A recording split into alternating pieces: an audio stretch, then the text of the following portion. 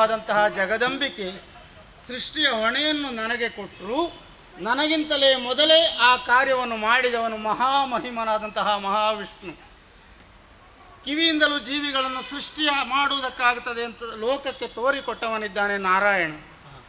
ತನ್ನ ಕರ್ಣದ ಕಿಲ್ಬಿಷದಿಂದ ಮಧುಕೈಟಭರೆಂಬ ದೀರ್ಘ ದೇಹಿಗಳನ್ನು ಬಲವಂತರನ್ನು ಸೃಷ್ಟಿಸಿದ. ದೀರ್ಘವಾದ ದೇಹವನ್ನು ಹೊಂದಿದವರೆಲ್ಲ ಬಲವಂತರಾಗಿರಬೇಕು ಅನ್ನುವ ನಿಯಮ ಇಲ್ಲ. ಬಲವಂತರಾದವರಿಗೆಲ್ಲ ದೀರ್ಘ ದೇಹ ಇರಬೇಕು ಅನ್ನುವ ನಿಯಮವಿಲ್ಲ. ಇವರು ಉಭಯರು ದೀರ್ಘ ದೇಹಿಗಳು ಹೌದು, ಬಲವಂತರೂ ಹೌದು. ತನ್ನ ವಚನ ರಚನಾ ಬಲದಿಂದ ಅವರನ್ನು ವಂಚಿಸಿ ಮಧುಕೈಟಭರ ಕೊರಳನ್ನು ಕತ್ತರಿಸಿ ಅವರ ಮೇಧಸ್ಸನ್ನು ಜಲದಿಯಲ್ಲಿ ಹರಡಿ ಮೇದಿಯನ್ನು ನಿರ್ಮಿಸಿದವನು ನಾರಾಯಣ. ಮಧುಕೈಟಭರ ಮೇಧಸ್ಸಿನಿಂದ ಹುಟ್ಟಿಕೊಂಡ ಕಾರಣ ಭೂಮಿಗೆ ಮೇದಿನಿ ಎನ್ನುವ ಹೆಸರಾಯಿತು. ನಾರಾಯಣ ಮೇದಿನಿಯನ್ನು ನಿರ್ಮಾಣ ಮಾಡದೇ ಇದ್ದರೆ ನನ್ನ ಸೃಷ್ಟಿಯ ಕಾರ್ಯಕ್ಕೆ ಅನುಕೂಲ ಎಲ್ಲಿ ಬಂತು? ಸೃಷ್ಟಿಯ ಹೊಣೆಯನ್ನು ನನಗೆ ಕೊಟ್ಟಿದ್ದಾನೆ ನಾರಾಯಣ. ಸತ್ಯಲೋಕೇಶ, ನಾನು ನನ್ನ ಸೃಷ್ಟಿಯಲ್ಲಿ ವಿವಿಧತೆ ಮತ್ತು ವಿಚಿತ್ರತೆ ಕೂಡಿಕೊಂಡ ಕಾರಣ ನನ್ನನ್ನು ಅಂಚೆದೇರ, ಭೇದ ಬಿಜ್ಜಗ ಹೀಗೆಲ್ಲ ಹೇಳ್ತಾರೆ.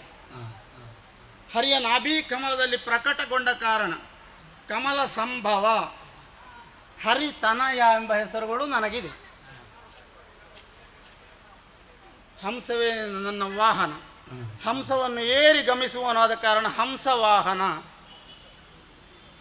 ಉದರದೊಳಗೆಲ್ಲ ಕುಂದಣಮಯವಾದುದರಿಂದ ಹೊನ್ನ ಹೊಟ್ಟೆಯ ಬ್ರಹ್ಮ, ಕನಕ ಗರ್ಭ ಇತ್ಯಾದಿ ಹೆಸರುಗಳು. ಕನಕಗರ್ಭನ ಕಾರ್ಯವೈಖರಿ ಅತ್ಯಂತ ಕೌತುಕಮಯವಾದುದು ಅಂತ ಲೋಕವೇ ಕೊಂಡಾಡ್ತಾ ಇದೆ. ಅಂಡಜ, ಪಿಂಡಜ, ಯೋನಿಜ, ಉದ್ಬೀಜ, ಶ್ವೇತಜ, ಜರಾಯುಜ, ಇಚ್ಛಾ, ಕ್ರಿಯಾ, ಆಕಸ್ಮಿಕ ಎಂಬ 9 ವಿಧಗಳಲ್ಲಿ ಪ್ರತಿದಿನವೂ 84 ಲಕ್ಷ ಜೀವರಾಶಿಗಳನ್ನು ಸೃಷ್ಟಿಸಬಲ್ಲೆ ನಾನು. 60 ಲಕ್ಷ ಜೀವರಾಶಿಗಳನ್ನು ಭೂಮಿಯಲ್ಲಿಯೂ 24 ಲಕ್ಷ ಜೀವರಾಶಿಗಳನ್ನು ನೀರಿನ ಒಳಗೂ ಸೃಷ್ಟಿಸಬಲ್ಲ ಚತುರ್ಮುಖ ಬ್ರಹ್ಮ ಅನ್ನುವ ಹಾಗೆ ಲೋಕ ಕೊಂಡಾಡ್ತಾ ಉಂಟು. ಸರಿ, ಸೃಷ್ಟಿಯ ಕಾರ್ಯ ನಿಂತ ನೀರಾಗಿರಬಾರದು, ಹರಿಯುವ ನೀರಾಗಿರಬೇಕು, ನಿರಂತರವಾಗಿರಬೇಕು. ಹಾಗಂತ ಸೃಷ್ಟಿಯ ಕಾರ್ಯ ಸತ್ಯಲೋಕಕ್ಕೆ ಸೀಮಿತವಾಗಿರಬಾರದು, ಅದು ಇಲ್ಲಿಗೆ ಕೇಂದ್ರೀಕೃತವಾಗಿರಬಾರದು. ಸೃಷ್ಟಿಯ ಕಾರ್ಯವನ್ನು ವಿಕೇಂದ್ರೀಕರಣಗೊಳಿಸಬೇಕು. ಅಧಿಕಾರ ವಿಕೇಂದ್ರೀಕರಣ ನಡೆಸಿದಂತೆ ಮತ್ತೊಬ್ಬರಿಗೆ ಆ ಹೊಣೆಯನ್ನು ಕೊಡಬೇಕಾದ್ದು ನನಗೆ ಧರ್ಮ. ನಾನೊಬ್ಬನೇ ಸೃಷ್ಟಿಯ ಕಾರ್ಯವನ್ನು ಮಾಡುವುದಲ್ಲ. ಒಂದು ಘನವಾದ ಗುರಿಯನ್ನು ಇರಿಸಿಕೊಂಡು ಭೂಮಿಯಲ್ಲಿ ನೂತನವಾದಂತಹ ಒಂದು ವಂಶ ಬೆಳೆಯಬೇಕು ಅನ್ನುವ ಉದ್ದೇಶದಿಂದ ಉಭಯರನ್ನು ಈ ಕ್ಷಣದಲ್ಲಿ ಸೃಷ್ಟಿಸಿದವನು ನಾನು. ಮಕ್ಕಳೇ, ಎಲ್ಲಿದ್ದೀರಿ? ಈ ಕಡೆಗೆ ಬನ್ನಿ ನೋಡೋಣ.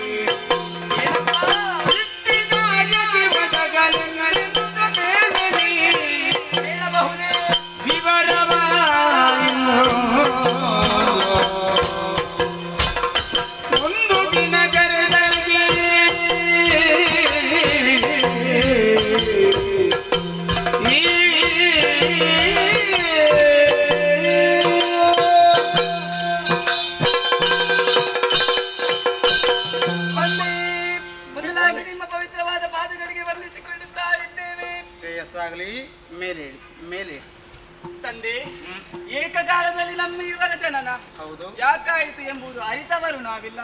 ಹಾಗಾದ್ರೆ ಓರ್ವಾತನ ಹುಟ್ಟಿಗೆ ಕಾರಣವೆಂಬುದು ಮೂಲವಾಗಿ ಇರಲೇಬೇಕಲ್ವಿ? ಖಂಡಿತ.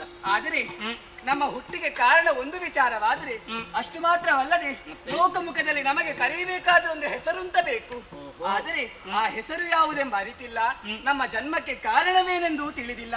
ಈ ಎರಡೂ ವಿಚಾರಗಳನ್ನು ನಮಗೆ ತಿಳಿಸಿ ನಮ್ಮನ್ನು ಉದ್ಧರಿಸಬೇಕು, ರಕ್ಷಿಸಬೇಕು ತಂದೆ.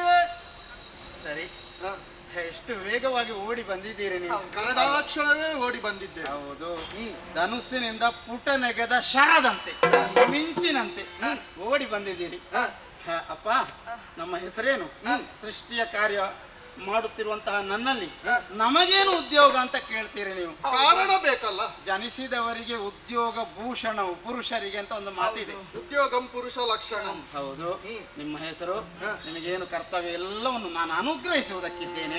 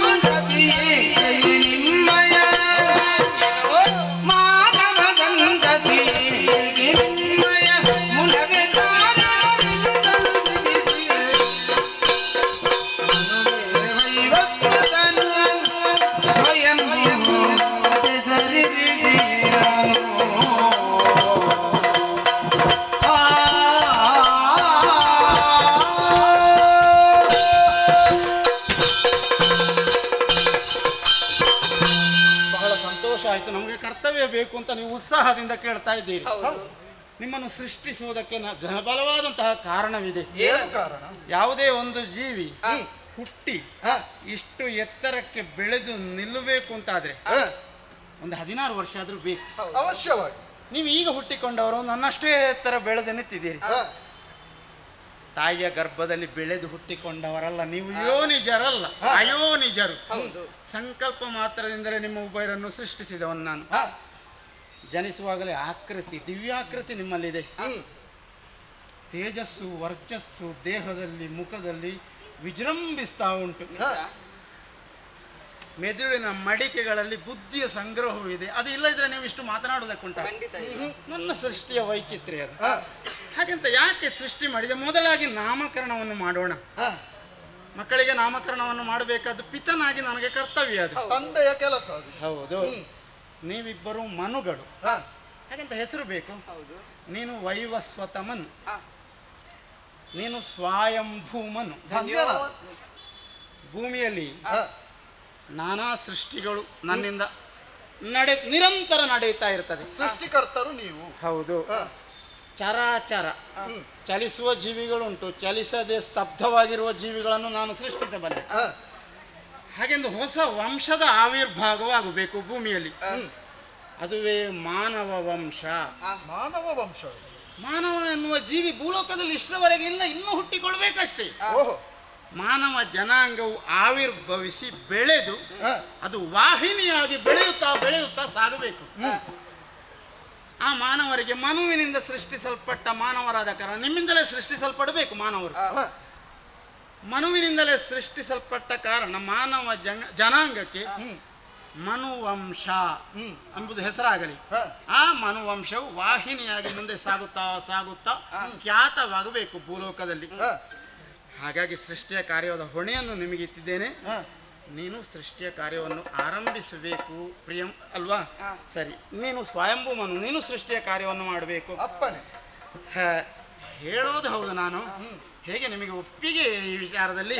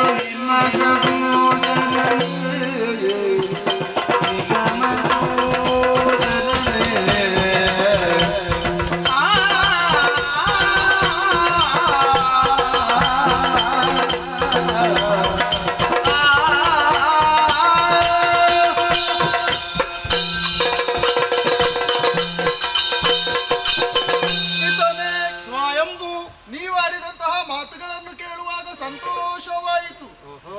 ನಿಮ್ಮಿಂದಲೇ ಹುಟ್ಟಿಕೊಂಡಂತಹ ನಮಗೆ ಹಾ.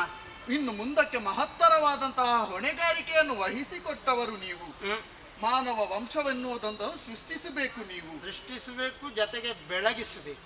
ಅದನ್ನು ಬೆಳೆಸಬೇಕು, ಬೆಳಗಿಸಬೇಕು ಅಂತಾದ್ರೆ ಎಲ್ಲದಕ್ಕೂ ನಿಮ್ಮ ಕೃಪಾಶೀರ್ವಾದ ಎನ್ನುವಂಥದ್ದು ಅವಶ್ಯಕವಾಗಿ ಬೇಕು ತಂದೆ. ಓಹೋ. ನಿಮ್ಮ ಆಶೀರ್ವಾದದ ಬಲದಿಂದಲೇ ನಮ್ಮಲ್ಲಿರುವಂತಹ ಜ್ಞಾನದ ಸಹಾಯದಿಂದಲಾಗಿ ಇನ್ನು ಮುಂದಕ್ಕೆ ನೀವೇ ವಹಿಸಿಕೊಟ್ಟಂತಹ ಕರ್ತವ್ಯವನ್ನು ನಿಷ್ಠೆಯಿಂದ ನಾವು ಪರಿಪಾಲಿಸಿಕೊಂಡು ಬರುತ್ತೇವೆ ಎನ್ನುವಂತಹ ವಿಶ್ವಾಸ ನಮ್ಮಲ್ಲುಂಟು. ಆದ್ರೆ ಒಂದು ನೀವು ಭೂಮಿಗೆ ಇಳಿಬೇಕಾಗ್ತದೆ ಮಾತ್ರ. ಭೂಮಿಗೆ ಇಳಿಯುವುದರಲ್ಲಿ ಯಾವುದೇ ಅನುಮಾನ ಅಲ್ಲ. ಓ.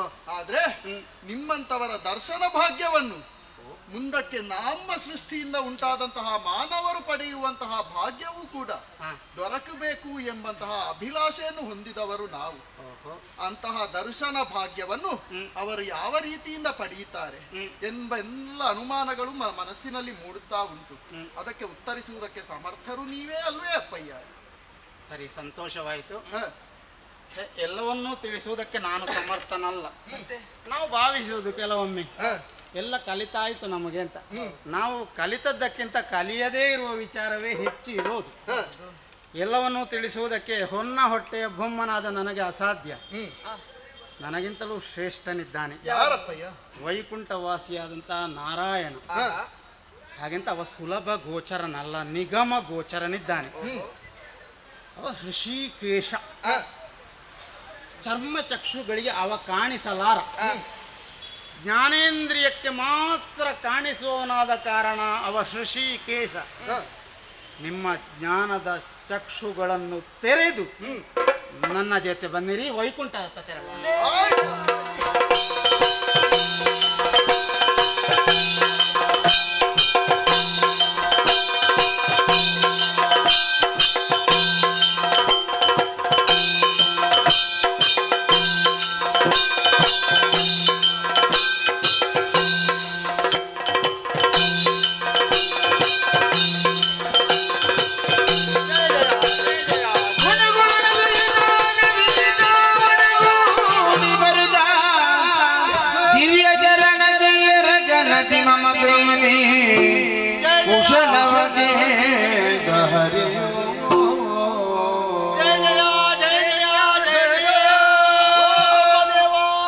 ಏನಿದು ಬ್ರಹ್ಮದೇವ ಮನು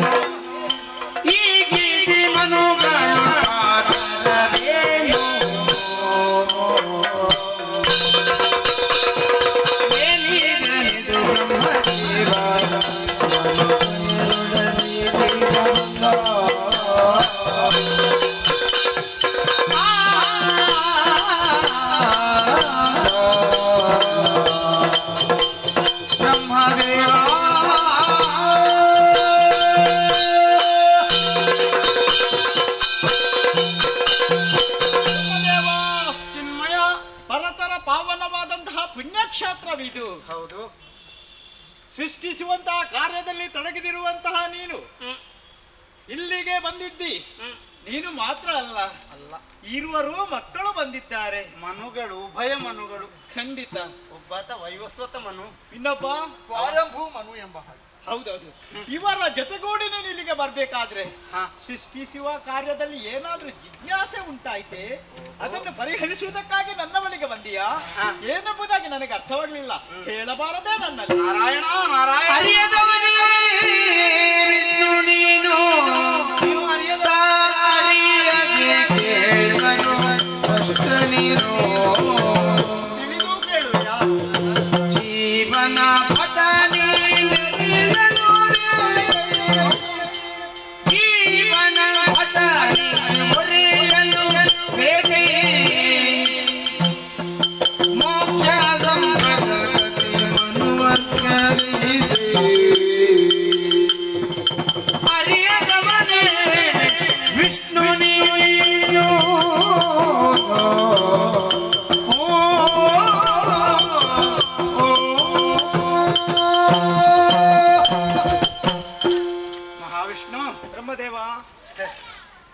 ನನ್ನ ಉದರದೊಳಗೆ ಪ್ರವೇಶ ಮಾಡಿ ಹೊರಗೆ ಬಂದಿದ್ದೀನಿ ನೀನು. ಹೌದು. ಆದ್ರೆ ನಿನಗೆ ಬ್ರಹ್ಮನ ಮಗ ಅಂತ ಹೆಸರಿಲ್ಲ. ಆಹಾ, ನನಗೆ ಹೆಸರು ಹರಿತನಯ ಅಂತ. ಖಂಡಿತ. ನಿನ್ನ ಉದರದವನ್ನು ಪ್ರವೇಶಿಸಿ ನಿನ್ನ ನಾಭಿ ಕಮಲದಲ್ಲಿ ಪ್ರಕಟನಾದ ಕಾರಣ ಕಮಲ ಸಂಭವ ಹರಿತನಯ ಅನ್ನುವ ಹೆಸರು ನನಗಿದೆ. ಖಂಡಿತ. ದೇವಾ, ಓ, ನೀನು ಲೌಕಿಕವಾಗಿ ಒಬ್ಬನೇ ಆಗಿ ಕಂಡ್ರು ಅನೇಕ ಕೋಟಿ ದಿವ್ಯ ರೂಪಗಳಿಂದ ಪ್ರಕಟನಾಗಬಲ್ಲೆ. ವೈಕುಂಠದಲ್ಲಿದ್ದುಕೊಂಡೇ ಲೋಕದ ಸಮಸ್ತ ವ್ಯವಹಾರಗಳನ್ನು ತಿಳಿಯಬಲ್ಲ ಸಾಹಸಿ ನೀನು. ಹೌದು. ನಾವು ವೈಕುಂಠದತ್ತ ಬರುವಾಗ ಕ್ಷೀರಸಾಗರವು ತನ್ನ ಶ್ವೇತ ಮಂದಹಾಸವನ್ನು ಸುತ್ತಲೂ ಬೀರಿ ನರ್ತಿಸುತ್ತಿದ್ದಳು. ಶ್ವೇತ ಬಣ್ಣ ಶಾಂತಿಯ ಸಂಕೇತ ತಾನೇ. ಖಂಡಿತ. ಎಲ್ಲಿ ಶಾಂತಿ ಶರದಿಯೋಪಾದಿಯಲ್ಲಿ ನೆಲೆಸಿರುತ್ತದೋ ಅಲ್ಲಿ ಭಗವಂತನಿರ್ತಾನೆ ಅನ್ನುವ ಸಂದೇಶವನ್ನು ಸಾರುವುದಕ್ಕೆ ಬೇಕಾಗಿ ನೀನು ಕ್ಷೀರಸಾಗರದಲ್ಲಿ ನೆಲೆಸಿರುವೆ.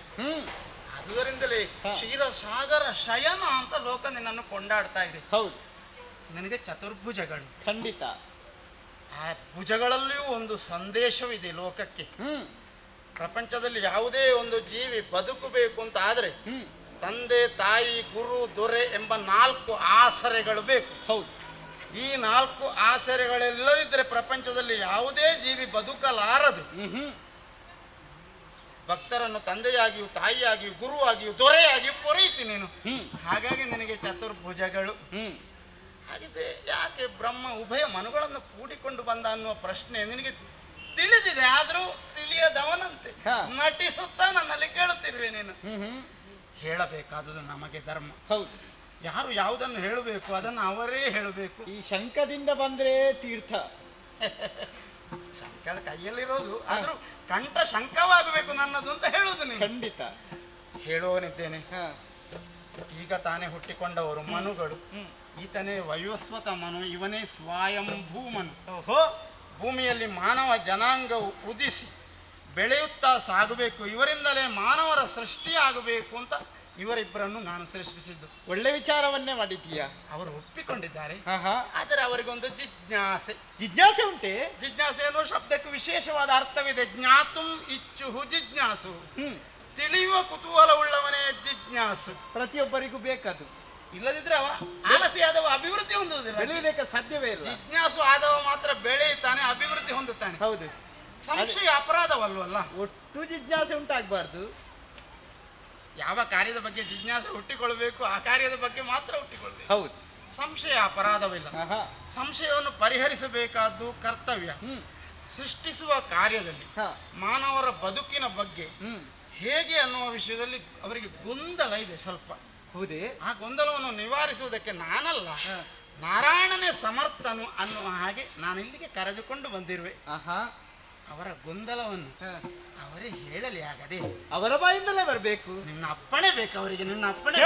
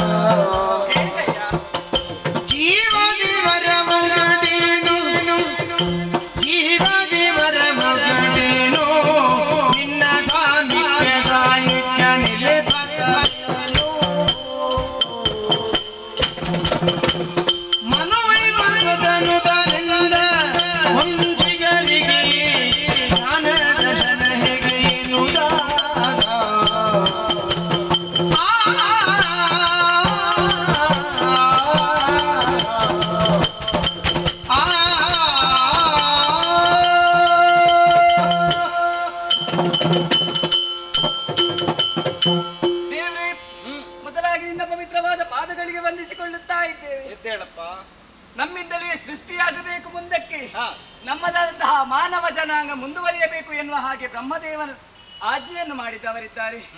ಹಾಗೆಂದು ಅವರ ಆಜ್ಞೆಗೆ ಮಣಿದು ನಾವೇ ಒಂದು ಜಿಜ್ಞಾಸೆಯನ್ನು ಕೇಳಿದ್ದೇವೆ. ದೇವ್ರೇ, ಹುಟ್ಟಿಸುವುದು ತಪ್ಪು, ಹುಟ್ಟಿಸುವುದಕ್ಕೆ ನಾವು ಹುಟ್ಟಿಸುತ್ತೇವೆ. ಸೃಷ್ಟಿಸುವ ಕಾರ್ಯ ನಿನಗೆ ಘನವಲ್ವಪ್ಪ. ಹೌದು. ಆದರೆ ಆ ನಾವು ಸೃಷ್ಟಿ ಮಾಡಿದಂತಹ ಯಾವುದೇ ಜೀವಿ ಆದರೂ ಆ ಜೀವಿಗೆ ಸಂಸ್ಕಾರವೆಂಬುದು ಬೇಕು. ಅಷ್ಟು ಮಾತ್ರ ಅಲ್ಲ, ಒಂದು ಜೀವಿಗೆ ಜ್ಞಾನ ಇಲ್ಲದಿದ್ದರೆ ಆ ಜೀವಿಯು ಇದ್ದು ಇಲ್ಲದಂತೆ. ಅಂದರೆ ಜ್ಞಾನ ಶೂನ್ಯವಾಗಿರಬಾರದು.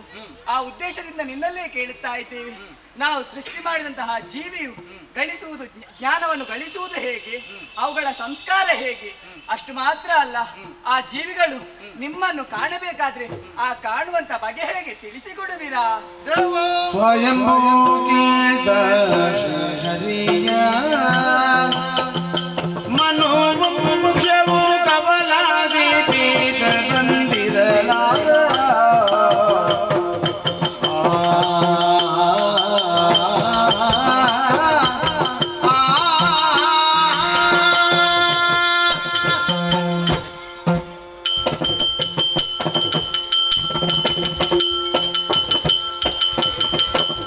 ಸ್ವಯಂಭೂ ಕೀರ್ತ ಶ್ರೀಹರಿಯ ಮನೋವಂಶವು ಕವಲಾಗಿ ಭೇದ ಬಂದಿರಲಾದ ಸಮರದ ಜೀವನವೆಂದು ಸಮರದ ಜೀವನವೆಂದು ಓ ಪರಮ ಪುರುಷನೇ ಹರುಷದಿಂದೋ ಪರಮ ಪುರುಷನೇ ಹರುಷದಿ ಹೇಳಿದ್ದು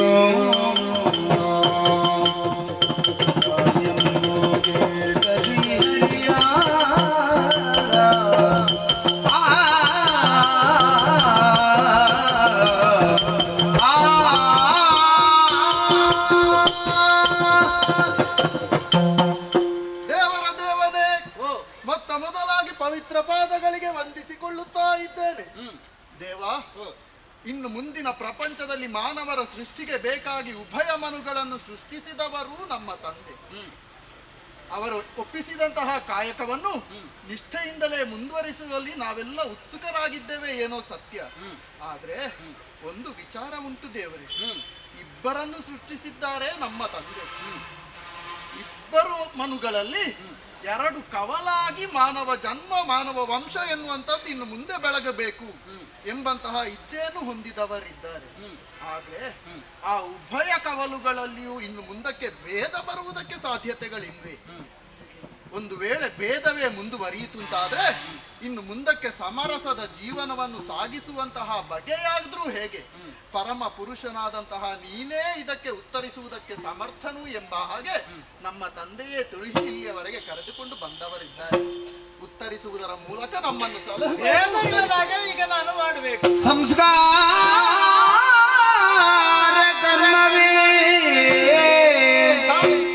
ಅದುವೇ ವೈಭವ ಜೀವನ ಖಂಡಿತ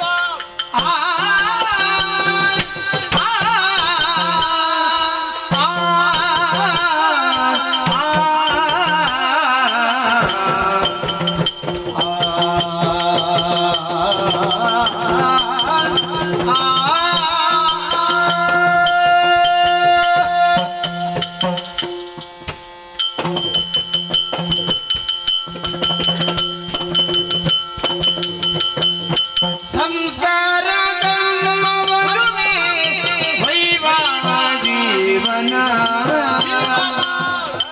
ಉಭಯ ಕುಲ ಸಮಾಗಮ ಮೈತ್ರಿ ಏನು ದೇವ್ರೆ?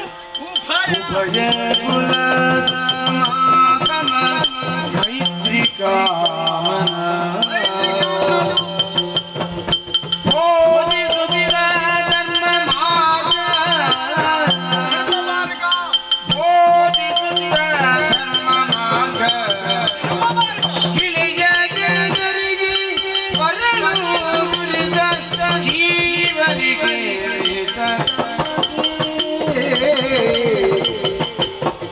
ಸಂಸ್ಕಾರ ಕರ್ಮವದುವೇ ವೈಭವ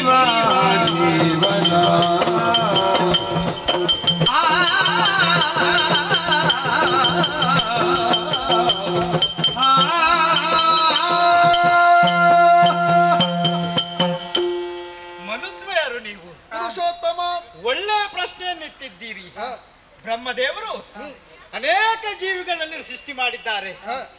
ಯಾವ ಜೀವಿಯು ಮರು ಪ್ರಶ್ನೆಯನ್ನು ಮಾಡಿದ್ದಿಲ್ಲ. ಇವರು ಮಾಡಿದ್ದಾರೆ. ಹಾಗಾದ್ರೆ ಏನು ವಿಶೇಷತೆ ನಿಮ್ಮಲ್ಲಿ?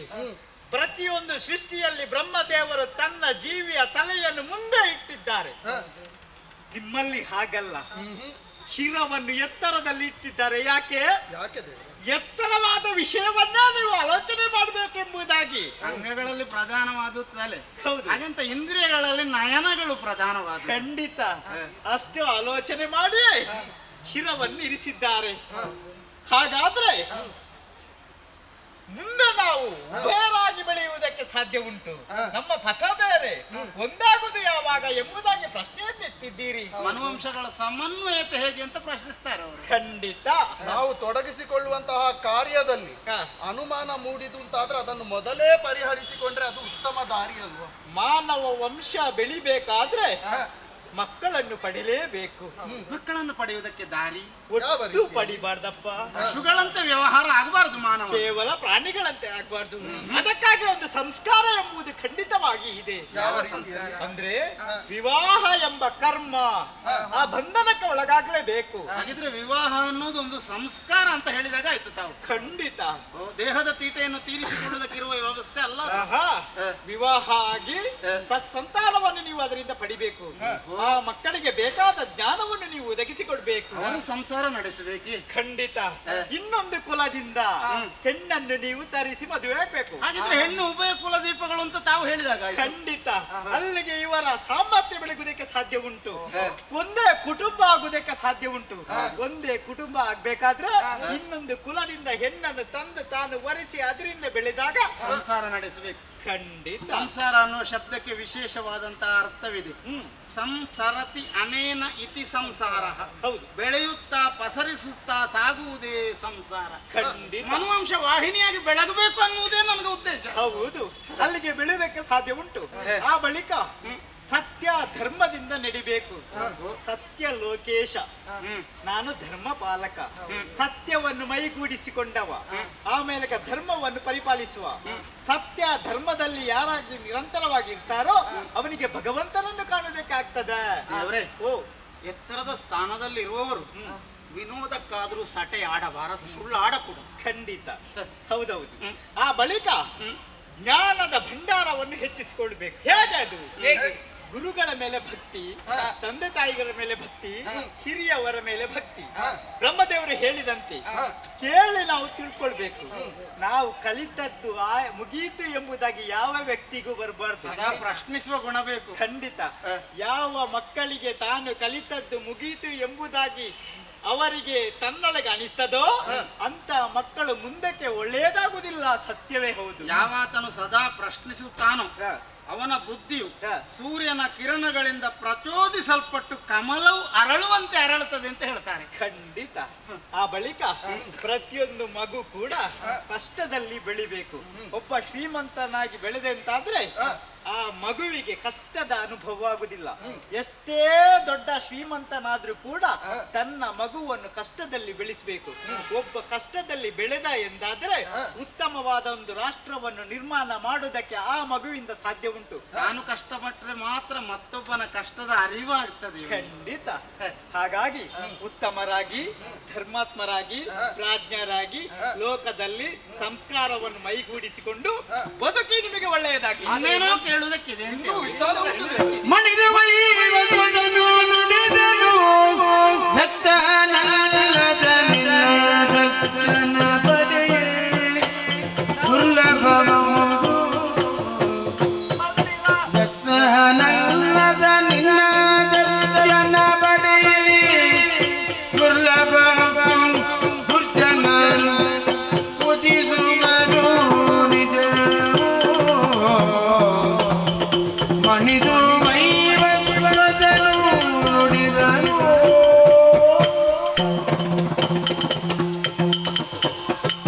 ದೇವ್ರೆ, ನಾವು ಕೇಳಿದ ಪ್ರಶ್ನೆಗಳಿಗೆ ನೀವೇನು ಉತ್ತರವನ್ನು ಕೊಟ್ಟಿರಿ.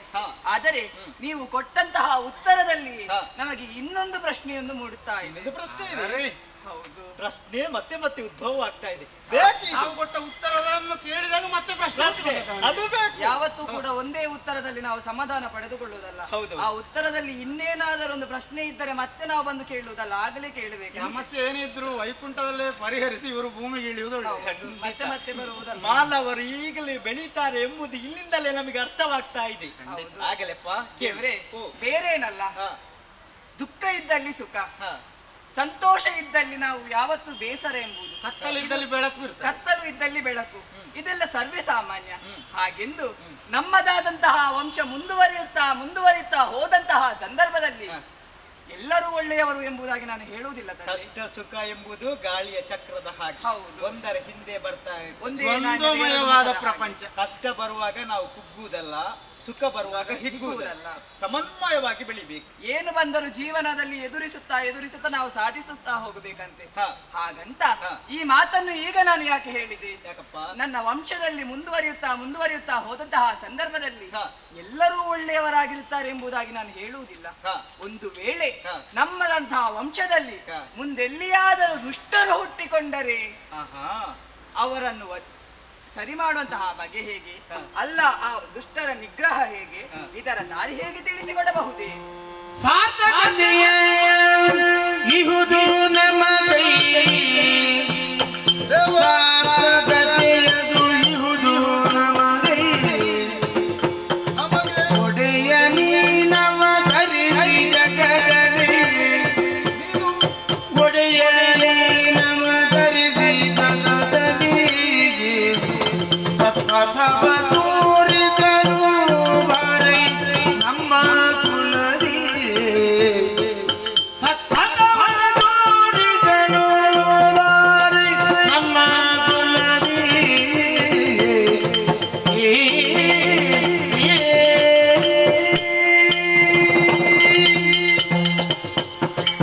ದೇವ, ನಾವೇನವ ಶುಭ ಸಂಕಲ್ಪದೊಂದಿಗೆ ಇನ್ನು ಮುಂದಕ್ಕೆ ಮನು ಕುಲವನ್ನು ಬೆಳಗುವುದಕ್ಕಾಗಿ ಪ್ರಯತ್ನವನ್ನು ಪಟ್ಟೇವೆ. ಆದರೆ ಒಂದೊಮ್ಮೆಗೆ ದುಷ್ಟರೆಲ್ಲರೂ ಹುಟ್ಟಿಕೊಂಡರುಂತಾದ್ರೆ, ಅಥವಾ ಹುಟ್ಟಿಕೊಂಡವರು ಮುಂದಕ್ಕೆ ದುಷ್ಟರಾಗಿ ಬೆಳೆದರುಂತಾದ್ರೆ, ಪರಿಮಾರ್ಜನೆಗೆ ನಾನೇ ಒಂದು ದಾರಿಯನ್ನು ಕಂಡುಕೊಂಡವನಿದ್ದೇನೆ ದೇವರೇ. ಹೇಗೆ ಅದು? ನಿಮ್ಮಲ್ಲಿ ಆ ಬೇಡಿಕೆಯನ್ನು ಮುಂದಿರಿಸಬೇಕು ಎಂಬ ಹಾಗೆ ಬಯಕೆ ನನ್ನದು. ಆಗಲೆಪ್ಪ. ನಮ್ಮ ಉಭಯ ಕುಲವನ್ನು ಉದ್ಧರಿಸುವುದಕ್ಕಾಗಿ ಹಾ. ನೀವೇ ವಿವಿಧ ಅವತಾರಗಳಿಂದ ಧರೆಗಿಳಿದು ಬಂದು ಲೋಕಪಾಲಕರಾದಂತಹ ನೀವೇ ಹಾ. ಇನ್ನು ಮುಂದಕ್ಕೆ ಧರ್ಮ ಪಾಲಕನಾಗಿ ನಮ್ಮ ಕುಲವನ್ನು ರಕ್ಷಿಸುತ್ತಾ ನಮ್ಮನ್ನು ಉದ್ಧರಿಸುತ್ತಾ ನೀವು ಧರೆಗೆ ಬರಬೇಕು ಎಂಬ ಹಾಗೆ ಬೇಡಿಕೆ. ಮತಿಸುವುದಕ್ಕೆ ತಾವೇ ಒದಗಿ ಬರಬೇಕು ವಂಶದಲ್ಲಿ ಅಂತ ಹೇಳ್ತಾ ಇದ್ದಾರೆ. ಕಿರುನಗೆಯ ಸೂಸುಗಳಿಸಿ ಹರಿ ಕಿರುನಗೆಯ ಸೂಸುಗಳಿಸಿ ಹರಿ ಅಸ್ತು ಏನು ಗಮಣಿಯಾಗ ನಿಸಿಹಾಗ ಮನುಗಳನ್ನು ಹರಸುತ್ತಲೇ ಕಳುಹಿದ ವಿಧಿಯ ಜೊತೆಗೆ ಕಿರುನಗೆಯ ಸೂಸುತ್ತಲೇ ಶ್ರೀಹರಿ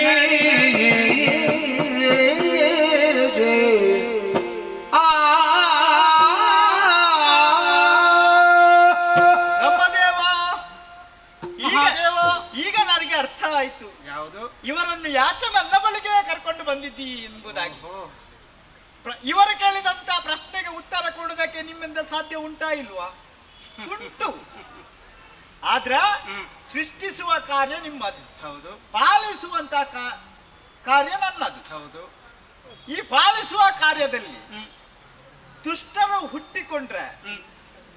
ಅವರ ವಧೆಯನ್ನು ಮಾಡುವಂತಹ ಹೊಣೆ, ಶಿಷ್ಟರನ್ನು ಸಲಹುವಂತಹ ಹೊಣೆ ಹ್ಮ್. ನನ್ನದಾಗೇ ಉಂಟು. ಹೌದು. ಹಾಗಾಗಿ ಹ್ಮ್. ಇಲ್ಲೇ ಉತ್ತರ ಸಿಗಬೇಕೆಂಬುದಾಗಿ ಇಲ್ಲಿಗೆ ಕರ್ಕೊಂಡು ಬಂದದ್ದು. ಹೌದು. ಈಗ ಅರ್ಥವಾಗಿದೆ. ಹಾ.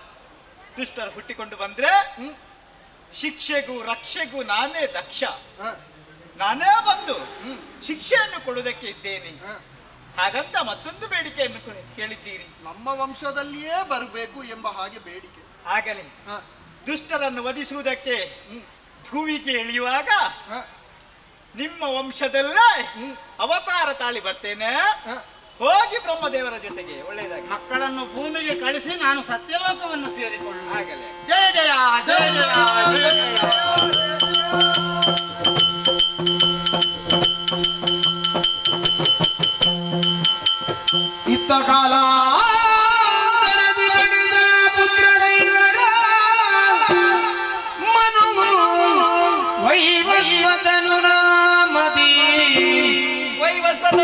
ಪ್ರಶಸ್ತ್ರನು ವೀರ ಶರ್ಯಾತಿ ಬಳಿಕ ನಭಗ ಇಕ್ಷಾಕುಂಬರ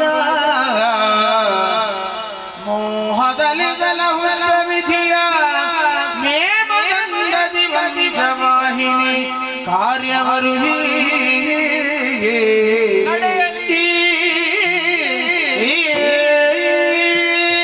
ಬ್ರಹ್ಮದೇವರಿಂದಲೇ ಸೃಷ್ಟಿಸಲ್ಪಟ್ಟಂತಹ ನಮ್ಮನ್ನು ಹರಿ ಆಜ್ಞೆಯಂತೆ ಭುವಿಗೆ ಇಳಿದವರಿದ್ದೇವೆ.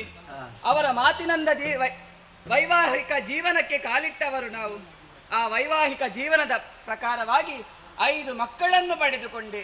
ಅವರಿಗೆ ಇಳ, ಪ್ರಶದ್ರಣ, ಶರ್ಯಾತಿ, ನಭ, ಇಕ್ಷ್ವಾಕು ಎನ್ನುವಂತಹ 5 ಮಂದಿಗೆ ಒಂದೊಂದು ಹೆಸರನ್ನಿಟ್ಟಿದ್ದೇನೆ.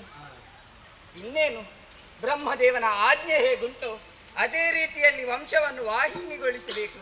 ಹಾಗಾಗಿ ಕಾರ್ಯನಿರತನಾಗುತ್ತೇನೆ. ವಂಶವಾಹಿನಿಯಾಗಲಿ.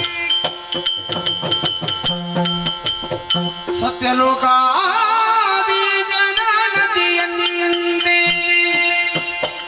ಹರಿಹರಿಯ ಮನುಜದ ರೂಪೆಯಲ್ಲಿ ಕಾಪಾಡಿದನೆಯವರ ಮನೋಪಾಯಂ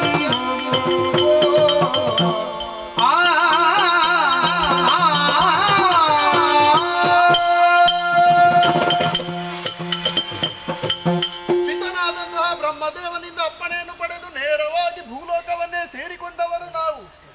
ಅಪ್ಪನಾಡಿದಂತಹ ಪ್ರತಿಯೊಂದು ಮಾತು ಕೂಡ ಅಡಿಗಡಿಗೆ ನೆನಪಿಗೆ ಬರ್ತಾ ಉಂಟು. ನಾನು ವಂಶವನ್ನು ಬೆಳಗಿಸಬೇಕು ಅಂತಾದೆ ಶ್ರೀಹರಿಯೇ ಹೇಳಿದ ಹಾಗೆ ವಿವಾಹ ಸಂಸ್ಕಾರವೇ ಮುಖ್ಯ ಎಂಬಂತಹ ಮಾತಿನಂತೆಯೇ ಬರ್ಹಿಷ್ಮತಿಯ ಸುಂದರ ಚೆಲುವೆಯಾದಂತಹ ಶತರೂಪೆಯನ್ನೇ ವಿವಾಹವಾದವನು ನಾನು. ಪ್ರತಿಫಲವಾಗಿ 5 ಮಕ್ಕಳಿಗೆ ಜನ್ಮವನ್ನು ಕೊಟ್ಟವನು. ಏನು ಸಂತೋಷ ನೋಡಿ. ಮನುಕುಲದ ಉದ್ಧಾರವು ಇಲ್ಲಿಂದಲೇ ತೊಡಗಿಕೊಳ್ಳುತ್ತದೆ ಎಂಬ ಮಾತು ಬ್ರಹ್ಮದೇವನ ಆಡಿದಂತಹ ಮಾತು ಸತ್ಯವಾಗುತ್ತಾ ಉಂಟಲ್ಲ. ಸಂತೋಷವೇ ಸರಿ. 5 ಮಕ್ಕಳಿಗೆ ಶುಭ ನಾಮಕರಣವನ್ನೇ ಮಾಡಿದವನು ನಾನು. ಹಿರಿಯ ಕುಮಾರನು ಉತ್ತಾನಪಾದ ಎಂಬ ಹಾಗೆ, ಕಿರಿಯವನು ಪ್ರಿಯಂವದ ಎಂಬ ಹಾಗೆ, ಮತ್ತೆ 3 ಮಂದಿ ತರಳೆಯರು ದೇವಹೂತಿ, ಅಕೂತಿ ಹಾಗೂ ಪ್ರಸೂತಿ ಎಂಬ ಹಾಗೆ ಶುಭ ನಾಮಕರಣವನ್ನೂ ಮಾಡಿದೆ. ಹಿರಿಯ ಸುತೆಯಾದಂತಹ ದೇವಹೂತಿಯನ್ನು ಬ್ರಹ್ಮನ ಕುಮಾರನಾದಂತಹ ಕರ್ದಮನಿಗೆ ವಿವಾಹವನ್ನೇ ಮಾಡಿಕೊಟ್ಟೆ. ಪರಿಣಾಮವಾಗಿ ಯಜ್ಞ ಹಾಗೂ ದಕ್ಷಿಣೆ ಎಂಬಂತಹ 2 ಮಕ್ಕಳಿಗೆ ಜನ್ಮವನ್ನು ಕೊಟ್ಟವರಿದ್ದಾರೆ. ಸರಿ, ಇನ್ನು ಹೀಗೆ ಇರುವುದಲ್ಲ. ಸೃಷ್ಟಿ ಇನ್ನೂ ಮುಂದುವರಿಬೇಕು ಅಂತಾದ್ರೆ ನೋಡುವ ಎಲ್ಲಿದ್ದಾನೆ ನನ್ನ ಮೊಮ್ಮಗ ಯಜ್ಞ ಈ ಕಡೆಗೆ ಬರಲಿ.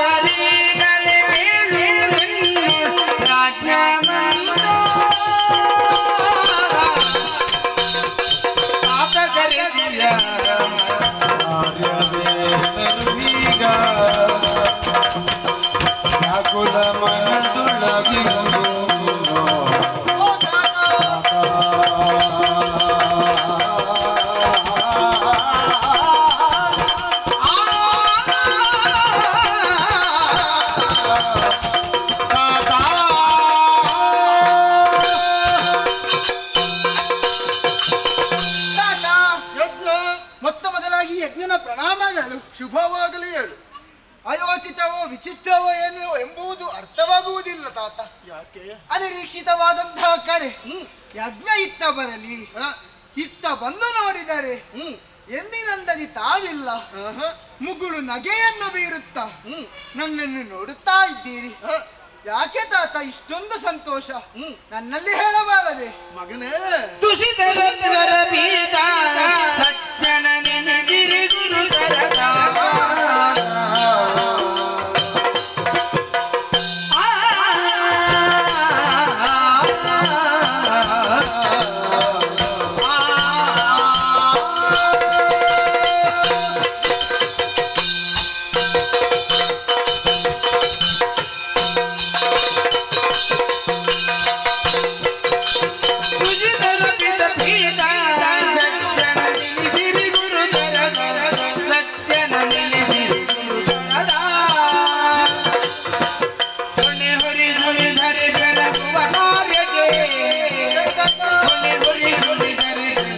ಕಾರ್ಯಕ್ಕೆ ಜಾಣನೇ ನಾಗದ ಬದಲಿಯಲ್ಲಿ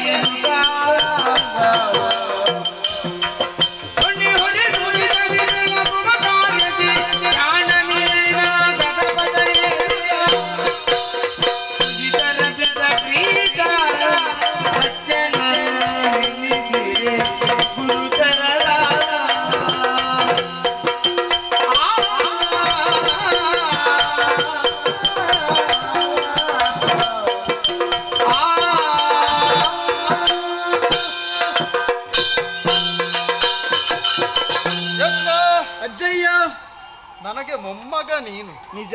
ನಿನ್ನನ್ನು ಕಾಣುವಾಗಲೇ ಸಂತೋಷವಾಗುತ್ತದೆ. ಯಾಕಜ್ಜಯ್ಯ?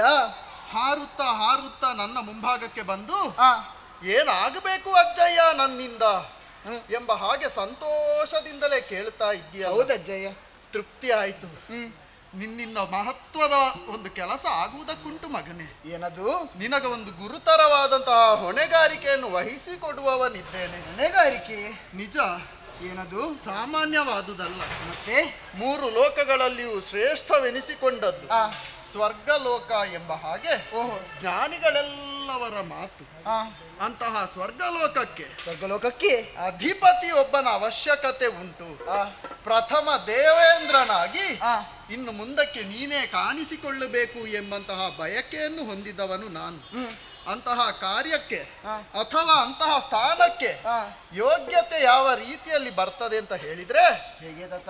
ನಿನ್ನದಾದಂತಹ ಸಜ್ಜನತ್ವ ಏನುಂಟು ಆ, ಅದು ಒಂದೇ ಸಾಕಾಗುವುದಿಲ್ಲ. ಮತ್ತೆ? ಇನ್ನೂ ಹೆಚ್ಚಿನ ಸಾಧನೆಯನ್ನು ಮಾಡಬೇಕು ಅಂತಾದ್ರೆ ಅಥವಾ ಪೀಠವನ್ನು ಏರಬೇಕು ಅಂತಾದ್ರೆ ಇರ್ಬೇಕಂತಾದ್ರೆ ಕೇವಲ ನಾನು ಮಾತ್ರ ಹೇಳಿದ್ರೆ ಸಾಕಾಗುವುದಿಲ್ಲ. ಮತ್ತೆ ಯಾರು ಹೇಳ್ಬೇಕು ತಾತ? ಅದನ್ನು ನಿರ್ವಹಿಸುವಂತಹ ಹೊಣೆಗಾರಿಕೆಯನ್ನು ಹೊತ್ತಂತಹ ತ್ರಿಮೂರ್ತಿಗಳಿದ್ದಾರೆ. ಆ, ಅದರಲ್ಲಿಯೂ 3 ಮೂರ್ತಿಗಳಲ್ಲಿ ಶ್ರೇಷ್ಠನೆನಿಸಿದಂತಹ ಆ.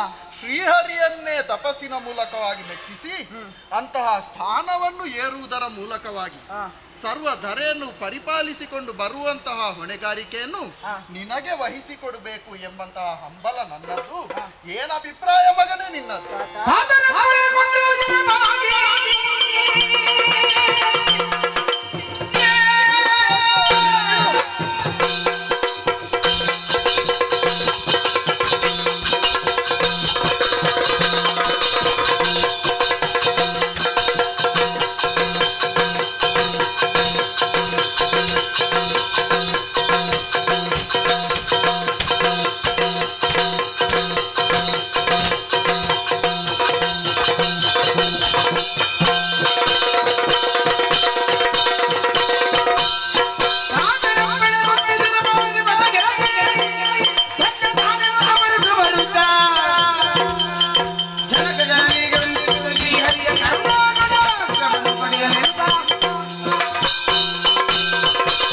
ಅಜ್ಜಯ್ಯ, ಯಜ್ಞ ಮೊದಲ ಗುರು ನೀವಾಗಿ ನನಗೆ ಕಾಣಿಸಿಕೊಂಡವರು.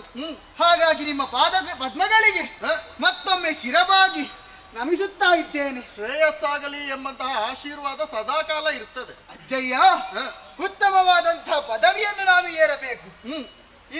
ಮೊದಲ ಇಂದ್ರನಾಗಿ ನಾನು ವಿಜೃಂಭಿಸಬೇಕೆಂಬುದು ನಿಮ್ಮ ಆಸೆ. ಪ್ರಪಂಚ ಮುಖಕ್ಕೆ ನೀನು ಕಾಣಿಸಿಕೊಳ್ಳಬೇಕು. ಹೌದಜ್ಜಯ್ಯ, ನಿಮ್ಮ ಆಸೆಗೆ ಅಡ್ಡ ಮಾತನಾಡುವವ ನಾನಲ್ಲ. ಹಾಗಾಗಿ ಪಾಲ್ಗಡಲ ವಾಸ್ಯನಾದಂತಹ ಚಕ್ರಪಾಣಿಯನ್ನು ನಾನು ಒಲಿಸಿ ಸುರಪೀಠವನ್ನು ಪಡೆಯುತ್ತೇನೆ. ತಾತ, ನಿಮ್ಮದಾದಂತಹ ಯೋಗ್ಯ ಅಪ್ಪಣೆಯೊಂದಿದ್ದರೆ ಸಾಕು, ಕೊರಡು ಕೊರರುವುದು. ಹಾಗಾಗಿ ಯೋಗ್ಯ ಅಪ್ಪಣೆಯನ್ನಿತ್ತು ಕಳುಹಿಸಿಕೊಡಿ ತಾತ. ಕಾರ್ಯ ಸಾಧನೆ ಮಾಡಿ ಯಶಸ್ವಿಯಾಗೂ ಶುಭವಾಗಲಿ. ಆಯ್ತಲ್ಲ, ಯಜ್ಞನನ್ನು ಆ ಕಡೆಗೆ ಕಳುಹಿಸಿಕೊಟ್ಟಾಯ್ತು ಎಂಬ ಹಾಗೆ ಸುಮ್ಮನಾಗುವುದಲ್ಲ. ಇದನ್ನು ಮತ್ತಷ್ಟು ಬೆಳೆಸಬೇಕು ಎಂಬಂತಹ ಉದ್ದೇಶದಿಂದಲೇ ನನ್ನ ಕಿರಿಯ ಸುತೆಯಾದಂತಹ ಪ್ರಸೂತಿಯನ್ನು ದಕ್ಷನಿಗೆ ಕೊಟ್ಟು ವಿವಾಹವನ್ನೇ ಮಾಡಿದೆ. ಅದಕ್ಕುತ್ತರವಾಗಿ 60 ಮಂದಿ ಮಕ್ಕಳು ಹುಟ್ಟಿಕೊಂಡವರು. ಅದರಲ್ಲಿ 13 ಮಂದಿಯನ್ನು ಧರ್ಮ ಋಷಿಗೆ ವಿವಾಹವನ್ನು ಮಾಡಿಕೊಟ್ಟೆ. ಆ ಧರ್ಮ ಋಷಿಯ 13 ಮಂದಿ ಪತ್ನಿಯರಲ್ಲಿ ಕಿರಿಯವಳೆನಿಸಿದಂತಹ ಮೂರ್ತಿ ಎಂಬವಳು, ಅವಳಿಗೆ ಉದಿಸಿದಂಥವರು 2 ನರನಾರಾಯಣರು ಎಂಬ ಹಾಗೆ ನಾಮಕರಣವನ್ನು ಮಾಡಿದ್ದೇನೆ.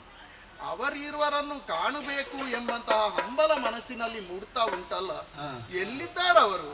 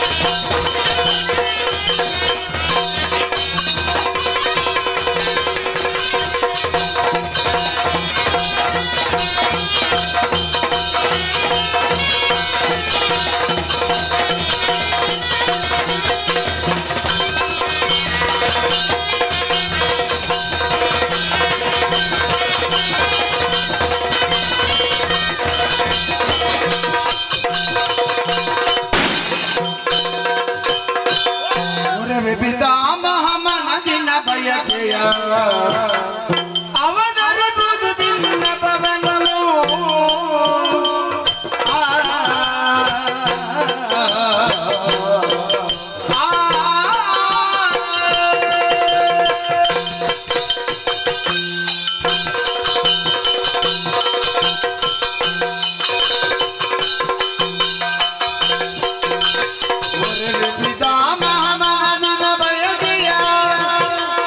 ಅವಧರಿಸುವುದು ಬಿನ್ನಪವನನು.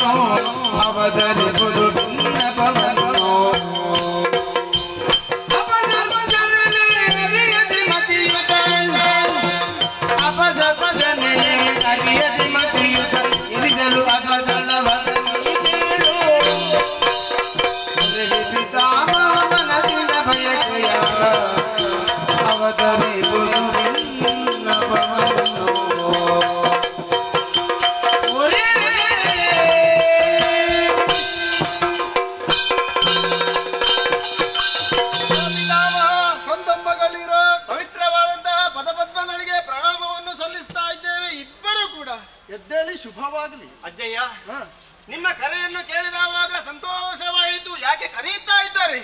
ಹೋಗಿ ನೋಡೋಣ ಎನ್ನುವ ಹಾಗೆ ಆದಷ್ಟು ಬೇಗ ನಿಮ್ಮ ಬಳಿಗೆ ಬಂದು ಸೇರಿದವರಿದ್ದೇವೆ. ಆದ್ರೆ ನಿನ್ನ ಮುಖ ನೋಡುವಾಗ ನಿನ್ನ ಮನಸ್ಸಿನಲ್ಲಿ ಏನೋ ಬೇರೆ ಭಾವನೆ ಉಂಟು ಅಂತ ಅರ್ಥ. ಆದ್ರೂ ಸಂತೋಷವೂ ಆಯಿತು ನಿಮ್ಮನ್ನು ಕಂಡು. ಹಾಗಿದ್ರೆ ನಮ್ಮ ಮನಸ್ಸಿನಲ್ಲಿ ಇರುವಂತಹ ಆಸೆಗಳನ್ನು ನಮ್ಮ ಅಜ್ಜಯ್ಯನಲ್ಲಿ ಹೇಳಿದೆವು ಎಂದಾದರೆ ಪೂರೈಸಿಕೊಡ್ತಾರೆ ಎನ್ನುವಂತಹ ಆತ್ಮವಿಶ್ವಾಸವೂ ಉಂಟು. ಅಜ್ಜಯ್ಯ, ಈ ಪ್ರಪಂಚದಲ್ಲಿ ಎಲ್ಲರೂ ಬದುಕಿದ ಹಾಗೆ ನಾವು ಬದುಕುವರಲ್ಲ. ನಮ್ಮಿಂದಾಗಿ ಲೋಕಕ್ಕೆ ಬೇಕಾಗಿ ಏನಾದರೂ ಕೊಡಬೇಕು ಎನ್ನುವ ಹಾಗೆ ನಮ್ಮ ಮನಸ್ಸು ಹೇಳುತ್ತಾ ಇದೆ. ಸಂಸಾರ ಅದು ಇದು ಯಾವುದೂ ನಮಗೆ ಬೇಡ. ನಮಗೆ ನಶ್ವರದಂತಹ ಪ್ರಪಂಚ ಬೇಡ. ನಾವು ಸ್ವಾರ್ಥಿಗಳಲ್ಲ. ನಾವು ಪರೋಪಕಾರಕ್ಕಾಗಿ ಏನನ್ನಾದ್ರೂ ಮಾಡಬೇಕು ಎನ್ನುವ ಹಾಗೆ ಇಚ್ಛೆಯನ್ನು ಉಳ್ಳವರಾಗಿದ್ದೇವೆ. ಏನು ಅನ್ನುವುದು ಅಣ್ಣ ಹೇಳಿಯಾನು. ಏನು ಅಂತರದಲ್ಲಿ ನಿರ್ಮಲ ಭಕ್ತಿಯು ಧ್ಯಾನಿಸಿ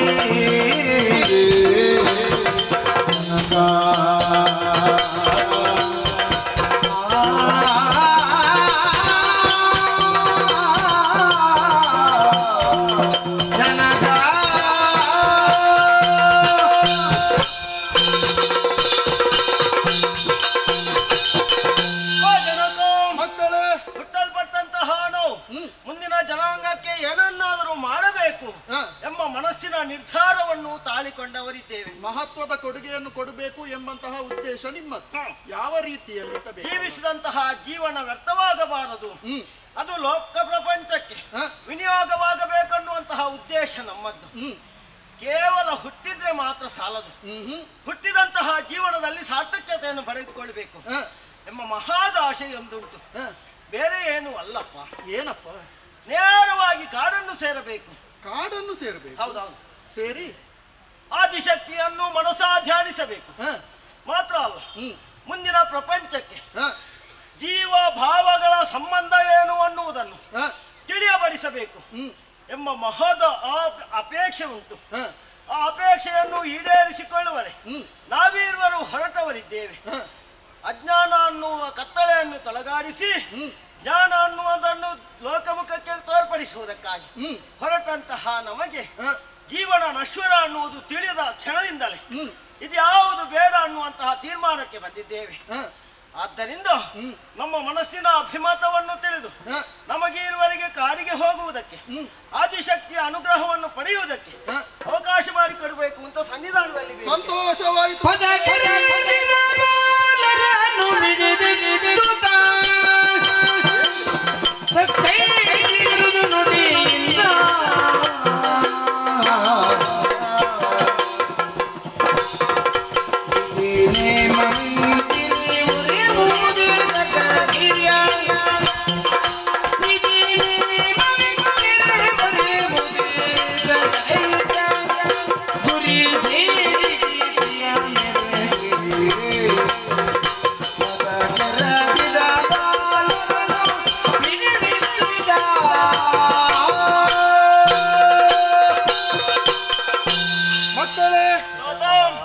ನೀವಾಡಿದಂತಹ ಮಾತುಗಳನ್ನು ಕೇಳುವಾಗ ಸಂತೋಷವಾಯಿತು. ಮನುಕುಲವೆಂಬುದು ಏಳಿಗೆಯನ್ನು ಹೊಂದಬೇಕು ಎಂಬಂತಹ ಸದುದ್ದೇಶವನ್ನೇ ಇರಿಸಿಕೊಂಡವನು ನಾನು. ಹಾಗೆಂದ ಮಾತ್ರಕ್ಕೆ ಮನುಕುಲಕ್ಕೆ ಸತ್ಪಥವನ್ನು ತೋರಿಸಿಕೊಡುವಂತಹ ದಾರ್ಶನಿಕರು ನಾವಾಗುತ್ತೇವೆ ಎಂಬಂತಹ ಮಾತುಗಳನ್ನೇ ಆಡ್ತಾ ಇದ್ದೀರಲ್ಲ. ಸಂಸಾರವೆಂಬುವಂತಹ ಭಾವಬಂಧನಕ್ಕೆ ನಾವು ಸಿಲುಕಿಕೊಳ್ಳುವವರಲ್ಲ. ತಪಸ್ಸನ್ನು ಆಚರಿಸುತ್ತೇವೆ, ತನ್ಮೂಲಕವಾಗಿ ಸಾಧನೆಯನ್ನು ಮಾಡುತ್ತೇವೆ. ಒಳ್ಳೆಯದು ಮಕ್ಕಳೇ. ತಪಸ್ಸೆಂಬುದು ಕಲ್ಪವೃಕ್ಷ ಇದ್ದ ಹಾಗೆ. ನಮ್ಮ ಮನಸ್ಸಿನಲ್ಲಿ ಏನುಂಟು ಅದನ್ನೆಲ್ಲವನ್ನು ತಪಸ್ಸಿನ ಮೂಲಕವಾಗಿ ಪಡೆದುಕೊಳ್ಳುವುದಕ್ಕೆ ಸಾಧ್ಯ ಉಂಟು. ಅಷ್ಟು ಮಾತ್ರವೇ ಅಲ್ಲ, ತಪಸ್ಸಿನಿಂದ ಜ್ಞಾನವೂ ವೃದ್ಧಿಯಾಗುತ್ತದೆ. ಇನ್ನೊಬ್ಬನಿಗೆ ಸತ್ಪಥವನ್ನು ಮಾರ್ಗದರ್ಶನ ಮಾಡುವಲ್ಲಿ ಸರ್ವ ಯೋಗ್ಯತೆಯನ್ನು ನಾವು ಹೊಂದಿಕೊಳ್ಳುತ್ತೇವೆ ಎಂಬಂತಹ ಇಚ್ಛೆಯನ್ನು ನೀವು ಹೊಂದಿದ್ದೀರಿಂತಾದ್ರೆ ಇದುವೇ ವಿಧಿಯ ನಿಯಮ ಎಂಬ ಹಾಗೆ ನಾನೂ ಭಾವಿಸಿಕೊಳ್ತೇನೆ. ಮಕ್ಕಳೇ, ಬರೆಯುವವ ಹಾಗೆ ಬರೆದಿದ್ರೆ ನಾವು ಏನು ಮಾಡುವುದಕ್ಕಾಗುವುದಿಲ್ಲ. ಬರ್ದ ಹಾಗೇ ಮಾಡ್ಬೇಕಲ್ವ? ಎಷ್ಟಿದ್ರು ವಿಧಾತ ನನ್ನ ತಂದೆ ಅಲ್ವಾ? ಅವನು ಹೀಗೆಯೇ ಬರ್ದಿದ್ದಾನೆ ಅಂತ ಆದ್ಮೇಲೆ ಅವ ಬರೆದ ರೀತಿಯಲ್ಲಿ ಕರ್ತವ್ಯವನ್ನು ನಿರ್ವಹಿಸಬೇಕಾದದ್ದು ನಮ್ಮ ಹೊಣೆಗಾರಿಕೆ. ಆ ನಿಟ್ಟಿನಲ್ಲಿಯೇ ಸಂತೋಷದಿಂದಲೇ ಆಶೀರ್ವದಿಸಿ ನಿಮ್ಮನ್ನು ಬೀಳ್ಕೊಡುವವನಿದ್ದೇನೆ. ಹೋಗಿ ಸಾಧನೆಯ ಉನ್ನತ ಶಿಖರವನ್ನು ಏರಿ ಮನುಗಳಿಗೆ ಸತ್ಪಥವನ್ನು, ಮನುಜ ಕುಲಕ್ಕೆ ಸದ್ದಾರಿಯನ್ನು ತೋರಿಸಿಕೊಡುವುದರ ಮೂಲಕವಾಗಿ ಅವರನ್ನು ಉದ್ಧರಿಸಿ ಮಕ್ಕಳೇ ಶುಭವಾಗಲಿ. ಅಣ್ಣ ತರ ಮಾಡುವುದಲ್ಲ, ನೇರವಾಗಿ ಕಾಡಿನ ದಾರಿಯನ್ನು ಹಿಡಿಯೋಣ, ಹೋಗೋಣ.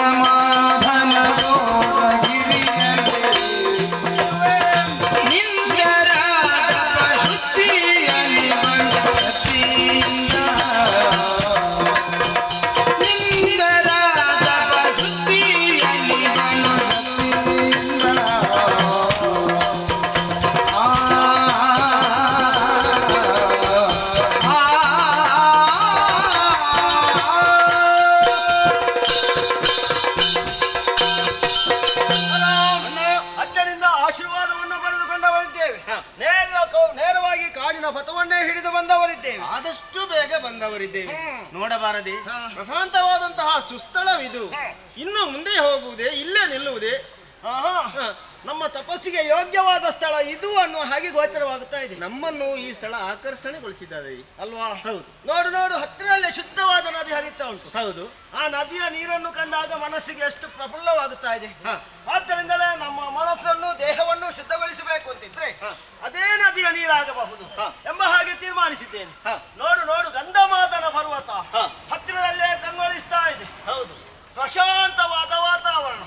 ನಮ್ಮದಾದಂತಹ ತಪಸ್ಸಿಗೆ ಯಾವುದೇ ಭಂಗ ಬರುವುದಕ್ಕಿಲ್ಲ ಇಲ್ಲ ಎಂಬ ಹಾಗೆ ತೀರ್ಮಾನಗೈದಿದ್ದೇವೆ. ಹತ್ತಿರದಲ್ಲಿ ಬದರಿಕಾಶ್ರಮ ಉಂಟು. ನೇರವಾಗಿ ಏರುವಂತಹ ತಪಸ್ಸನ್ನು ಕೈಗೊಳ್ಳೋಣ. ಒಂದೇ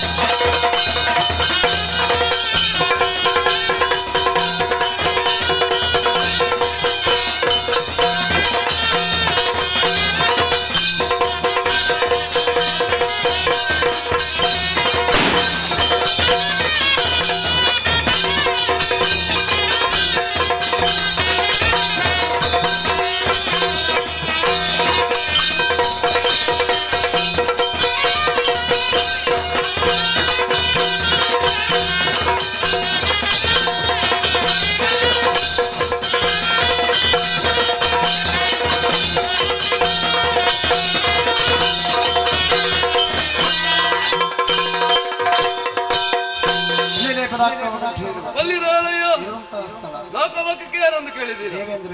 ಹಾಗೆ ಅಂದುಕೊಳ್ಳಬಹುದು. ಯಾರದು ಬರುತ್ತಿರುವುದು? ತಪದ ಜ್ವಾಲೆಗೆ ಭೂಮಿಯು ಹಬ್ಬಿದೆ, ಭರದಿ ಬಂದ ಇಂದ್ರನಿ ಬಂದರು ಹಿದರು ವೃತ್ತಾಂತ ತಪದ ಮಹಿಮೆ ಬೆರಗಾಗಿ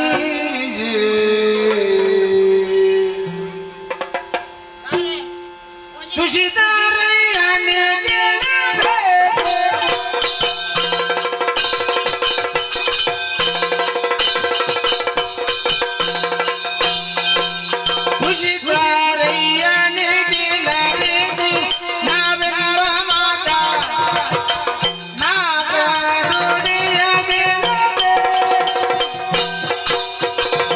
ಮಾದನ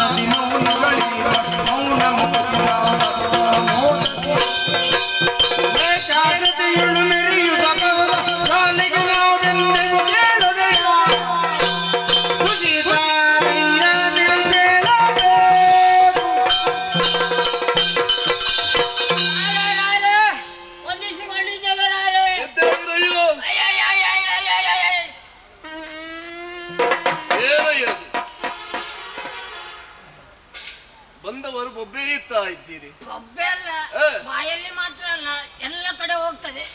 ಏನಂತ ಸಮಸ್ಯೆ? ಎಂತ ಸಮಸ್ಯೆ ಅಂತ ನಮಗೆ ಗೊತ್ತಿಲ್ಲ. ಏ, ಒಮ್ಮೊಮ್ಮೆ ಹೊಟ್ಟೆ ಉಬ್ಬೆ ಇರೋದು, ಒಮ್ಮೊಮ್ಮೆ ಹೊಟ್ಟೆ ಸರಿಯಾಗುವುದು. ಹೇಗೆ? ಅದು ಹೇಗೆ ಅಂತ ನಮಗೆ ಗೊತ್ತಿಲ್ಲ. ಏ. ಮುಖ ಎಲ್ಲ ನೋಡಿ ನಮ್ಮದು ಹೀಗೆ ಇತ್ತ, ನಮ್ಮ ಮುಖ ಎಲ್ಲ ಕಜ್ಜಿಯಾಗಿದೆ ಮುಖದಲ್ಲೆಲ್ಲ. ಕಜ್ಜಿ ಆಗಿದೆ. ಅವನ ಕಿವಿ ಎಲ್ಲ ಸೋರ್ತದೆ, ಅವನ ಮೂಗಿನಲ್ಲಿ ಬರ್ತದೆ. ಹೌದೇ? ಹೌದು, ಅವನಿಗೆ ಕಾಲು ತೋರ. ಕಾಲಿಲ್ಲಾದ್ರೂ ತೋರವೇದು. ಹೌದು. ಅಯ್ಯಯ್ಯಯ್ಯಯ್ಯಯ್ಯ. ನನಗೆ ಇದೊಂದು ಸಮಸ್ಯೆ ಏ, ರಾಯರೇ. ಏನು? ಒಮ್ಮಿನೊಮ್ಮೆಲೆ ಹೀಗೆ ಆಗಿದೆ. ಏ, ಹೇಗೆ ಅಂತ ಗೊತ್ತಿಲ್ಲ. ಏ, ಆದ್ರೆ ಒಂದು ತಿಳಿದಿದ್ದೇವೆ, ಏನದು? ನರನಾರಾಯಣರು ತಪಸ್ಸನ್ನು ಆಚರಿಸುತ್ತಾ ಇದ್ದಾರಂತೆ. ನರನಾರಾಯಣರೇ? ಅದರ ಪ್ರಭಾವ ಹೀಗಾಗಿರಬಹುದಾ ರಾಯರೇ? ಆಗಿರಬಹುದೇನು? ಏನು ಗೊತ್ತಿಲ್ಲ ಏ, ನಮಗೆ. ಹಾಗೆ ನಾವು ನಿಮ್ಮಲ್ಲಿಗೆ ಬಂದದ್ದು. ಏ, ಏನಾದರೂ ಮದ್ದುಂಟ?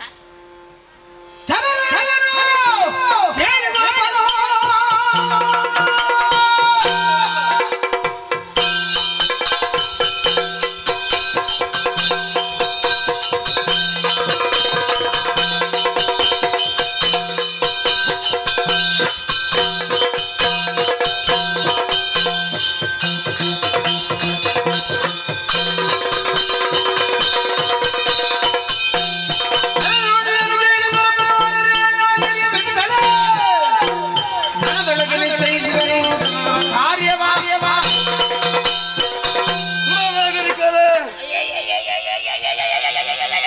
ಎಲ್ಲಿ ಸಯ್ಯ? ಆಯ್ತಾ? ಅದು ನರನಾರಾಯಣರ ತಪದ ಜ್ವಾಲೆಯಿಂದ ನಿಮಗೆ ಈ ರೀತಿ ಆಗುತ್ತಾ ಇದೆ ಎಂಬುದನ್ನು ನಾನು ತಡಿಲಿಕ್ಕಾಗುದಿಲ್ಲ. ನನಗೆ ಏನಾದರೂ ಇದ್ರೆ ಕೊಡಿ. ಚಿಂತಿಸುವ ಅಗತ್ಯವಿಲ್ಲ. ಆ, ನಮ್ಮಲ್ಲಿ ಅಶ್ವಿನಿ ದೇವತೆಗಳಿದ್ದಾರೆ, ಹೌದು. ಅವರ ಬಳಿಗೆ ಹೋಗಿ ಮದ್ದನ್ನು ಮಾಡಿಕೊಳ್ಳಿ. ಆ. ಮುಂದಿನದನ್ನು ನಾನು ನೋಡಿಕೊಳ್ಳುತ್ತೇನೆ. ಆದೀತು ರಾಯರೇ. ನರನಾರಾಯಣರು ತಪಸ್ಸನ್ನು ಆಚರಿಸುತ್ತಾ ಇದ್ದಾರೆ. ಅವರ ಉದ್ದೇಶ ಏನು ಎಂಬುದು ಗೊತ್ತಿಲ್ಲ. ಬಹುಶಃ ಹೀಗಾಗಿರಲೂಬಹುದು. ತಪಸ್ಸಿನ ಪ್ರಭಾವದಿಂದ ನಾಳೆ ಸ್ವರ್ಗಲೋಕದ ಮೇಲೆ ದಾಳಿ ಮಾಡಬಹುದೇನೋ ಏನು. ಏನೇ ಇರಲಿ, ಮೂರು ಲೋಕದ ವಿಭುವಾಗಿ ಎಲ್ಲರ ಯೋಗಕ್ಷೇಮವನ್ನು ವಿಚಾರಿಸುವ ನಾನು ಅವರ ತಪಸ್ಸನ್ನು ನಿಲ್ಲಿಸಬೇಕು. ನಾನೇ ಹೋಗಿ ತಪಸ್ಸನ್ನು ಭಂಗಪಡಿಸಬಹುದು, ಆದರೆ ನಾಳೆ ಲೋಕಾಪವಾದದ ಗುರಿಗೆ ಒಳಗಾಗುತ್ತೇನೆ ನಾನು. ಹಾಗಾಗಿ ನಾನು ಹೋಗುವುದಲ್ಲ, ಸುರಾಂಗನೆಯರು ಬರಲಿ.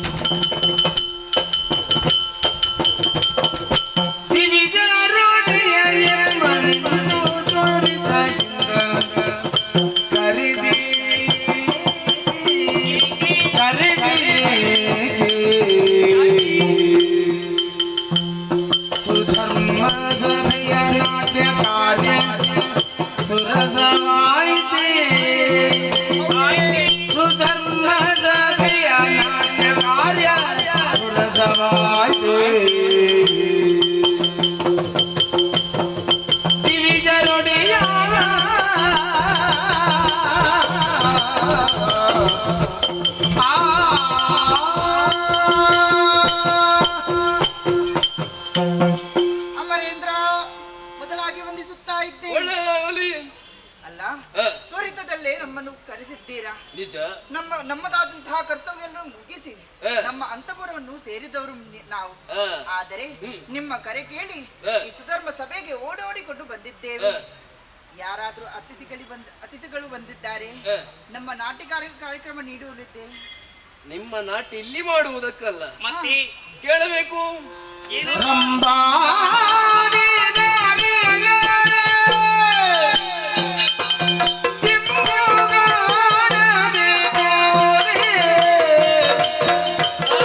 ಸಂ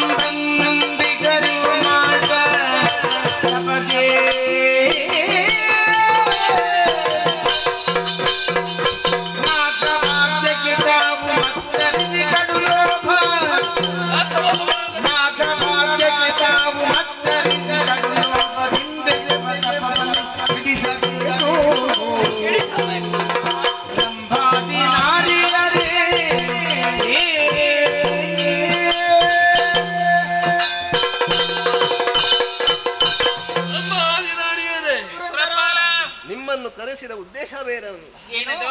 ನಮ್ಮವರಿಂದಲೇ ನಮಗೆ ಮೋಸವಾಗುತ್ತಾ ಇದೆ. ನಮ್ಮವರಿಂದ ಹ. ಯಾರು ಮೋಸ ಮಾಡಿದವರು? ಗಂಧಮಾದನ ಪರ್ವತದ ಸಮೀಪ ಬದರಿಕಾಶ್ರಮದಲ್ಲಿ ಇಬ್ಬರು ತಪಸ್ಸನ್ನು ಆಚರಿಸುತ್ತಾ ಇದ್ದಾರೆ. ಇಬ್ಬರು? ನರನಾರಾಯಣರು ಎಂಬುದಾಗಿ. ಅವರ ತಪದ ಜ್ವಾಲೆಯಿಂದಾಗಿ ಲೋಕವೆಲ್ಲ ಶಾಂತಿಗೀಡ ಈಡಾಗುತ್ತಾ ಇದೆ. ನಮ್ಮವರಿಗೆ ರೋಗಬಾಧೆ, ಸಂಕಟ ಪಡುತ್ತಾ ಇದ್ದಾರೆ. ಅದಕ್ಕಾಗಿ ನಾನೊಂದು ತೀರ್ಮಾನಕ್ಕೆ ಬಂದಿದ್ದೇನೆ. ಏನಂತ? ನಾನೇ ಹೋಗಿ ತಪಸ್ಸನ್ನು ಭಂಗಪಡಿಸಬಹುದಿತ್ತು, ಲೋಕಪಾದದ ಗುರಿಗೆ ಒಳಗಾಗುತ್ತೇನಲ್ಲ, ಅದಕ್ಕಾಗಿ ನಿಮ್ಮನ್ನು ಕರೆಸಿದ್ದೇನೆ. ನೀವು ಈಗಲೇ ಭೂಲೋಕಕ್ಕೆ ತೆರಳಿ ನಿಮ್ಮದಂತಹ ನಾಟ್ಯದಿಂದ ಅವರ ತಪಸ್ಸನ್ನು ಭಂಗಪಡಿಸಿ ಬರಬೇಕು. ಹೇಗೆ ನಿಮ್ಮಿಂದ ಸಾಧ್ಯವೇ? ದುಗುಡವಿದೆ ತಗೆ ನಿನಗೆ ಒಡನ ಕಣಿಯಲು ನಮಗೆ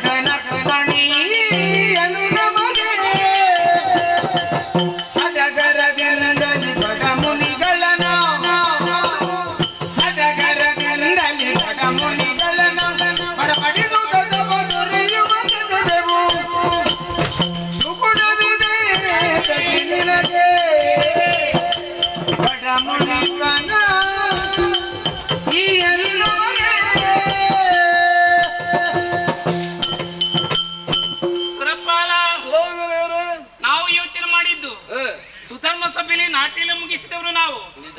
ಪುನರಪ್ಯ ಕಾರ್ಯಕ್ರಮ ಆಗಬೇಕು ಎಂಬಂತ ಸಂಶಯ ನಮ್ಮಲ್ಲಿತ್ತು. ಈಗ ಅದಲ್ಲ, ಬೇರೆ ಕೆಲಸ. ಆಶ್ರಮಕ್ಕೆ ಹೋಗಬೇಕು, ಮನೆಗಳು ತಪಸ್ಸನ್ನು ಆಚರಿಸ್ತಾ ಇದ್ದಾರೆ ಎಂಬುದಾಗಿ, ಅವರ ತಪಸ್ಸನ್ನು ಕೆಡಿಸಬೇಕೆಂಬುದಾಗಿ. ಹೌದು. ಇದೇನು ಕಷ್ಟದ ಕೆಲಸವಾ? ಇದು ಮೊದಲ ನಮಗೆ ಅಭ್ಯಾಸವಿಂಟು, ನಾವು ಅದಕ್ಕಾಗಿ ಇರುವವರಲ್ಲ.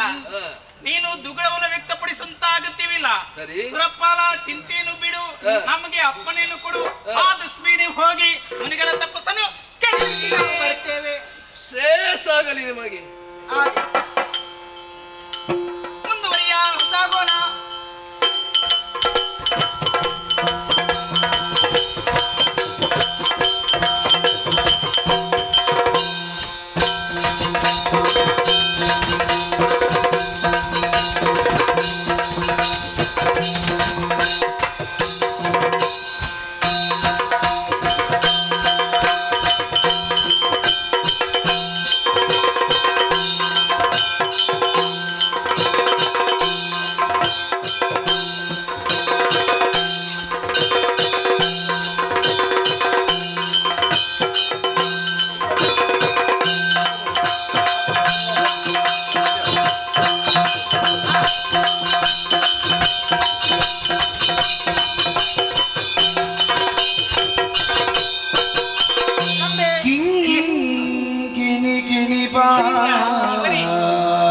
ಸ್ವಲ್ಪ ಹಿಡಿತ ಮಾತು. ಪ್ರಾರಂಭಿಸುವ. ಎಲ್ಲಿಂದಲೇ? ಗಜನೂಪುರ ಕಂಕಣಗಂಡಲ ಅಲಂಕೃತ ದೇಹ ಕಿಂಕಿಣಿ ಗಿಣಿ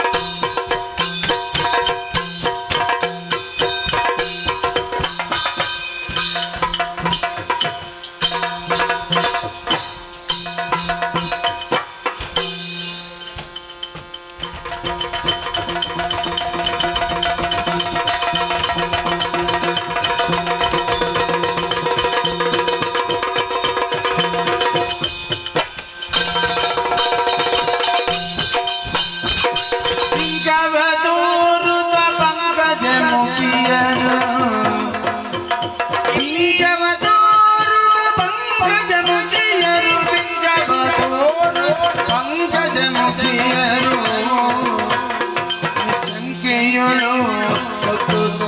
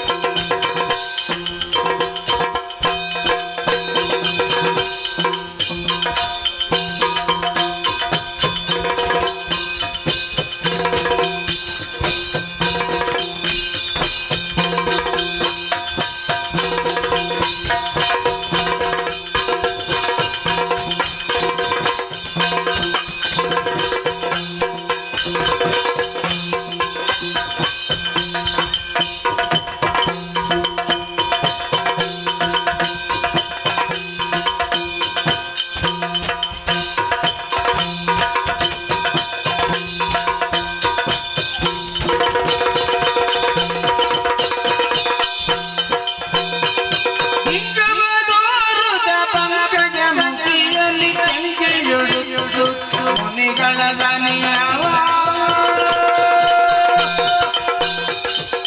ಗಿಣಿ ಗಿಣಿ ಬಾ ಪಂಕಜನೋ ಪುರ ಕಂಗನ ಕುಂಡಲ ದೇಹ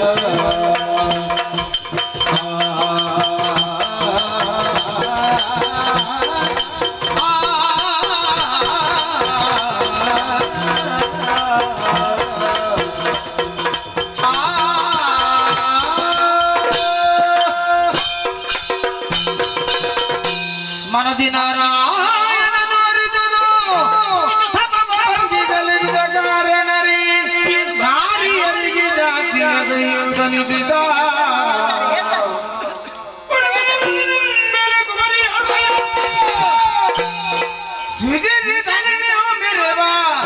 ಸೌಂದರ್ಯದ ನಮ್ಮ ಚೆಲುವೆಯ ಬಂದಳು ಗಣಿಕೆಯರ ಮುಂದೆ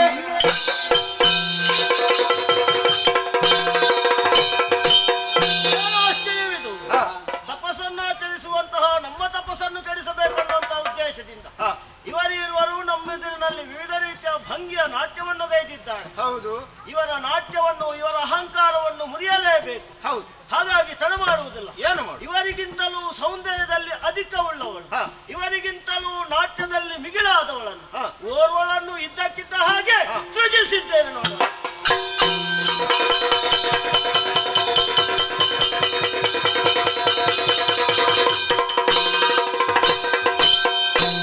ತಾತನ ಜರಿಯ ಕಾರ್ಯವದೇನಿ ಓ ತಾತ ನೀತಿಯ ಬೆದರು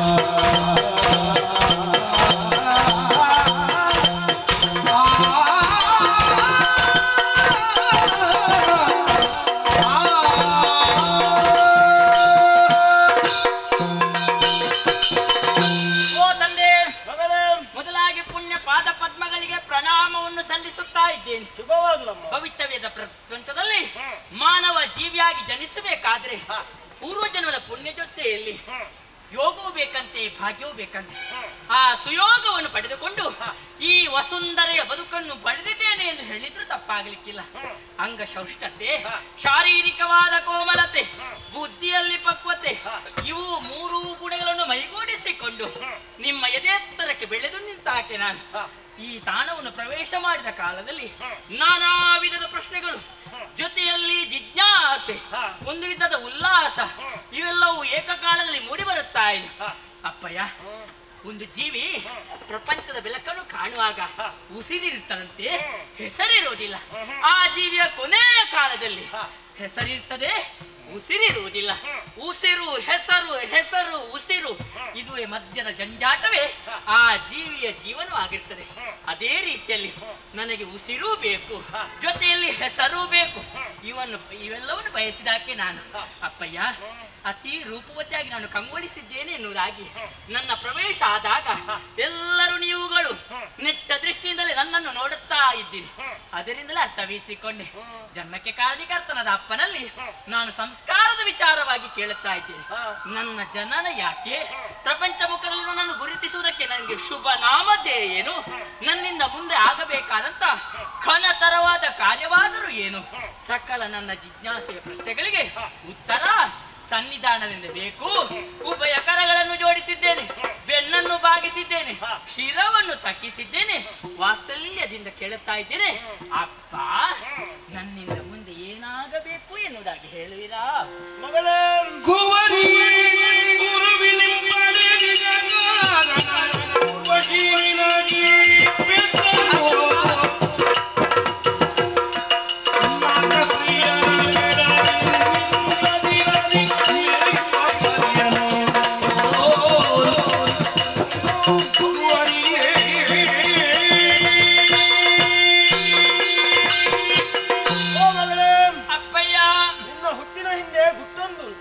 ಗುಟ್ಟನ್ನು ತಿಳಿಯುವಂತ ಉದ್ದೇಶ ನನ್ನದುಂಟು.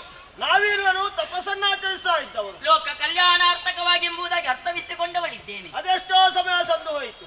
ಆದರೆ ಈಗ ನಮ್ಮ ತಪಸ್ಸಿಗೆ ಭಂಗದ ರೀತಿಯಲ್ಲಿ ನಮ್ಮ ಶ್ರೀಗಳ ಎದುರಿನಲ್ಲಿ ಏರುವರು ತರುಣಿಯರು ನಾಟ್ಯವನ್ನು ಆಡ್ತಾ ಇದ್ದಾರೆ. ಶಕ್ತಿಗಳಲ್ಲ, ವ್ಯಕ್ತಿಗಳ ರೂಪದಲ್ಲಿ ನಿಮ್ಮ ಕಣ್ಣ ಮುಂಭಾಗದಲ್ಲಿ ಪ್ರಕಟಗೊಂಡಿದ್ದಾರೆ. ಇವರು ಬೇರೆ ಯಾರು ಅಲ್ಲ. ಯಾರಿವರು? ಜ್ಞಾನ ದೃಷ್ಟಿಯಿಂದ ಅರಿತುಕೊಂಡವರಿದ್ದೇವೆ. ಅಂದರೆ ದೇವಲೋಕದಲ್ಲಿ ಸುರಾಂಗಣೆನಿಸಿಕೊಂಡಿದ್ದಾರೆ. ನಾಟ್ಯಗಣಿಕೆಯರು ಇವರುಗಳು. ಹೌದೌದು. ಓಹೋ, ಅತಿ ಚೆಲುವೆಯರು ಚೆಲುವೆಯರು.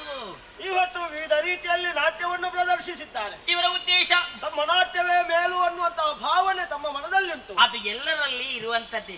ಅದುವೇ ತಾನೇ ಒಬ್ಬ ವ್ಯಕ್ತಿಯ ಉತ್ಕರ್ಷಕ್ಕೆ ಮೂಲ ಆಧಾರವಾಗಿರುವುದು ಅವನ ಜೀವನದಲ್ಲಿ ಆವರಿಸಿರುವಂತಹ ಸ್ವಾರ್ಥ. ಅಪ್ಪ, ಸ್ವಾರ್ಥ ಇಲ್ಲ ಅಂತ ಹೇಳಬಾರದು, ಸ್ವಾರ್ಥ ಬೇಕು. ಯಾಕೆ? ಆ ವ್ಯಕ್ತಿಯ ಉನ್ನತಿಯ ದೆಸೆಯನ್ನು ಅರ್ಥವಿಸಿಕೊಂಡು ಆ ಸ್ವಾರ್ಥ ಮುಂದುವರಿಬೇಕಪ್ಪ. ಇದರ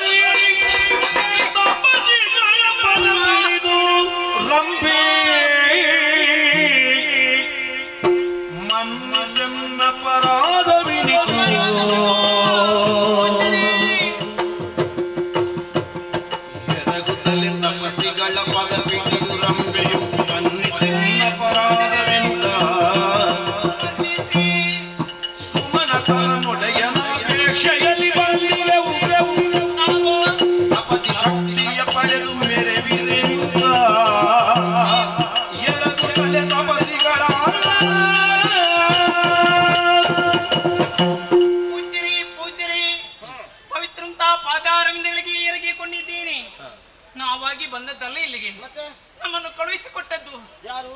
ಸುರಪಾಲ. ಯಾಕೆ? ಘನ ತಪಸ್ಸಿಗಳು ನೀವಂತೆ ತಪಸ್ಸನ್ನಾಚರಿಸ್ತಾ ದಿನಕ್ಕೆ ದೇಹ ವರ್ಚಸ್ಸು ಆತ್ಮ ವರ್ಚಸ್ಸನ್ನು ವೃದ್ಧಿಸಿಕೊಳ್ಳುತ್ತಾ ಇದ್ದಾರೆ. ಇದರಿಂದಾಗಿ ಪ್ರಪಂಚಕ್ಕೆ ಹಾನಿಕರ ನಡೆಯುತ್ತಾ ಉಂಟು ಎಂಬುದಾಯ್ತಲಿ ಅಂತ ಸುರಪಾಲ ನಮ್ಮನ್ನು ನಿಮ್ಮ ತಪಸ್ಸನ್ನು ಕೆಡಿಸತಕ್ಕಾಗಿ ಕಳುಹಿಸಿಕೊಟ್ಟ. ನೀವು ಇಷ್ಟು ಮಹಾತ್ಮರಿದ್ದೀರಿ ಎಂಬುದಾಗಿ ಈಗ ನಮಗೆ ಗೊತ್ತಾಯಿತು. ತಿಳಿಯದೆ ಮಾಡಿದ ಅಪರಾಧಕ್ಕೆ ಕ್ಷಮೆಯನ್ನು ಕೊಡಬೇಕೆಂಬುದಾಗಿ ನಿಮ್ಮ ಕಾಲನ್ನು ಹಿಡಿದು ಪ್ರಾರ್ಥಿಸ್ತಾ ಇದ್ದೇವೆ. ರಂಬೆಗೆಂದಳು ಅದಕ್ಕೆ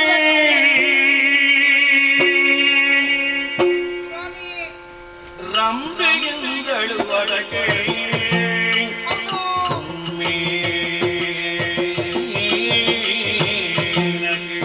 ವೈರಾಗಿಗಳು ತಾವು ಮನ್ನಿಸಲು ಕೋರಿಕೆಯ ನೊಂದ ಮೋಗಕದ ಕುವರಿಯಳ ಕಳುಹಿಸಲು ಎಂಬ ಜೊತೆ ಮೋಗಕದ ಕುವರಿಯಳ ಕಳುಹಿಸಲು ಎಂಬ ಜೊತೆ ಮೋದದಿಂದಿರ್ಬೆ ಜೊತೆಗೂಡಿ ಮುಂದೆ ಮೋದದಿ ಇರ್ಬೆವು ಜೊತೆಗೂಡಿ ಮುಂದೆ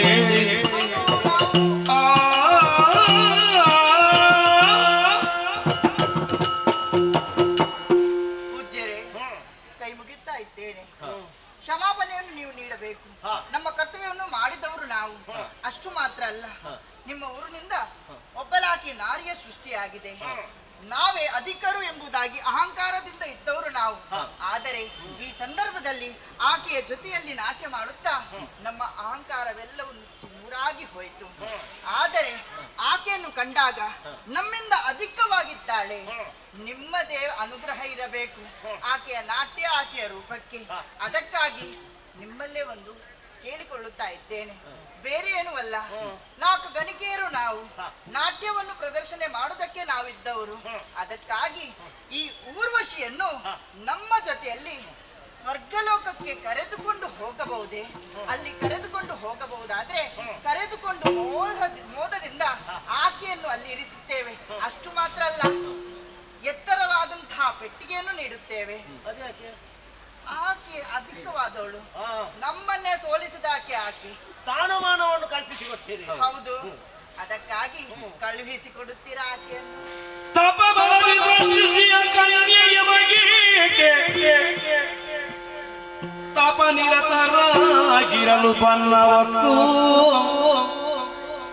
ಒಳಿತು ನಿಮ್ಮಯ ಅಭೀಷ್ಟದಂತೆ ಈಗ ಚೆಲುವೆಯನ್ನು ಕಳುವೆವು 4ಕ್ಕೆ ಒಯ್ಯುವರೀಗ.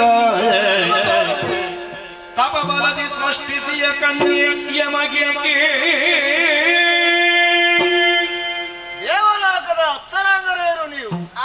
ತಪವನ್ನು ಆಚರಿಸಿದಂತಹ ನಮ್ಮನ್ನು ಗುರುತಿಸಿದಂತಹ ದೇವೇಂದ್ರ ತಪ್ಪು ಕಲ್ಪನೆಯನ್ನು ಮಾಡಿದ್ದಾನೆ. ಇಹಲೋಕದಲ್ಲಿ ಯಾವುದೂ ಬೇಡ, ಲೋಕ ಕಲ್ಯಾಣಾರ್ಥವಾಗಿ ಸರ್ವತೋಮುಖ ಉತ್ಕರ್ಷೆಯನ್ನು ಭರಿಸಿದಂತಹ ನಾವು ತಪವನ್ನು ಆಚರಿಸ್ತಾ ಇದ್ದೇವೆ. ಆ ದೇವೇಂದ್ರ ಬಯಸಿದ್ದು ಹೇಗೆ? ನಮಗೆ ಸಂಚಕಾರವನ್ನು ಉಂಟು ಮಾಡುವುದಕ್ಕೆ ಬೇಕಾಗಿ ಇವರು ತಪವನ್ನು ಆಚರಿಸ್ತಾರೆ. ಹಾಗಿದ್ರೆ ನನ್ನ ಪಟ್ಟ ಹೋಯಿತು ಅಂತಾದ್ರೆ ನಾನೇನು ಮಾಡುವುದು ಎನ್ನುವಂತಹ ಉದ್ದೇಶದಿಂದ ನಿಮ್ಮನ್ನು ಕಳುಹಿಸಿ ನಾಟ್ಯವನ್ನು ಮಾಡಿ ನಮ್ಮ ಮನವನ್ನು ಕಲಕುವುದಕ್ಕೆ ನೋಡಿದ. ಅದಕ್ಕೆ ನಮ್ಮ ಮನಸ್ಸು ಒಪ್ಪಲಿಲ್ಲ. ನಿಮ್ಮ ಕಡೆಗೆ ನಮ್ಮ ಮನಸ್ಸು ಬರಲೇ ಇಲ್ಲ. ಆದರೂ ನಿಮಗಿಂತಲೂ ಅಧಿಕವಾದಂತಹ ರೂಪಸಿಯವರನ್ನು ನಾವು ಸೃಷ್ಟಿಸಿದವರಿದ್ದೇವೆ. ಈ ಕಾಲದಲ್ಲಿ ನೀವು ಅವಳ ಬಗ್ಗೆ ತಲೆ ಕೆಳಗೆ ಹಾಕಿದ್ದೀರಾ, ನಮ್ಮಿಂದಲೂ ಅಧಿಕ ಅನ್ನೋ ಹಾಗೆ ನೀವೇ ಒಪ್ಪಿಕೊಂಡಿದ್ದೀರಾ. ಆಗಲೇ ನಿಮ್ಮ ಇಚ್ಛೆಯಂತೆ ಆಗಬೇಕು.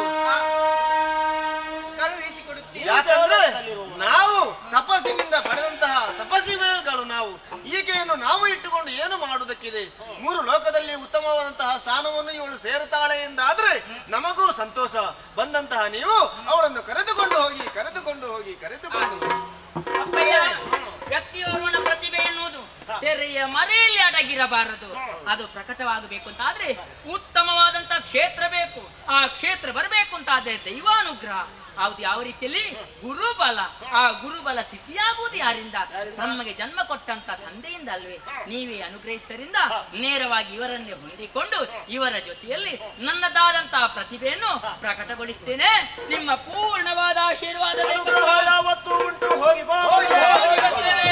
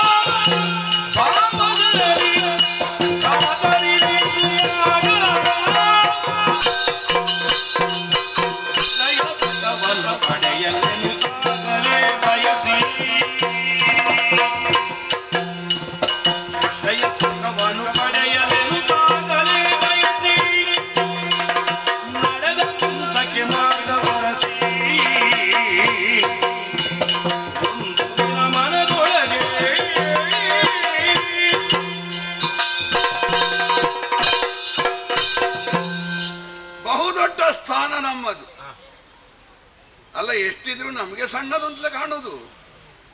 ಯಾಕಂದ್ರೆ ಹಿನ್ನೆಲೆ ಬಹಳ ದೊಡ್ಡದುಂಟಲ್ಲ. ಕರ್ದಮ ದೇವಹೂತಿಯರ ಮಗಳು, ಶ್ರದ್ಧೆಯೂ ಲೋಕದ ಬ್ರಹ್ಮಮಾನಸ ಪುತ್ರನೆನಿಸಿಕೊಂಡಂತಹ ಅಂಗೀರಸರು, ಅವರಿಬ್ಬರ ದಾಂಪತ್ಯದ ಫಲವಾಗಿ ಹುಟ್ಟಿದವನ. ಅಲ್ಲ, ಹೇಳಲಿಕ್ಕೆ ಎಲ್ರಿಗೂ ಬ್ರಹ್ಮಮಾನಸ ಪುತ್ರರು ಅಂತಲೇ ಹೇಳುದು. ಆದರೆ ಬ್ರಹ್ಮಮಾನಸ ಪುತ್ರರು ಎಲ್ಲೆಲ್ಲಿಂದ ಹುಟ್ಟಿದವರು ಅಂತ ಕೇಳಿದ್ರೆ ಅಂಗಾಂಗ ಬೇರೆ ಉಂಟು. ಮನಸ್ಸಿನಿಂದ ಹುಟ್ಟಿದ್ದು ಮರೀಚಿ ಮಾತ್ರ. ನನ್ನ ಅಪ್ಪಯ್ಯ ಮುಖದಿಂದ ಹುಟ್ಟಿದ್ದು, ಒಬ್ಬ ಕಣ್ಣಿನಿಂದ ಹುಟ್ಟಿದ್ದು, ಒಬ್ಬ ಕಿವಿಯಿಂದ ಹುಟ್ಟಿದ್ದು, ಒಬ್ಬ ಚರ್ಮದಿಂದ, ಒಬ್ಬ ತೊಡೆಯಿಂದ ಹುಟ್ಟಿದ ನಾರದನಿಗೊಂದು ಮದುವೆ ಆಗಲಿಲ್ಲ. ಮತ್ತೆ ಎಲ್ಲರಿಗೂ ಮದುವೆ ಆಗಿದೆ. ಮದುವೆ ಆದದ್ದು ಯಾರನ್ನು ಅಂತ ಕೇಳಿದ್ರೆ ದಕ್ಷಪುತ್ರಿಯರನ್ನು. ಹೀಗೆಲ್ಲ ಮದುವೆ ಆಗುತ್ತಾ ಹೋದವರು. ಕರ್ದಮ ದೇವಹೂತಿಯರ ಮಗಳಾದ ಶ್ರದ್ಧಾ ನಾಮಕಳಿಗೆ ಅಂಗೀರಸರೊಂದಿಗಿನ ದಾಂಪತ್ಯದಲ್ಲಿ ಹುಟ್ಟಿದ 3 ಗಂಡು ಮಕ್ಕಳು. ನಾನು ಮಧ್ಯದವ. ಹೆಸರು ಬೃಹಸ್ಪತಿ. ನನಗಿಂತ ಮೊದಲನವ ಇದ್ದಾನೆ, ಉಚತ್ಯ ಅಂತ ಹೆಸರು. ನನಗಿಂತ ನಂತರದ ಒಬ್ಬ ಇದ್ದಾನೆ, ಸಂವರ್ತ ಅಂತ ಹೆಸರು. 4 ಮಂದಿ ಹೆಣ್ಣು ಮಕ್ಕಳಿದ್ದಾರೆ. ಒಬ್ಬಳದು ಕುಹು ಅಂತ ಹೆಸರು, ಒಬ್ಬಳದು ಸಿರಿವಾಳಿ ಅಂತ ಹೆಸರು, ಒಬ್ಬಳದು ರಾಕಾವತಿ ಅಂತ ಹೆಸರು, ಒಬ್ಬಳದು ಅನುಮತಿ ಅಂತ ಹೆಸರು, ಇನ್ನೊಬ್ಬಳು ಬ್ರಹ್ಮವಾದಿನಿ ಅಂತ ಇದ್ದಾಳೆ. ಇಷ್ಟೆಲ್ಲ ಮಕ್ಕಳನ್ನು ಪಡೆದು ಈ ಎಲ್ಲ ಮಕ್ಕಳಲ್ಲಿ ಅತಿ ಪ್ರಸಿದ್ಧ ಯಾರು ಅಂತ ಕೇಳಿದ್ರೆ ಅದು ನಾವೇ. ಬ್ರಹ್ಮ ಅಂತ ಹೇಳಿದ್ರು ದೊಡ್ಡದು, ಮಹತ್ತಿ ಎನ್ನುವುದಾಗಿ ಹೇಳಿದ್ರು ದೊಡ್ಡದು, ಬೃಹತ್ತಿ ಎನ್ನುವುದಾಗಿ ಹೇಳಿದ್ರು ದೊಡ್ಡದು. ಇದು ಮೂರು ಒಟ್ಟಾದ್ರೆ ಬೃಹಸ್ಪತಿ. ಬ್ರಹ್ಮಜ್ಞಾನಿಯೂ ಹೌದು, ಬೃಹತ್ ವಿದ್ವಾಂಸನೂ ಹೌದು, ಮಹತ್ತರವಾದ ಸಾಧಕನೂ ಹೌದು. ನಮ್ಮ ಜೀವನದ ಯೌವನ ಎಲ್ಲ ಕಳೆದದ್ದು ಇದರಲ್ಲಿ ಅಂತ. ಸಾಧನೆ ಸಾಧನೆ ಸಾಧನೆ ಕಲಿಯುವುದು ಯಾರಲ್ಲಿ? ನನ್ನ ಅಪ್ಪನಲ್ಲಿ. ಪ್ರಪಂಚದಲ್ಲಿ ಅಪ್ಪನಲ್ಲಿ ಕಲಿತು ಮನೆ ಪಾಠ ಕೇಳಿಕೊಂಡವರಲ್ಲಿ ಉದ್ಧಾರ ಆದದ್ದು ನಾನು ಮಾತ್ರ. ಅದೇ ಮನೆ ಪಾಠ ಕೇಳಿದವರೆಲ್ಲ ಉದ್ಧಾರ ಆಗ್ಲಿಕ್ಕೆ ಉಂಟ. ಅಂದ್ರೆ ತಂದೆ ಎನ್ನುವ ಸಲುಗೆ ಹಾಳು ಮಾಡ್ತದೆ, ನಮ್ಮನ್ನು ಹಾಗೆ ಮಾಡಲಿಲ್ಲ ನೋಡಿ. ಆ ಉದ್ಧಾರ ಆಗಿದ್ದು ಎಲ್ಲಿಯವರೆಗೆ ಅಂತ ಕೇಳಿದ್ರೆ ಈಗ ದೇವಗುರುವಿನ ಪಟ್ಟ ನಮಗೆ. ಈ ಬೃಹಸ್ಪತಿ ಎನ್ನುವ ಹೆಸರಿಗೂ ಬೇರೆ ಬೇರೆ ವ್ಯಾಖ್ಯಾನ. ಬೃಹತಾಂಪತಿ, ವಾಚಸ್ಪತಿ, ನೋಡಿ ಗೀಷ್ಪತಿ. ಯಾವುದೆಲ್ಲ ವಾಣಿ ಉಂಟೋ ಮಾತುಂಟೋ ಆ ಮಾತುಗಳಲ್ಲಿ ಅಗ್ರೇಸರನಾಗಿ ನಿಲ್ಲುವವ.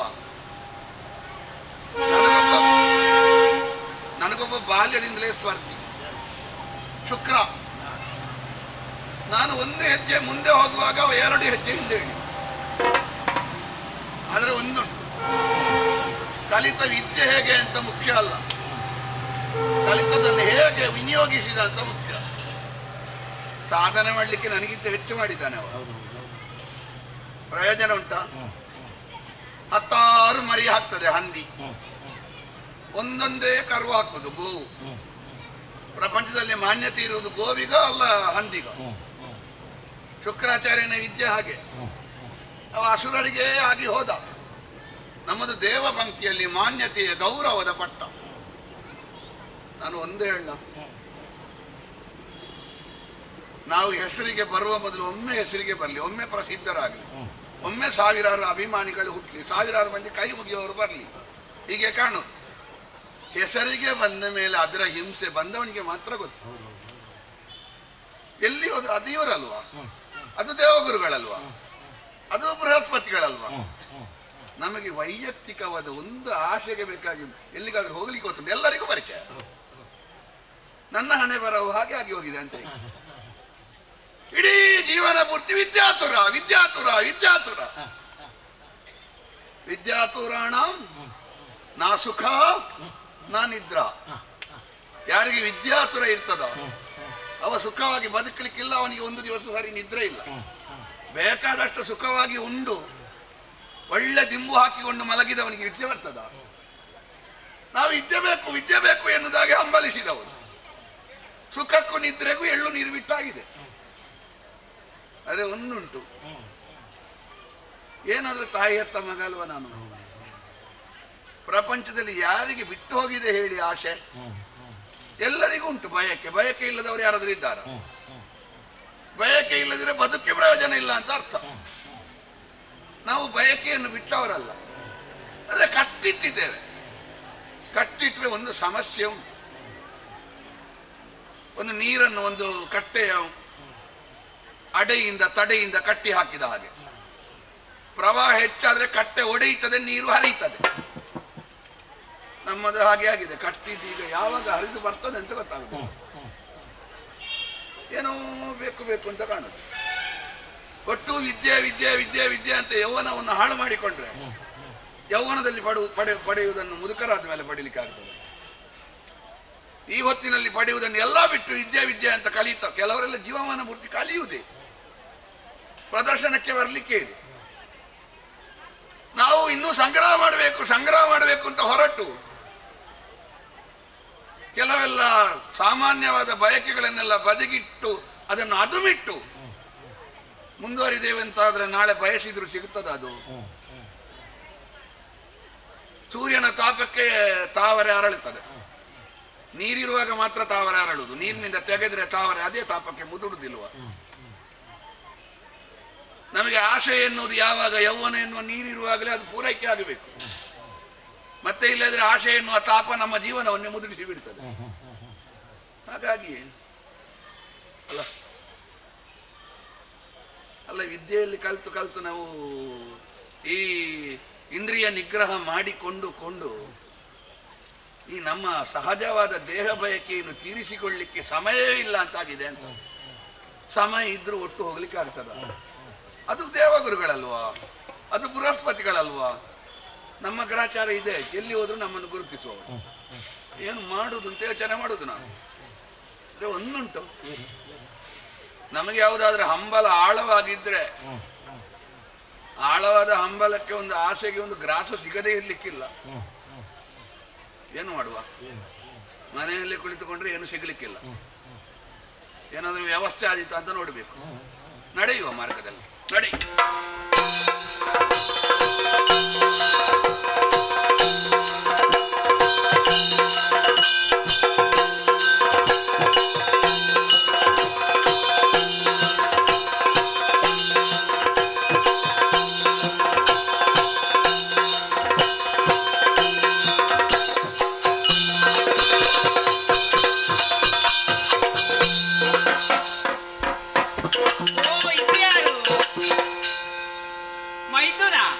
ಮೈದುನ ನೀನಿಂದು ಗ್ರಹಕ್ಕೆ ಬಂದುದು ಒಳಿತಾಯ್ತು, ಗ್ರಹಕ್ಕೆ ಬಂದುದು ಒಳಿತಾಯ್ತು. ಕುಂದಿದೆ ವದನವು ಕುಡುಕುವುದೇನು, ಕುಂದಿದೆ ವದನವು ಕುಡುಕುವುದೇನು, ಚಂದಗಳೆಲ್ಲವೊಂದು ಸುರೈನಿ. ಮೈದುನ ನೀನಿಂದು ಗ್ರಹಕ್ಕೆ ಬಂದುದು ಒಳಿತಾಯ್ತು, ಮೈದುನ. ಓ, ಇದು ಬಂದದ್ದು ನನ್ನ ಮೈದುನ. ಅಲ್ಲ, ನಾನು ಹಾಗೆಲ್ಲ ಅತ್ತಿಗೆ ಅಂತ ಕರೀಲಿಕ್ಕಿಲ್ಲ, ನನಗಿಂತ ಪ್ರಾಯದಲ್ಲಿ ಸಣ್ಣವಳಲ್ವಾ ನೀನು? ಹೌದು. ಅಲ್ಲ, ನಾನು ಮಮತ ಅಂತ ಕರೆಯು. ಹೌದೌದು, ಆಗ್ಲಿ. ಅಲ್ಲಲ್ಲ, ನನಗೆ ಸಂತೋಷವೇ ಆಯ್ತು. ಮತ್ತೆ ಮತ್ತೊಂದುಂಟು. ಯಾವುದು? ಹೆಣ್ಣು ಮಕ್ಕಳನ್ನು ನಾವು ದೊಡ್ಡ ದೊಡ್ಡ ಗೌರವದ ಭಾವದಲ್ಲಿ ಕರೆದ್ರೆ ಅವರಿಗೆ ಬೇಸರ ಆಗುದು, ಪ್ರಾಯ ಹೆಚ್ಚಾಯ್ತು ಅಂತ ಕಾಣುದು. ಕೆಲವರೆಲ್ಲ ಹಾಗೆ. ಹೌದೌದು. ಹೆಣ್ಣು ಮಕ್ಕಳಲ್ಲಿ ಕೇಳು ನೀನು, ಯಾರಲ್ಲಿ ಕೇಳಿದ್ರು ನಮಗೆ 35 ಆದವರು ಹೇಳುದು, ನಮಗೆ 22 ಅಲ್ವಾ ಅಂತ. ಅಷ್ಟೇ. ಹೌದು, ಲೋಕದಲ್ಲಿ ಕ್ರಮ. ಹೌದೌದು, ಅಷ್ಟೇ ಇರುದು. ಮತ್ತೆ ಉಳಿದವರಿಗೆ 3 ವರ್ಷ ಆಗುವಾಗ ಅವರಿಗೆ 1 ವರ್ಷ ಆಗುವುದೇ ಕಷ್ಟದಲ್ಲಿ. ಹೌದು. ಹಾಗಾಗಿ ನೀನನ್ನು ಸುಮ್ಮನೆ ನನಗಿಂತ ಪ್ರಾಯಕ್ಕೆ ಸಣ್ಣವಳನ್ನು ಅತ್ತಿಗೆ ಅಂತ ಕರೆದು ಸುಮ್ಮನೆ ಬೇಸರ ಮಾಡಿದೆ ಯಾಕೆ ನಾನು? ಆಯ್ತು, ನನಗೇನು ಬೇಸರ ಇಲ್ಲ. ಸರಿ ಸರಿ. ಅಂತಂದು ನೀನು ಮೈದುನ ನನಗೆ. ಅಲ್ಲ, ಗಂಡನ ತಮ್ಮ ಅಷ್ಟೇ. ಹೌದೌದು. ಬರುವಾಗ ಯಾರು ಇಲ್ಲಿಗೆ ಬಂದಂತ ನೋಡುವಾಗ ಮುಖ ನೋಡ ಗೊತ್ತಾಯ್ತು ನೀನೇ ಎಂಬುದಾಗಿ. ಮನಸ್ಸಿಗೆ ಸಂತೋಷ ಕೂಡ ಆಯ್ತು. ಜೊತೆಯಲ್ಲಿ ನೋಡು ಮುಖ, ಏನು ಮುಖವು ಬಾಡಿ ಹೋಯ್ತಲ್ಲ? ಬಾಡಿದಾಗೆ ಕಾಣ್ತದ? ಸ್ವಲ್ಪ ಕಾಣ್ತಾ ಉಂಟಲ್ಲ? ಹೌದೌದು. ಏನನ್ನು ಹುಡುಕಿದ ಹಾಗೆ ಅದು ಬಾಡಿದ್ದಂದ್ರೆ ಮುಖ ಎನ್ನುವ ಕಮಲಕ್ಕೆ ಸರಿಯಾದ ನೀರಿಲ್ಲ ನೋಡಿ. ನೀರಿಲ್ವಾ? ಹೌದೌದು, ಪೋಷಕಾಂಶ ಇಲ್ಲ. ಹೌದಾ? ಅದು ನೋಡುವಾಗ ಗೊತ್ತಾಗ್ತದೆ. ಹೌದೌದು. ನೀನೇನು ಸಾಮಾನ್ಯದವಲ್ಲ. ಗುರುವಿನ ಎತ್ತರವಂತ ಸ್ಥಾನ ನಿನಗೆ ಉಂಟು. ದೇವಗುರು. ಮತ್ತೆ ಗುರುಗಳು 1000 ಮಂದಿ ಇದ್ದಾರೆ, ಗುರು ಅಂತ ಅನ್ವರ್ಥ ಇರುವುದು ನನಗೆ ಮಾತ್ರ. ನಿನಗೆ ಮಾತ್ರ? ಎಲ್ಲ ಗುರುಗಳೆಲ್ಲ ನನ್ನ ಹಾಗೆ ಎತ್ತರದ ಸ್ಥಾನದಲ್ಲಿ ಇದ್ದಾರಾ? ಇಲ್ಲ. ಗುರು ಎನ್ನುವುದಾಗಿ ಕರೆದ್ರೆ ನೆನಪಾಗುದು ನಾನು ಬೃಹಸ್ಪತಿ ಆಚಾರ್ಯ. ಹೌದೌದು. ಅಬ್ಬಾ, ಅಲ್ಲ ಅಂತ ಶ್ರೇಷ್ಠವಂತ ಸ್ಥಾನದಲ್ಲಿ ಇರುವಂತ ನೀನು ನಿನ್ನ ಮುಖ ಬಾಡಿ ಹೋಗುದಾ? ಹೌದು. ಅಲ್ಲ, ಏನು ವಿಷಯ? ಯಾಕೆ ಇಲ್ಲಿಗೆ ಬಂದಿದ್ದಿ? ಅಲ್ಲ, ಎಷ್ಟು ದೊಡ್ಡ ಜಾಗದಲ್ಲಿ ಇದ್ರೆ ಏನು ಮನಸ್ಸು ಅಂತ ಎಂದು ಇಲ್ವಾ? ಅದೊಂದು ಉಂಟು, ಮನಸ್ಸೇ ಸರಿ ಇಲ್ಲ ಅಂತ. ಏನಾಗಿದೆ?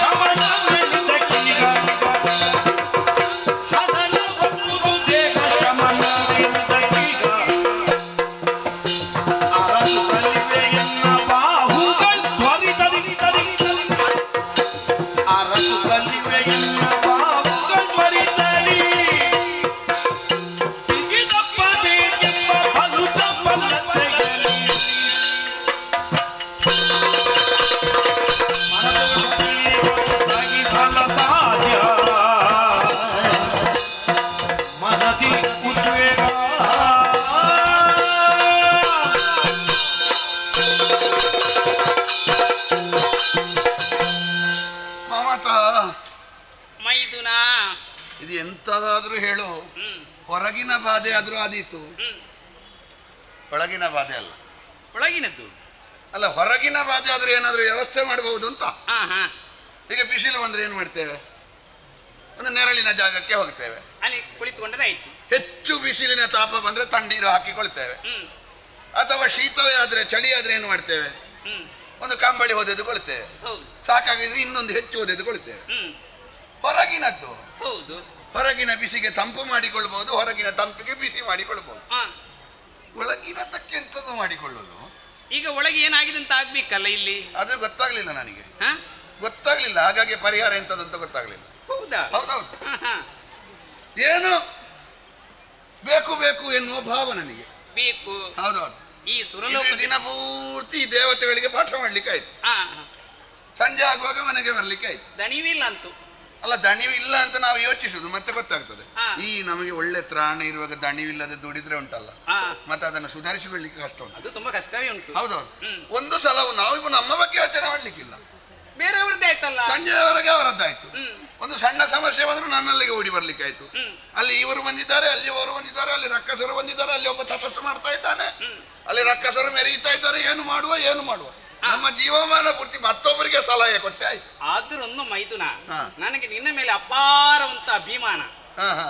ದೇವ ಸಭೆಗೆ ನೀನು ಬಂದ್ರೆ ಆಯ್ತು. ಯಾವಾಗ ನಮ್ಮ ಗುರುಗಳು ಬರ್ತಾರೆ, ಗುರುಗಳ ಮಾತನ್ನು ಕೇಳುವುದಂದ್ರೆ ಅಷ್ಟಿಷ್ಟಲ್ಲ ತಂಪು ಮನಸ್ಸಿಗೆ ಅಂತ. ಅದು ಹೌದು, ಅವರಿಗೆ ತಂಪಾಗ್ತದೆ, ನನ್ನ ಬಿಸಿ ಅವರಿಗೆ ಗೊತ್ತಾಗ್ತದ. ಅದವರಿಗೆ ಹೇಗೆ ಗೊತ್ತಾಗುದು? ಅಲ್ಲ, ನಿನಗೆ ಒಂದು ಅಭಿಮಾನ ಇದ್ದದ್ದು ಬಹಳ ಒಳ್ಳೇದಾಯ್ತು. ಇರ್ಲೇಬೇಕಾದ್ದಲ್ವಾ? ಹೌದು, ಇರ್ಲೇಬೇಕಾದ ಇಲ್ಲ, ಗಂಡನ ತಮ್ಮ ಅಲ್ವಾ? ಹೌದು. ಅಲ್ಲ, ನನಗೆ ನಿನಗೆ ಅಭಿಮಾನ ಮಾತ್ರ ಇರುದು, ನನ್ನ ಬಗ್ಗೆ ವಿಷಯವೇ ನೀನು ಸರಿಯಾಗಿ ಅಂತರಂಗದಿಂದ ಯೋಚನೆ ಮಾಡಲಿಲ್ಲ. ನಿನ್ನ ಬಗ್ಗೆ ಏನು ಯೋಚನೆ ಮಾಡ್ಲಿಕ್ಕೆ ಉಂಟು? ಈಗ ನಿನ್ನ ಗಂಡನಿಗಿಂತ ತುಂಬಾ ಕಿರಿಯವನ ನಾನು. ತುಂಬಾ ಅಲ್ಲ. ಈಗ ನಿಮಗೆ ಮದುವೆಯಾಗಿ ಸಮಯ ಎಷ್ಟಾಯ್ತು? ತುಂಬಾ ಸಮಯ ಆಯ್ತು ಅಲ್ವಾ? ಈಗ ನಾನೊಂದು ಪ್ರಾಯಕ್ಕೆ ಬಂದಿದ್ದೇನೆ, ನನ್ನದು ಜೀವಮಾನ ಪೂರ್ತಿ ಇದೆಯಾ ಪಾಠ ಮಾಡಿದೆಯಾ? ಅದು ಆಗಬಾರದು. ವಿದ್ಯಾಭ್ಯಾಸ ಕಲಿಸುವುದೇ ಆಯ್ತಾ? ನಮಗೊಂದು ದೇಹಕ್ಕೆ ಭಯಕ್ಕೆ ಅಂತ ಇಲ್ವಾ? ಇರಬೇಕಾದ್ದಲ್ವಾ? ಎಂಥದ್ದು ಗೊತ್ತಿಲ್ಲ, ನನ್ನ ಕೈಗಳೆಲ್ಲ ಬಿಗಿ ಬಿಗಿ ಆಗೋದು. ಬಿಗಿ ಬಿಗಿ? ಹೌದೌದು. ಯಾವ್ದಾದ್ರೂ ಒಂದು ಮೃದುವಾದ ಕೋಮಲವಾದ ಶರೀರವನ್ನು ಅಪ್ಪಿ ಹಿಡಿದುಕೊಳ್ಬೇಕು ಅಂತ ಕಾಣುದು ನನಗೆ. ಯಾವ್ದನ್ನ ಅಪ್ಪಿ ಹಿಡಿದುಕೊಳ್ಳೋದು? ಕೋಮಲ ಅಂತ ನಿಮ್ಮನ್ನೇ ಅಪ್ಪಿ ಹಿಡಿದುಕೊಳ್ಬೇಕು. ಅಪ್ಪಿ ಹಿಡಿದುಕೊಳ್ಳೋದು ಎಂಥದ್ದು ಇಲ್ಲ. ಎದೆ ಬಿಸಿ ಬಿಸಿ ಆಗುದು, ತಂಪಿನ ಒಂದು ಎದೆಯ ತಂಪಿನ ಒಂದು ಮುಖವ ತಂಪಿನ ಒಂದು ಮಾತು ಆ ಬಿಸಿಯಾದ ಎದೆಯನ್ನು ಸ್ವಲ್ಪ ತಣಿಸಬೇಕು ಅಂತ ಕಾಣುದು. ಯಾವುದು ತಂಪು? ಯಾವುದು? ಎಂತದ್ದು ತಂಪು? ಎಲ್ಲಾದ್ರೂ ತಣ್ಣೀರಿದ್ರೆ ಹಾಕಿಕೊಳ್ಬೇಕು, ಬೇರೆ ತಂಪೇ ಇಲ್ಲ. ಇಲ್ಲ. ಎಷ್ಟು ಮನಸ್ಸಿನಲ್ಲಿ ಬಯಕೆ ಉಂಟು, ಎಷ್ಟು ಮನದಲ್ಲಿ ಹಂಬಲ ಉಂಟು. ಏನಿದ್ರು ವ್ಯವಸ್ಥೆ ಉಂಟಾ? ವ್ಯವಸ್ಥೆ ಇಲ್ಲ. ನಿನ್ನ ಗಂಡನಿಗಾದ್ರೆ ಉಂಟು, ನನಗುಂಟಾ? ಇಲ್ಲ. ಹಾಗಾಗಿ ಒಂದು ಹೆಣ್ಣಿನ ಸಾಂಗತ್ಯ ಬೇಕು ಅಂತ ನನಗೆ ಬಯಕೆ ಉಂಟು, ಆದ್ರೆ ಎಂತದು ಮಾಡುದು ಅಂತ ಒಳಿತು ಜಗಸ್ಪತಿ ಸಣ್ಣವಳೊಬ್ಬಳ ಮುದದಿ ವರಿಸೆ ನಿನ್ನ ಕಠಿಣದ ಬಾಧೆ, ಮುದದಿ ವರಿಸೆ ನಿಮ್ಮ ಕಠಿಣದ ಬಾಧೆಯ ಪರಿಹಾರವಾಗುವ ಒಳಿತು ಜಗಸ್ಪತಿ. ಅಯ್ಯೋ ಮೈದುನ, ಈ ವಿಷಯ ಹೇಳೋದಕ್ಕಾಗಿ ಇಲ್ಲಿಗೆ ಬಂದದ್ದ? ಮೊದಲೇ ಹೇಳುತ್ತಿದ್ದರೆ ವ್ಯವಸ್ಥೆ ಆಗ್ತಿತ್ತು ನಿನಗೆ. ಇಷ್ಟು ಸುಲಭದಲ್ಲಿ ಆಗ್ತದೆ ಅಂತ ಗೊತ್ತಿಲ್ಲ, ನಾನು ಆಗ್ತದೆ ಇಲ್ವಾ ಅಂತ ಮಾತಾಡಿದ್ದು. ನಿನಗೆ ಗೊತ್ತಾಗ್ಲಿಲ್ಲ, ನನಗೆ ಗೊತ್ತಾಯ್ತಲ್ಲ ಈಗ. ಎಂತದು? ನನ್ನ ತಮ್ಮನಿಗೆ ಇದೇ ವಿಷಯಕ್ಕಾಗಿ ಹೀಗೆಲ್ಲ ಆಗ್ತಾ ಉಂಟು ಎಂಬುದೇ ಸ್ಪಷ್ಟ. ತಮ್ಮ ಎಂತದ್ದು? ತಮ್ಮ ಎಂತದ್ದು? ತಮ್ಮನ ಹಾಗೆ, ಗಂಡನ ತಮ್ಮ. ಮತ್ತೆ ಹೌದು, ಅದೊಂದು ಬಹಳ ಅಡ್ಡ ಬರ್ತದೆ ನಮ್ಗೆ. ಅಲ್ಲ, ನಾನು ಕೂಡ ಯೋಚನೆ ಮಾಡ್ತಾ ಇರುದು. ಕೆಲವೆಲ್ಲ ಒಂದು ಸಂಬಂಧ ಹೇಳಿದ್ರೆ ನಮಗೆ ಮುಂದುವರಿಲಿಕ್ಕೆ ಆಗುದಿಲ್ಲ. ಹೌದೌದು. ನನಗೆ ನಿನ್ನ ಸಂಬಂಧದಲ್ಲಿ ತುಂಬಾ ಅಪಾರವಂತ ಪ್ರೀತಿ ಕೆಲವು ಹೆಣ್ಣು ಮಕ್ಕಳು ಕಟ್ಟಿ ಹಾಕುದೇ ಆಗಿ ಹೋದ ಕೂಡಲೇ ಅಣ್ಣ ಅಂತ ಹೇಳುದು, ಮತ್ತೆ ಇವನಿಗೆ ಮುಂದುವರಿಲಿಕ್ಕೆ ಆಗುದಿಲ್ಲ. ಹೌದೌದು. ಈಗ ನೀನು ಇದಕ್ಕೆಲ್ಲ ಯಾಕೆ ಸುಮ್ಮನೆ ಸಂಕಟ ಎಲ್ಲ ಪಡುವುದು? ನನ್ನವರಲ್ಲಿ ಒಂದು ಮಾತು ಹೇಳ್ತಿದ್ರು ಸಾಕು. ಹೇಳದು ಬೇಡ, ಅವನಲ್ಲಿ ಹೇಳಿದ್ರೆ ವಿಷಯ ಆಗ್ಲಿಕ್ಕೆ. ಅಲ್ಲ, ನೀನು ಹೇಳುದು ಬೇಡ, ನಾನಿದ್ದೇನಲ್ಲ. ಅದೇ ನೀನಿದ್ದೆ, ಅವನಲ್ಲಿ ಹೇಳುದು ಬೇಡ ಅಂತ ನಾನು ಹೇಳ್ತೇನೆ. ಏನು? ಅವರಲ್ಲಿ ವಿಷಯವನ್ನು ತಿಳಿಸಿ ಒಂದು ಚಂದದ ಹೆಣ್ಣನ್ನು ನೋಡಿ ನಿನಗೆ ಮದುವೆ ಮಾಡಿಸುದು. ನಿನ್ನ ಮನಸ್ಸಿನ ಆಸೆಲ್ಲೂ ನಡೆಸಿಕೊಡ್ತಾಳೆ. ನೀನು ಎಂತದ್ದು ಹೇಳುದು? ಬೇರೆ ಮದುವೆ ಮಾಡುವ ವಿಷಯ ಹೇಳುದ? ಹೌದು, ನಿನಗೆ ಮದುವೆ ಬೇರೆ ವ್ಯವಸ್ಥೆಯ ಬಗ್ಗೆ ಹೇಳುದ? ನಾನು ಇಲ್ಲಿಯ ವ್ಯವಸ್ಥೆ ಉಂಟು ಅಂತ ಬಂದದ್ದಲ್ವಾ? ಇಲ್ಲಿ ವ್ಯವಸ್ಥೆ. ಹೌದು, ಮದುವೆ ಯಾವಾಗ ಆಗ್ಲಿಕ್ಕೆ? ಅದು ಎಂತದ್ದು ಉಂಟಂತ ಆಗ್ಬೇಕಲ್ಲ. ನಾನು ಎಷ್ಟು ಅವಸರದಲ್ಲಿದ್ದೇನೆ. ಹೌದು,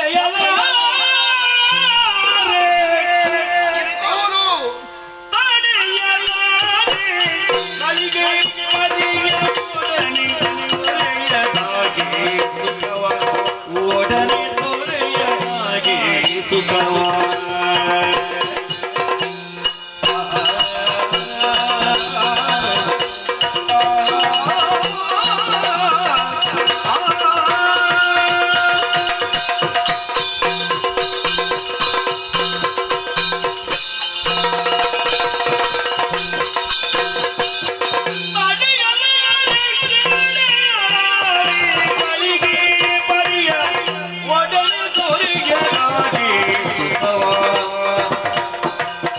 ಹರಣ ಉಳಿಸಿಕೊಳ್ಳಲಾರೆ ಹರಣ ಉಳಿಸಿಕೊಳ್ಳಲಾರೆ ಒಲವು ಕ್ಷಣಕ್ಕೆ ಕವರಿ ಪಡೆಯಲಾರೆ ಕಲಿಕೆ ತೊರೆಯಲಾರೆ ಸುಖವ ತೊರೆಯಲಾರೆ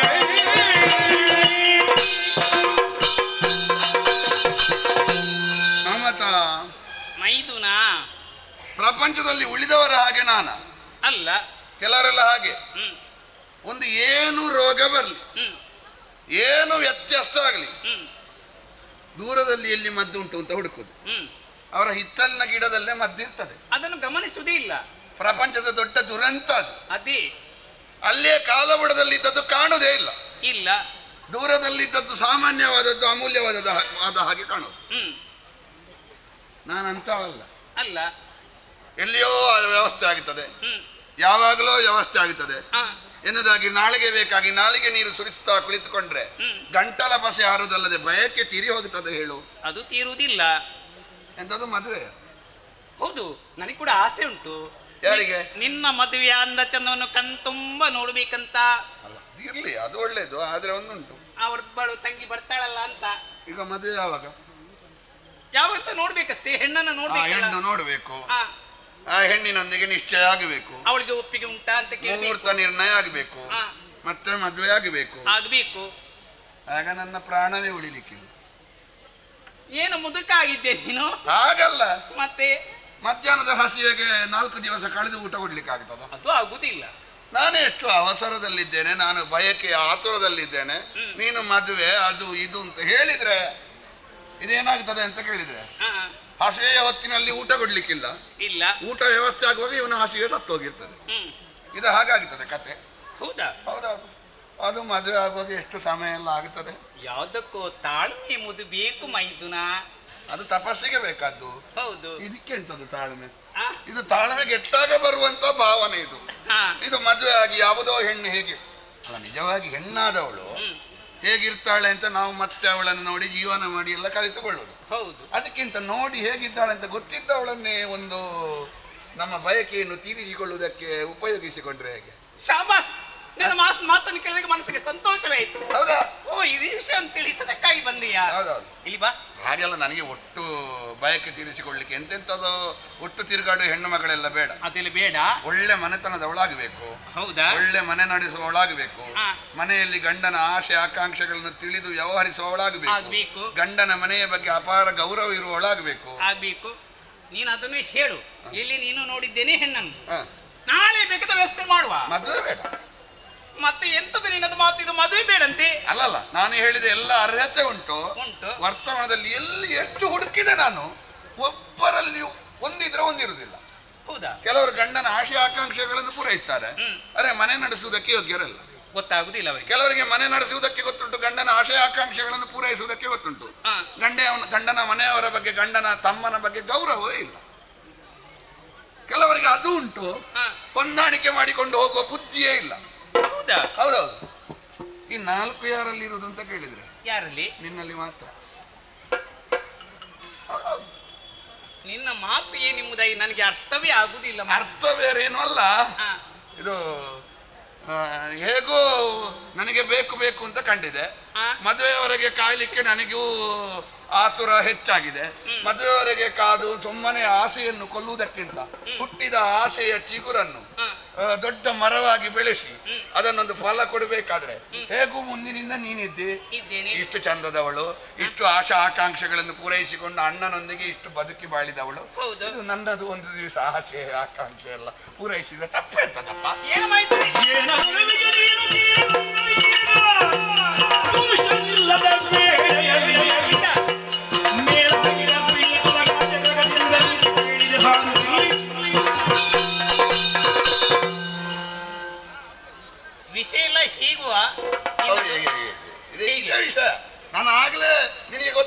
ಭಾವಿಸಿದ್ದು ನೀನು ಮದುವೆ ಅಂತೆಲ್ಲ ಹೋಗ್ತಿ.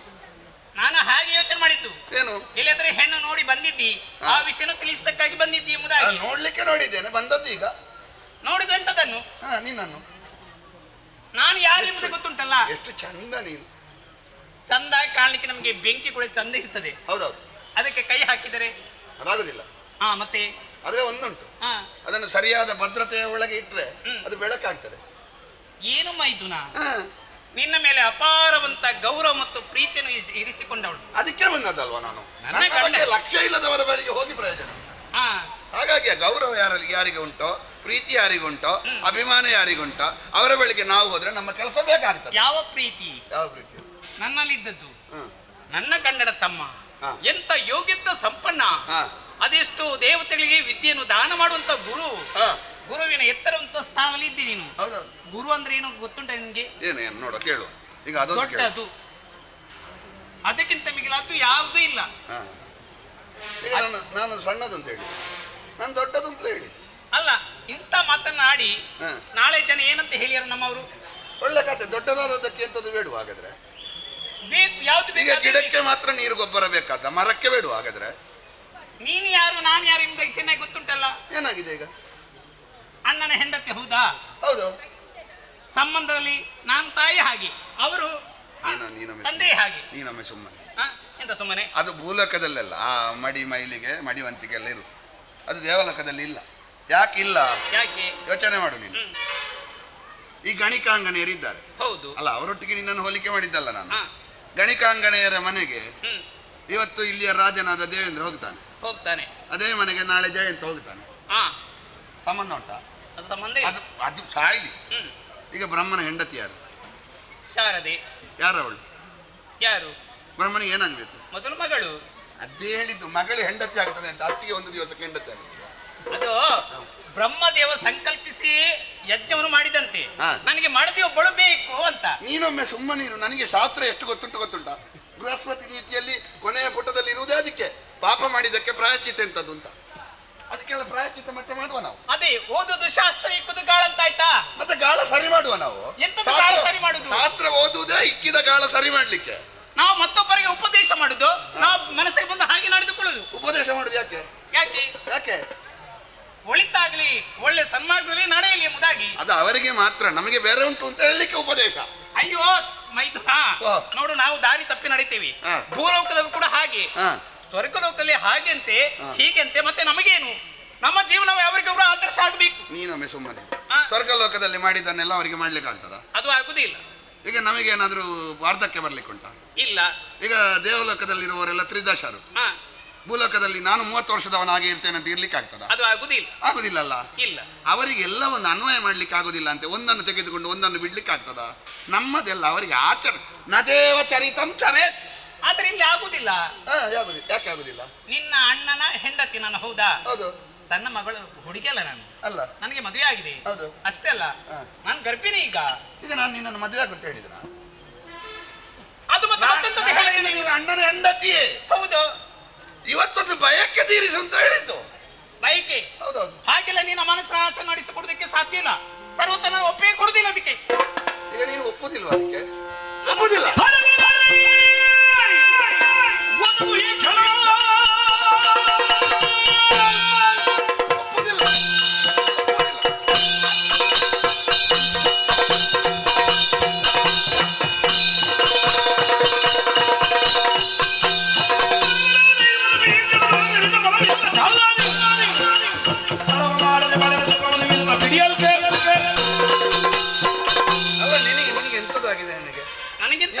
ನಿನಗೆ ಗುಡ್ಡಕ್ಕೆ ಮಣ್ಣು ಹೊರುವ ಕೆಲಸ ಎಂತದಕ್ಕೆ? ನಿನಗೆ ಸಮುದ್ರಕ್ಕೆ ನೀರು ಹಾಕುವ ಕೆಲಸ ಎಂತದಕ್ಕೆ?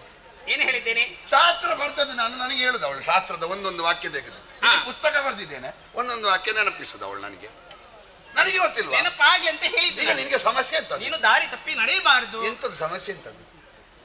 ನಿನ್ನ ಅಣ್ಣನ ಹೆಂಡತಿ. ಹೌದಾ? ಅದಕ್ಕೆ ಪರಿಹಾರ ಮಾಡುವ ಅಂತ. ಎಂತದ್ದು ಪರಿಹಾರ ಮಾಡುದು? ಅದು ನನ್ನಲ್ಲಿ ಉಂಟು, ಪುಸ್ತಕದಲ್ಲಿ, ನೀತಿಯಲ್ಲಿ ಪರಿಹಾರ ಉಂಟು. ಇದಿಲ್ವಾ? ಯಾವುದು?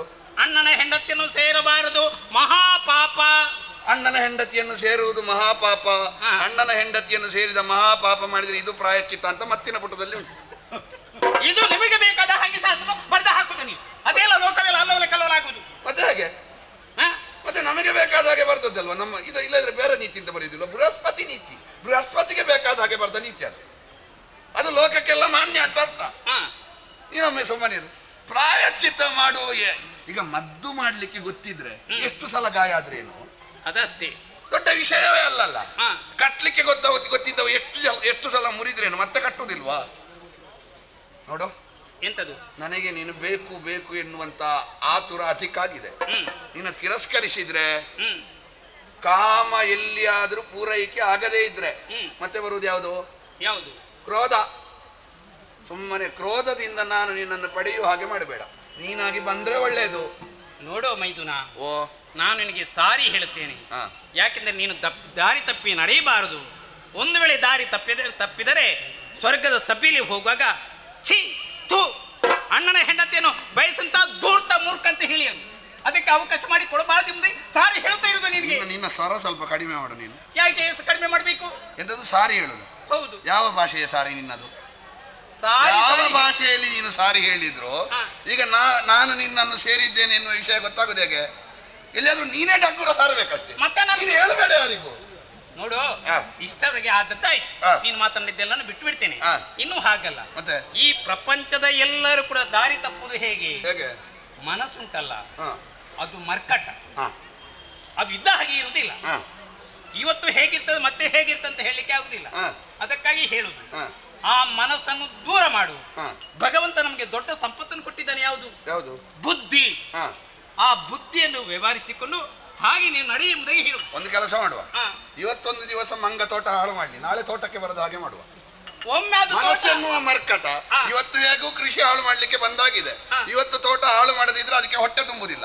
ನಾಳೆಯಿಂದ ತೋಟ ಹಾಳು ಮಾಡದ ಹಾಗೆ ಬೇಲಿ ಹಾಕುವ. ಅಲ್ಲ, ಮತ್ತೊಂದು ದಿವಸ ಬಂದಂತ ಮರ್ಕಟ ನಾಳೆ ಕೂಡ ಬರ್ತದೆ ಇಲ್ವ ಅಂತ ಹೇಳಿಕ್ಕೆ ಇಲ್ಲ, ಇನ್ನು ಬೇಲಿ ಬಂದೇ ಬರ್ತದೆ. ಈಗ ಇವತ್ತು ನೀನು ಪೂರೈಸದೇ ಇದ್ರೆ ನಾಳೆ ಬೇಲಿ ಹಾರಿಕೊಂಡು ಬರ್ತದೆ. ಇವತ್ತು ಪೂರೈಸಿದ್ರೆ ಮಾತ್ರ ಬರೋದಿಲ್ಲ.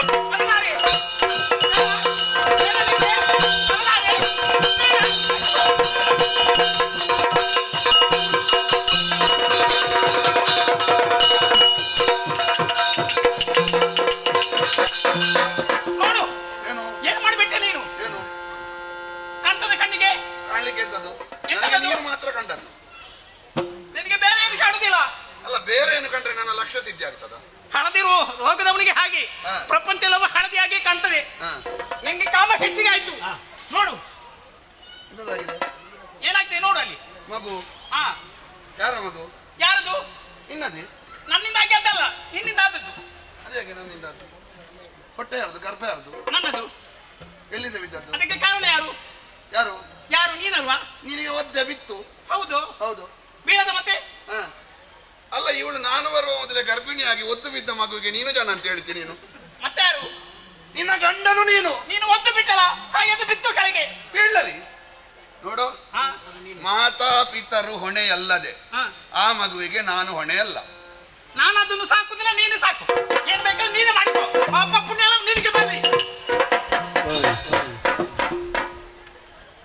ಅಲ್ಲ, ಇವಳು ನಿಜವಾಗಿ ತಾಯಿ ಹೌದು. ಉಳಿದದ್ದೆಲ್ಲ ಶಾಸ್ತ್ರ ಹೇಳ್ತಾಳೆ. ತಾಯಿ ಮಗುವನ್ನು ರಕ್ಷಿಸಬೇಕು ಎನ್ನುವ ಶಾಸ್ತ್ರದ್ದು ಪುಸ್ತಕವೇ ಓದಲಿಲ್ಲ ಕಾಣ್ತದೆ ಇವಳು. ಅಲ್ಲ, ನಮಗೆ ಯಾಕೆ ಸುಮ್ಮನೆ? ನಾವು ಮೊದಲೇ ಬಂದು ಸಿಕ್ಕಿ ಹಾಕಿಕೊಂಡಿದ್ದೇವೆ. ನಾವು ಮರ್ಯಾದೆ ಹೋಗುವ ಮೊದಲು ಇಲ್ಲಿಂದ ಕಾಲು ಕೀಳುದು.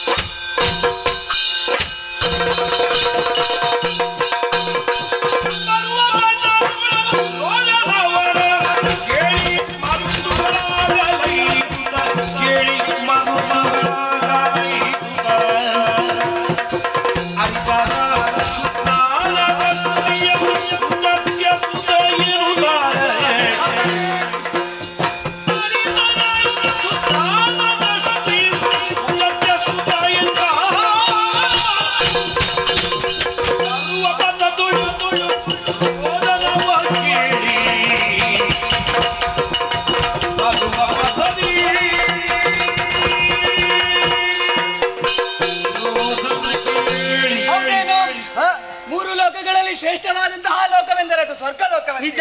ಜ್ಞಾನಿಗಳು ಆ. ಪಾದವನ್ನು ಪಾತಾಳಕ್ಕೂ ಆ. ಮಧ್ಯಭಾಗವನ್ನು ಮರ್ತ್ಯಲೋಕಕ್ಕೂ ಹಾಗೂ ಶಿರೋಭಾಗವನ್ನು ಸ್ವರ್ಗಲೋಕಕ್ಕೆ ಹೋಲಿಸಿದ್ದಾರೆ. ದೇಹಗಳಲ್ಲಿ ಶ್ರೀದೇಹ ಪ್ರಧಾನವು ಆ. ಅದೇ ರೀತಿ ಲೋಕಗಳಲ್ಲಿ ಶ್ರೇಷ್ಠವಾದ ಲೋಕ ಸ್ವರ್ಗಲೋಕ. ಆ. ಅದರಲ್ಲಿ ಹಲವು ಪಂಗಡಗಳಿವೆ. ಹಲವು ಪಂಗಡಗಳಲ್ಲಿ ಒಂದಾದಂತಹ ಮರುತ್ತರೇ ನಾವು. ನಿಜ. ಹಾಗಂತ ನಾವು ಅಲ್ಲೇ ಉಳಿಯಬಾರದು ಎನ್ನುವ ಉದ್ದೇಶದಿಂದ ಏನು ಮಾಡಿದೆವು? ಹೌದಯ್ಯ. ಅಷ್ಟೇ ಅಲ್ಲ, ನಮ್ಮದಾದಂತಹ ಈ ಸ್ವರ್ಗಲೋಕ ಪ್ರಶಾಂತವಾದಂತಹ ಸ್ಥಳ, ಹಾಗೆ ಮುಂದುವರಿಯಬೇಕು, ವಿಶೇಷತೆಗಳನ್ನು ಕಾಣಬೇಕೆಂಬುದು ನಮ್ಮ ಆಸೆ. ಹಾಗಾಗಿ ಸ್ವಲ್ಪ ಮುಂದೆ ಹೋಗಿ ನೋಡ್ಬೇಕು. ಹೌದಲ್ವೇ?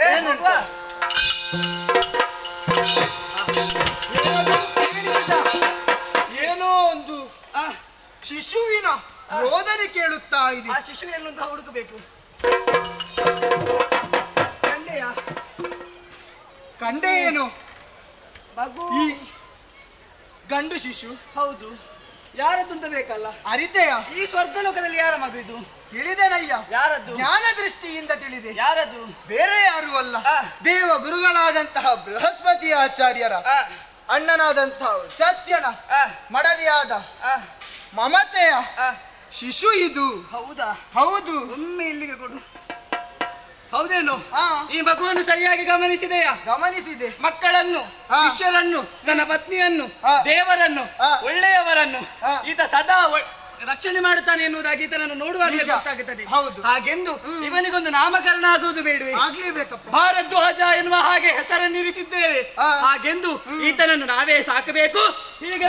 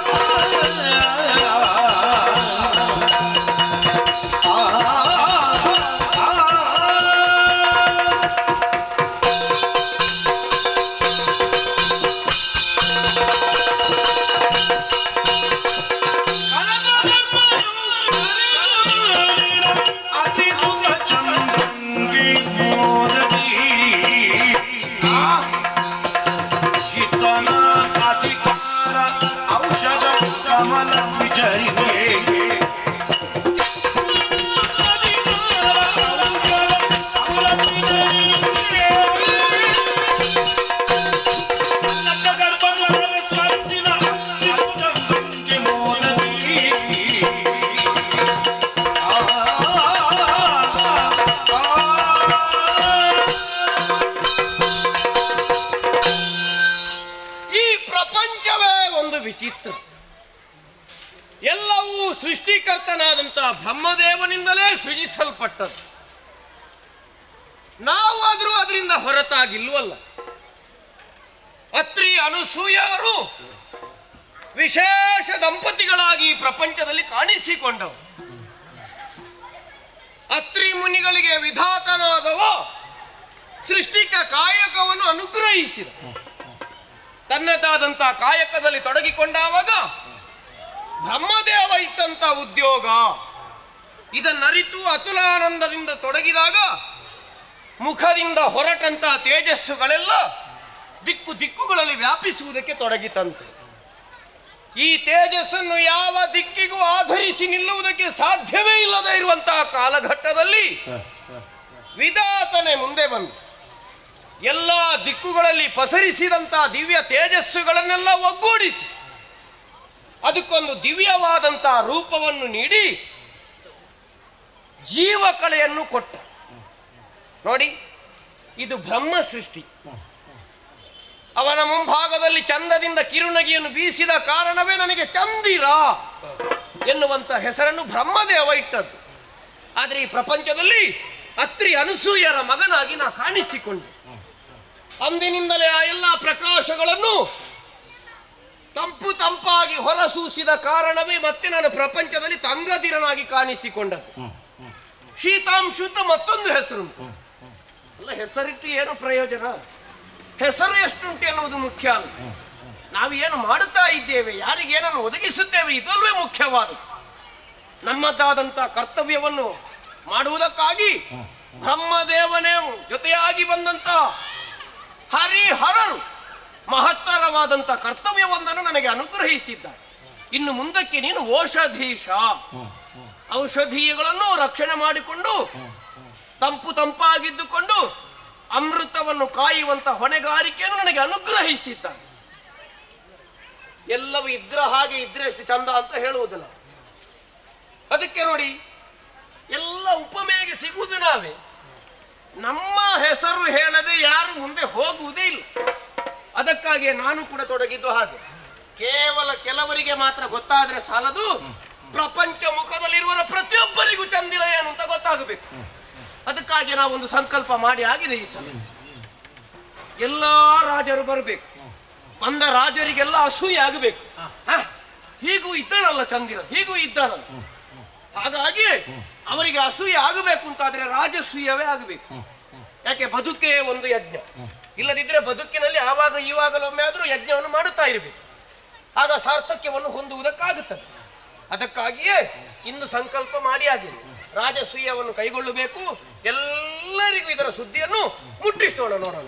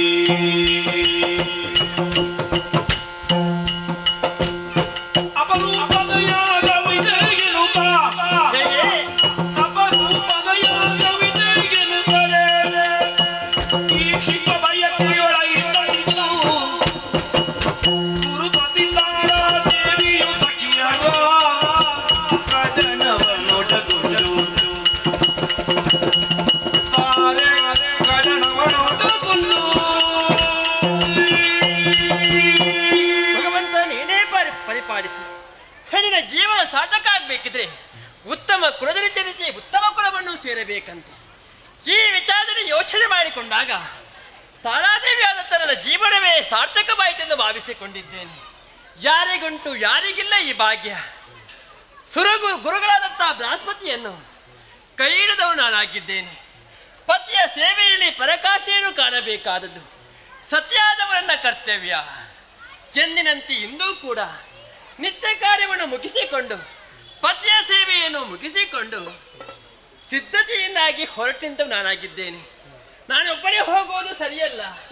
ವಿಶೇಷವಾದ ಒಂದು ಕಾರ್ಯಕ್ರಮಕ್ಕೆ ಹೋಗ್ಬೇಕಿದ್ರೆ ಒಬ್ಬಂಟಿಗನಾಗಿ ಹೋದ್ರೆ ಅದಕ್ಕೆ ಚಂದ ಇಲ್ಲ. ಸಖಿಯರನ್ನು ಕೂಡಿಕೊಂಡು ಹೋಗಬೇಕೆಂಬಂತ ಉದ್ದೇಶದಿಂದಾಗಿ ಎಲ್ಲರನ್ನೂ ಬರಮಾಡಿಸಿಕೊಂಡು ನಾನಾಗಿದ್ದೇನೆ. ಒಬ್ಬರಲ್ಲ ಇಬ್ಬರಲ್ಲ, ಎಷ್ಟೋ ಮಂದಿ ಸಖಿಯರಿದ್ದಾರೆ. ಅದಕ್ಕಿಂತ ಪ್ರೀತಿಯ ಸಖಿಯಾರು ಇಬ್ಬರಿದ್ದಾರೆ. ಅವರನ್ನು ಒಡಗೂಡಿಕೊಂಡು ಹೋದಂತಾದ್ರೆ ಯಾವುದೇ ಕಷ್ಟಕ್ಕೂ ಯಾವುದೋ ಸುಖಕ್ಕೂ ಭಾಗಿಯಾಗಿರುವವರು. ಆ ಬಗ್ಗೆ ಯೋಚನೆ ಮಾಡಿಕೊಂಡದ್ದು. ವಿಶೇಷವಾದ ದಿನ ಅಂದ್ರೆ ಬೇರೆ ಯಾವುದಲ್ಲ, ಚಂದ್ರನಿಂದಾಗಿ ಒಂದು ಯಾಗವು ನಡೀತಾ ಇದೆ, ರಾಜಸೂಯ ದ್ವಾರ. ಅದನ್ನು ನೋಡಬೇಕು, ಕಣ್ತುಂಬಿಸಬೇಕು. ಆ ಪುಣ್ಯ ಕಾರ್ಯಕ್ಕೆ ನಾನು ಭಾಗಿಯಾಗಬೇಕು ಈ ಉದ್ದೇಶ ಇಟ್ಟುಕೊಂಡು ಸಖಿಯನ್ನು ಕೂಡಿಕೊಂಡಿದ್ದೇನೆ. ಮತ್ತೆ ಯಾಕೆ ತಡ ಮಾಡಬೇಕು? ಆದಷ್ಟು ಶೀಘ್ರವಾಗಿ ಯಾಗದಂತೆ ಸಾಗುತ್ತೇನೆ ನೋಡೋಣ.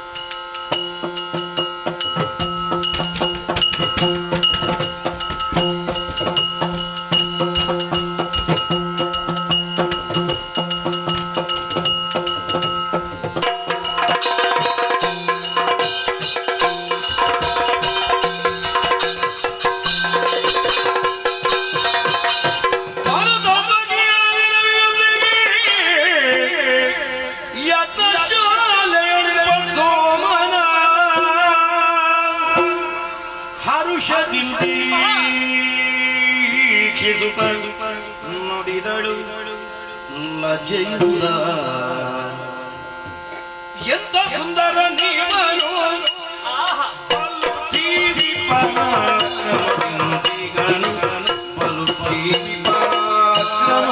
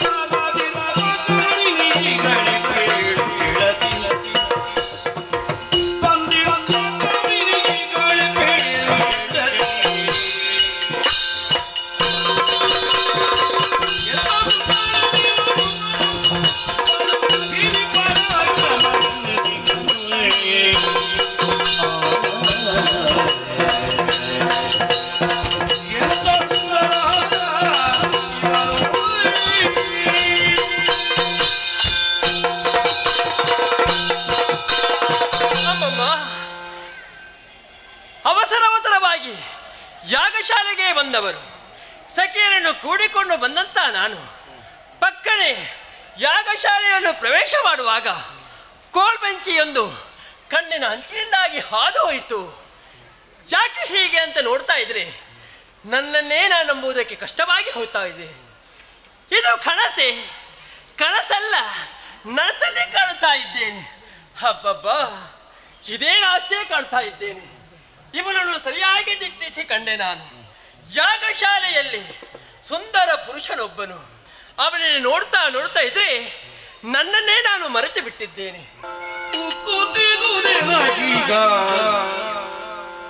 ಜನ ಮಧ್ಯದುಳ್ಳಾನಿದ ನಿಂತ ನುರೆವೇ ಕೇಳುವೆ ಆರು ನೀನೇ ಕೋಮಲೆ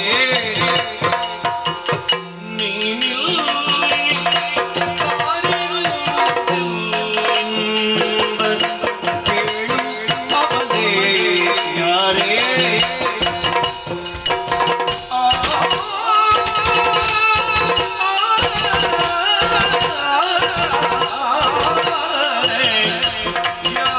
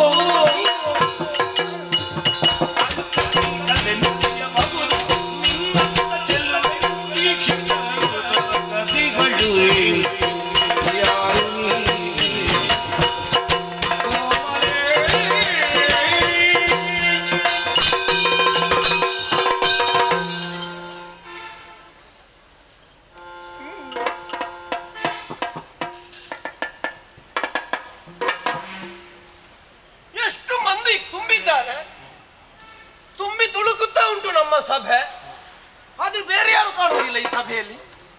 ನೋಡಿ ಅಂತೆ ಈ ಸಭೆಯಲ್ಲಿ ಎದ್ದು ಕಾಣುತ್ತಿರುವಳು ಇವಳು ಒಬ್ಬಳೆ. ಅರೆ ಏನು ಸೌಂದರ್ಯ ರಾಶಿ! ಅಬ್ಬಾ, ಇವಳ ಸೌಂದರ್ಯವೇ ನನ್ನನ್ನು ಆ ಕಡೆಗೆ ಆಕರ್ಷಿಸಿತಲ್ಲ. ಯಾರು ಸುಮ್ಮನೆ ಅವಳೇ ಹತ್ತಿರದಲ್ಲಿರುವಾಗ ನಾವು ಯಾಕೆ ತಲೆಗಿಡಿಸುವುದು? ಓ ಕೋಮಲೆ, ನನ್ನಲ್ಲೇ ಮಾತಾಡ್ತಾ ಇದ್ದೀರಾ? ಹೌದು, ನಿನ್ನಲ್ಲಿ. ಇಷ್ಟರವರೆಗೆ ಕಂಡವನಲ್ಲ ನಾನು. ಹೌದಾ? ಹಾಗಾಗಿ ಆಶ್ಚರ್ಯ ಮತ್ತೆ ಕುತೂಹಲ ಎಲ್ಲವೂ ಜೊತೆ ಜೊತೆಯಾಗಿ ಆಗುತ್ತಾ ಉಂಟು. ಹೌದಾ? ಯಾರಿರಬಹುದು, ಯಾಕಾಗಿ ಬಂದಿರಬಹುದು, ಎಲ್ಲಿಯವಳೋ, ಹೀಗೆ ನಾನಾ ಪ್ರಶ್ನೆಗಳು ತಲೆಯಲ್ಲಿ ಉದ್ಭವಿಸುವುದಕ್ಕೆ ಆರಂಭಿಸಿ. ಹೌದಾ? ಓ ಕೋಮಲೆ, ಯಾರು ನಿನ್ನ ಹೆತ್ತ ತಂದೆ ತಾಯಿಗಳು? ಯಾರು ಇಲ್ಲಿಗೆ ಬಂದವಳ? ಅಲ್ಲ, ಇಲ್ಲಿ ಆಗುವಂತ ವಿಶೇಷಗಳನ್ನು ಕಣ್ತುಂಬಿಸಿಕೊಂಡು ಮತ್ತೆ ಎಲ್ಲಿಗೋ ಹೋಗುವ ಹಾಗೆ ಆಲೋಚನೆ ಮಾಡಿದವನು ಯಾರು? ಎಲ್ಲಿಯವನು? ಯಾವ ಕಡೆಗೆ ನಿನ್ನ ಪಯಣ? ವಿಚಾರ ನನ್ನಲ್ಲಿ ಹೇಳಬಹುದಾ? ನನ್ನ ಪರಿಚಯವೇ ಖಂಡಿತವಾಗಿ ತಿಳಿಸ್ತೇನೆ. ಅಪರೂಪವಾಯ್ತೇವಾ ನಿನ್ನಣ್ಣ ಗುರುಪತ್ನಿ ತಾರೆ ನಾನೇ ದೇವಾ. ಅಪರೂಪವಾಯ್ತೆ ಬಾವ ನಿನ್ನಣ್ಣ ಗುರುಪತ್ನಿ ತಾರೆ ನಾನೇ ದೇವಾ. ನಿನ್ನ ಸಮರೂಪವ ಕಂಡು ನಿನ್ನ ಸಮರೂಪವ ಕಂಡು ಭ್ರಮಿತಳಾದೆನು ನಾನು ನಿನ್ನ ಮುಂದು. ಭ್ರಮಿತಳಾದೆನು ನಾನು ನಿನ್ನ ಮುಂದು. ಅಪರೂಪವಾಯಿತೆ ಭಾವ ಭಾವ.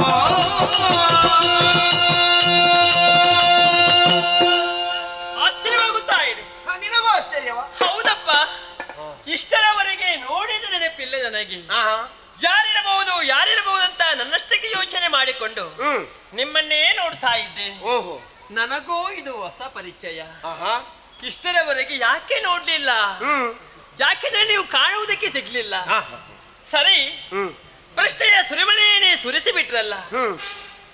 ನನ್ನ ಪರಿಚಯ ನಿಮಗಿರ್ಲಿಕ್ಕಿಲ್ಲ. ಅದು ಇಲ್ಲ. ಹೌದು. ಯಾರು? ನಾನು ಬೇರೆ ಯಾರಲ್ಲ, ಸುರಗುರು ಬೃಹಸ್ಪತಿಯ ಮಡದಿ ನಾನು. ತಾರೆ ಅಂದ್ರೆ ನಾನೇ. ತಾರೆ? ಹೌದಪ್ಪ. ಗುರುಪತ್ನಿ? ಇಲ್ಲಿಗೆ ಬರೋದಕ್ಕೆ ಬಲವಾದ ಕಾರಣವುಂಟು. ಚಂದ್ರ ಯಾಗವೊಂದನ್ನು ಮಾಡ್ತಾ ಇದ್ದಾನಂತೆ. ಅದನ್ನು ನೋಡ್ಬೇಕು, ಕಣ್ತುಂಬಿಸಬೇಕು ಎಂಬಂತ ಅಭಿಲಾಷದಿಂದಾಗಿ ತನ್ನ ಸಖಿಯ ಗಡಲವನ್ನು ಸೇರಿಕೊಂಡು ಯಾಗಶಾಲೆಗೆ ಬಂದಿದ್ದೇನೆ. ಓಹೋ, ನಿಮ್ಮನ್ನು ನೋಡ್ತಾ ಇದ್ರಿ ಯಾರಂತ ಗೊತ್ತಾಗುವುದಿಲ್ಲ. ಯಾರು ನೀವು? ಇಲ್ಲಿಗಾಕೆ ಬಂದಿದ್ದೀರಿ? ಯಾಗಕ್ಕೆ ಮತ್ತೆ ನಿಮಗೆ ಏನಾದ್ರೂ ಸಂಬಂಧ ಇದೆ? ತಿಳಿಸಬಹುದೇ?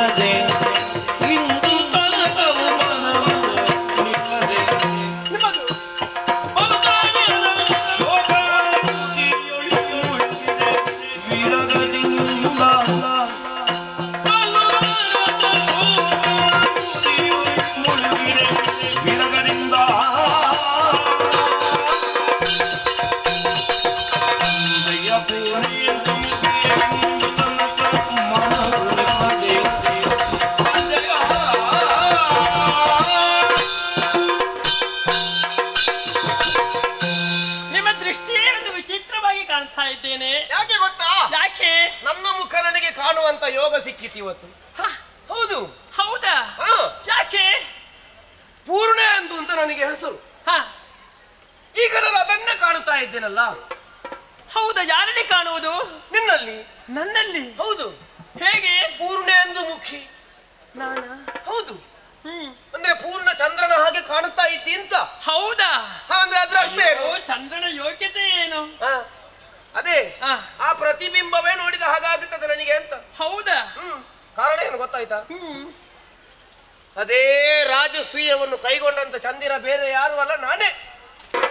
ನೀವೀಗ ಚಂದ್ರ ನೀವೇ ಯಾಗ ಮಾಡ್ತಾ ಇದ್ದೀರಿ? ಹೌದೌದು, ನಾನೇ ಮಾಡುವುದು. ಹೌದಾ? ಅಯ್ಯೋ, ಇಷ್ಟು ದೊಡ್ಡ ಜನದ ಪರಿಚಯ ಸಿಗದೆ ಹೋಯ್ತಲ್ಲ. ತೊಂದರೆ ಇಲ್ಲ, ಇನ್ನಾದ್ರೂ ಪರಿಚಯ ಆಗುತ್ತದೆ. ಆಯ್ತು. ಓ ಪೂರ್ಣೇಂದು ಮುಖಿ, ವಂದಿಸಿಕೊಂಡೆ. ಪೂರ್ಣೇಂದು ಮುಖಿ, ಏನು ಮಾಡುವ ಏನು ಮಾಡುವ ಯಾಕೆ ಅಂತ ಗೊತ್ತಾಗುದಿಲ್ಲ. ನಾನು ಮುಳುಗಿ ಆಯ್ತು. ಯಾವ್ದ್ರಲ್ಲಿ? ನೀರಲ್ಲಿಯಾ? ಮುಳುಗುವುದು ಅಂತ ಹೇಳಿದ್ರೆ ನೀರಲ್ಲಿ ಮಾತ್ರ ಮುಳುಗುವುದಂತ. ಮತ್ತೆ ಯಾವ್ದ್ರಲ್ಲಿ ಮುಳುಗುವುದಕ್ಕಾಗುತ್ತದೆ? ಈಗ ನಾನು ಒಬ್ಬನಿಗೆ ಸೋತೆ ಅಂತ ನಾವು ಹೇಳ್ತೇವೆ. ಹೇಗೆ ಸೋಲುವುದು? ಸೋಲುವುದ್ರಲ್ಲಿ ಎರಡು ಇದೆ. ಹೇಗೆ? ಯುದ್ಧದಲ್ಲಿ ಸೋಲು ಅಲ್ವಾ? ಮತ್ತೆ ಅವನ ಮಾತಿಗೆ ಸೋಲು. ಹೌದು. ಮತ್ತೊಂದು ಅವನ ರೂಪಕ್ಕೆ ಸೋಲು. ಅದು ಒಂದೇ ಅರ್ಥ ಅಲ್ವಲ್ಲ? ಹೌದು. ಹಾಗೆಯೇ ನಾನು ಕೂಡ ಮುಳುಗಿದೆ ಅಂತ ಹೇಳಿದ್ರೆ ನೀನಲ್ಲೇ ಮುಳುಗಿದ್ದು ಅಂತಲ್ಲ.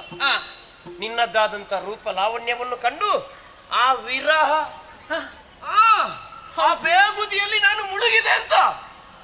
ನೀವು ಪೂರ್ಣೇಂದು ಮುಖಿ, ಪೂರ್ಣೇಂದು ಮುಖಿ, ನಿನ್ನ ರೂಪ ಲಾವಣ್ಯವನ್ನು ಕಂಡು ನಾನು ಮನಸೋತೆ. ಹೀಗೆ ಚಂದ್ರ ಮಾತಾಡುವುದಾ?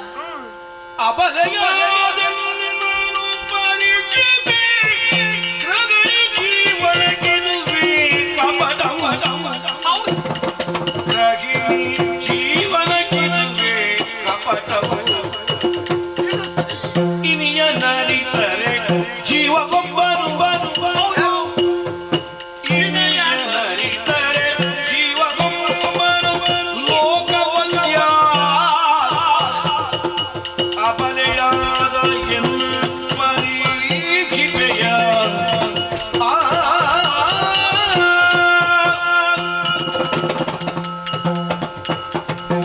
ಚಂದ್ರ, ಈಗ ನಿಮ್ಮ ಭಾವನೆಯನ್ನು ಅರ್ಥೈಸಿಕೊಂಡೆ. ಏನು ಭಾವನೆ ಬದಲಾಗಿ ಹೋಯಿತು ನನ್ನನ್ನು ಕಂಡಾಗ.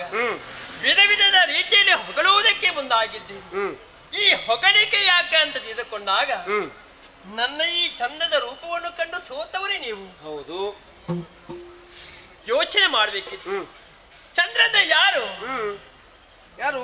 ನನ್ನ ಮನೆಯ ಶಿಷ್ಯ ನೀವು. ನಾನು ಗುರುಪತ್ನಿ. ಒಳ್ಳೆಯದಾಯ್ತು. ಗುರುಪತ್ನಿಯಾದವರನ್ನು ಶಿಷ್ಯನೊಬ್ಬನು ಬಯಸಿದ್ರೆ ಏನಾಗ್ತದೆ ತಿಳಿದಿಲ್ವೇ ನಿಮಗೆ? ಏನಾದೀತು? ನರಕದ ಕೂಪಕ್ಕೆ ಹೋಗ್ತಾರೆ ಅವರು. ಹೌದಾ? ಯಾವುದೇ ಕಾರಣಕ್ಕೂ ಗುರು ಸತ್ಯೆಯನ್ನು ತಾಯಿಯೆಂಬಂತ ಗೌರವದಿಂದ ಕಾಣಬೇಕಂತ. ಚಂದ್ರ ಈ ರೀತಿಯಾಗಿ ಮಾತಾಡಿ ನನ್ನ ಮನಸ್ಸನ್ನು ಕೆಡಿಸುವುದು ಸರಿಯಲ್ಲ. ಯಾವ ಸಮಸ್ಯೆಗಳಿಗೂ ಉತ್ತರ ಗೊತ್ತಿಲ್ಲದಿದ್ರೆ ನಾವು ಹೋಗಿ ಗುರುಗಳ ಹತ್ರ ಕೇಳು. ಈಗ ಇದೊಂದು ಸಮಸ್ಯೆ ಆಯ್ತು ಅಂತಾದ್ರೆ ಅದನ್ನು ಪರಿಹರಿಸುವುದಕ್ಕೆ ಗುರುಗಳ ಬಳಿಗೆ ಹೋಗುವ. ಹೌದಪ್ಪ, ಗುರುಗಳ ಬಳಿಗೆ ಹೋಗ್ಬಹುದು. ಈ ವಿಷಯ ನನ್ನವರಿಗೆ ಗೊತ್ತಾದ್ರೆ ನನ್ನನ್ನು ಮಾತ್ರ ಅಲ್ಲ, ಮತ್ತೆ ಚಂದ್ರ ಶಿಷ್ಯನಂತ ನೋಡ್ಲಿಕ್ಕಿಲ್ಲ. ಅವರ ಕೋಪ ನಿಮಗೆ ಗೊತ್ತುಂಟು. ಒಂದೊಮ್ಮೆಗೆ ಕೋಪ ಬಂದಂತಾದ್ರೆ ನಮ್ಮನ್ನಿಬ್ಬರನ್ನು ಸುಟ್ಟು ಬೂದೆ ಮಾಡಿ ಹಣೆಗೆ ಒಟ್ಟನಿರುವ ಸಾಮರ್ಥ್ಯವುಳ್ಳವನು ಚಂದ್ರ. ಈ ರೀತಿಯಾಗಿ ಮಾತಾಡುವುದು ಸರಿಯಲ್ಲ. ನೀ ನನಗೆ ಮಗನಿಗೆ ಸಮಾನ. ಮಗನಾದ ನೀನು ತಾಯಿಯಲ್ಲಿ ಈ ರೀತಿಯಾಗಿ ಭಾವನೆಯನ್ನೇ ತೋರಿಸಿದೆ, ಅದು ತಪ್ಪಾಗುವುದಿಲ್ಲವೇ? ನಿನ್ನ ಮನಸ್ಸಿಗೆ ಇದು ಸರಿಯಾಗಿ ಕಾಣ್ತಾ ಉಂಟ? ಏನಯ್ಯ ಈ ರೀತಿಯಾಗಿ ಮನ ಮಾಡಿಕೊಂಡೇ ಇಲ್ಲ? ಒಗಟಾಗಿ ಮಾತನಾಡುವುದು ಬೇಡ, ನನಗೂ ಅರ್ಥ ಆಗುತ್ತದೆ. ನನ್ನ ಗಂಡನಿಗೆ ಗೊತ್ತಾದ್ರೆ ಅಂತ. ಹೌದು, ಆ ಗಂಡನಿಗೆ ಗೊತ್ತಾದ್ರೆ ಯಾರು ಮಾಡುವುದು ಅಂತ ಸಮಸ್ಯೆ ಇರುವುದು. ಈಗ ದೊಡ್ಡ ಸಮಸ್ಯೆ ಅದು ಅಲ್ವಾ? ಗಂಡನೇ ಏನು, ಅವನಿಗಿಂತ ಉನ್ನತ ಸ್ಥಾನದಲ್ಲಿರುವವ ನಾನು. ನೀನು ಅದಕ್ಕೆಲ್ಲ ಆಲೋಚನೆ ಮಾಡಬೇಡ. ಯಾವ ಸಮಸ್ಯೆಯೂ ಬರ್ಲಿಕ್ಕಿಲ್ಲ.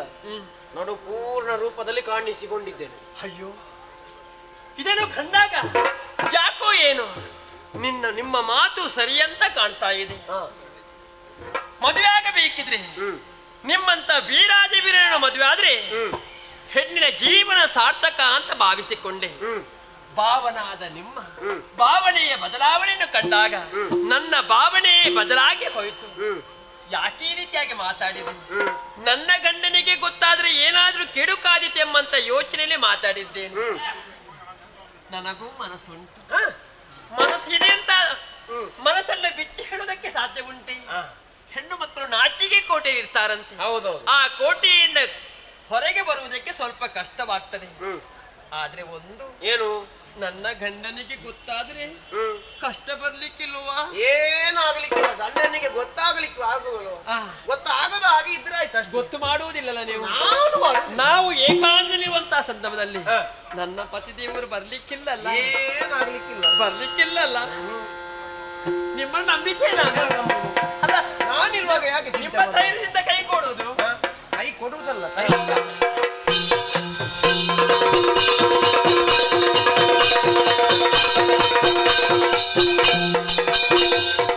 ಬರುತ್ತ ಪ್ರಗಸ್ಪತಿ ಗ್ರಹದೊಳಗೆ ಸತಿ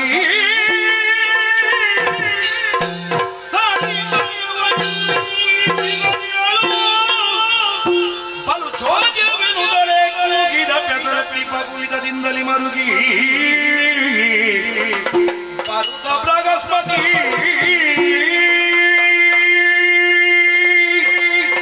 ಈ ಮನೆಯಲ್ಲಿ ಇಲ್ಲದೆ ಇದ್ದವರು ಮದುವೆ ಆಗಬಾರ್ದು ಅಂತ ನಾನು ವಾರಕ್ಕೊಮ್ಮೆ ಹೆಂಡತಿಯ ಮುಖ ನೋಡಿದೆ ಕಷ್ಟ. ನನಗೆ ಇದೇ ಆಯ್ತು ದೇವಸಭೆಯ ಸಮಸ್ಯೆ.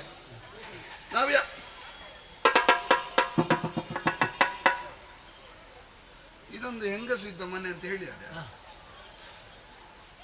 ಒಟ್ಟು ಆಗಿದೆ. ಯಾವಾಗಲೂ ಅಷ್ಟು ಸ್ವಚ್ಛ ಮಾಡಿ ಅಲ್ಲ, ಬಾಗಿಲಲ್ಲಿ ಇರ್ತಿದ್ದವಳು ತಾರ. ಇವತ್ತು ಅವಳಿದ್ರೆ ಈಗ ಅಲ್ಲ, ಇದು ಒಂದು ದಿವಸ ಇಲ್ಲದೆ ಇದ್ದದ್ದಲ್ಲ, ಇದು ತುಂಬ ಸಮಯ ಆಯ್ತು ಅಂತ ಅವಳು ಮನೆ ಅಂಗಳ ನೋಡದೆ ಎಲ್ಲಿ ಹೋದ್ಲಿ? ತಾರಾ, ಓ ತಾರ. ಅಲ್ಲ, ಮನೆಯಲ್ಲಿ ಒಬ್ಬಳೇ ಇರುವುದಲ್ವಾ? ನಾನು ಹೇಗೋ ಆ ಕಡೆ ಹೋಗುವ, ಯಾವಾಗಲದ್ರೊಮ್ಮೆ ಬರುವುದು. ಎಲ್ಲಿಯಾದ್ರೂ ಬೇಸರ ಆಯ್ತು ಅಂತ ಉದ್ಯಾನವನಕ್ಕೆ ಎಲ್ಲಿಯಾದ್ರೂ ಹೋಗಿದ್ದಾಳೆ ಹೇಗೆ? ಸುಮ್ಮನೆ ಹೋಗಿದ್ದಾಳೆ ಹೇಗೆ ಅಂತ ಇಲ್ಲಿ ಯೋಚನೆ ಮಾಡಿದೆ. ಯಾಕೆ ಉದ್ಯಾನವನಕ್ಕೆ ಹೋಗು.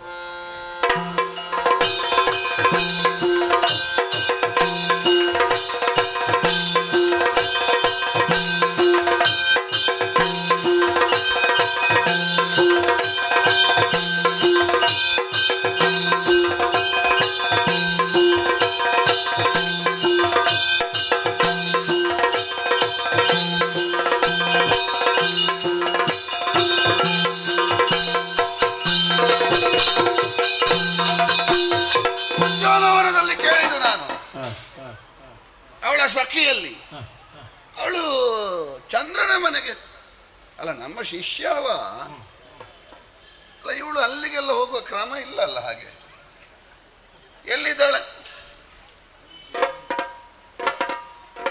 ಅಲ್ಲ, ಬಾಗಿಲು ಹಾಕಿದೆ ಅಲ್ಲ, ಹೊರಗಿಂದಲ್ಲ ಒಳಗಿಂದ ಚಿಲಕ ಹಾಕಿದೆ. ಇಲ್ಲಿಗೆ ಬಂದಿದ್ದಾಳೆ. ತಾರಾ, ವಾ ತಾರ, ಚಂದ್ರ. ಅದೆಂತದು ಗುಸು ಗುಸು ಕೇಳುದು? ಸ್ವರ ಎರಡು ಪರಿಚಯ ಇದ್ದೆ. ಒಂದು ನನ್ನ ಮನೆಯಲ್ಲಿರುವ ಸ್ವರ, ಮತ್ತೊಂದು ನನ್ನ ಗುರುಮಠಕ್ಕೆ ಬಂದ. ಇದು ಮಾತಾಡ್ತಾ ಕುಳಿತುಕೊಂಡ್ರೆ ಒಟ್ಟು ಹಾಳಾಗ್ತದೆ. ದಾಕ್ಷಿಣ್ಯಕ್ಕೆ ಬಸಿರು ಬಂದ್ರೆ ಹೇಳಲಿಕ್ಕೆ ಜಾಗ ಇಲ್ಲ.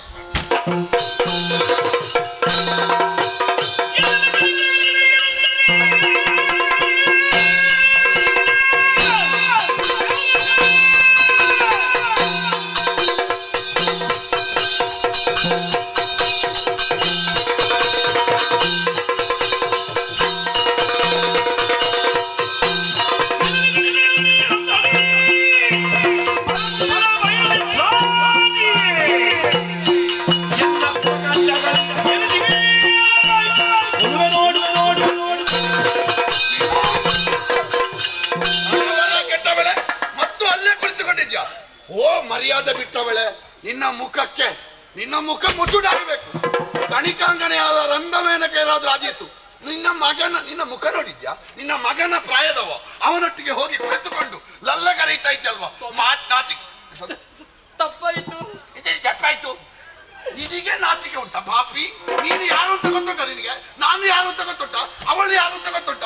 ಓ ಹಣೆ ಬರ ಕೆಟ್ಟವನೇ, ಅಷ್ಟು ದೊಡ್ಡ ಅತ್ರಿಯ ಮಗನಾಗಿ ಮಾಡಿದ ಪಾಪವೇ ನಿನಗೆ ಜನ್ಮ ಜನ್ಮಕ್ಕೆ ಹೋಗ್ಲಿಕ್ಕಿಲ್ಲ ಪಾಪ.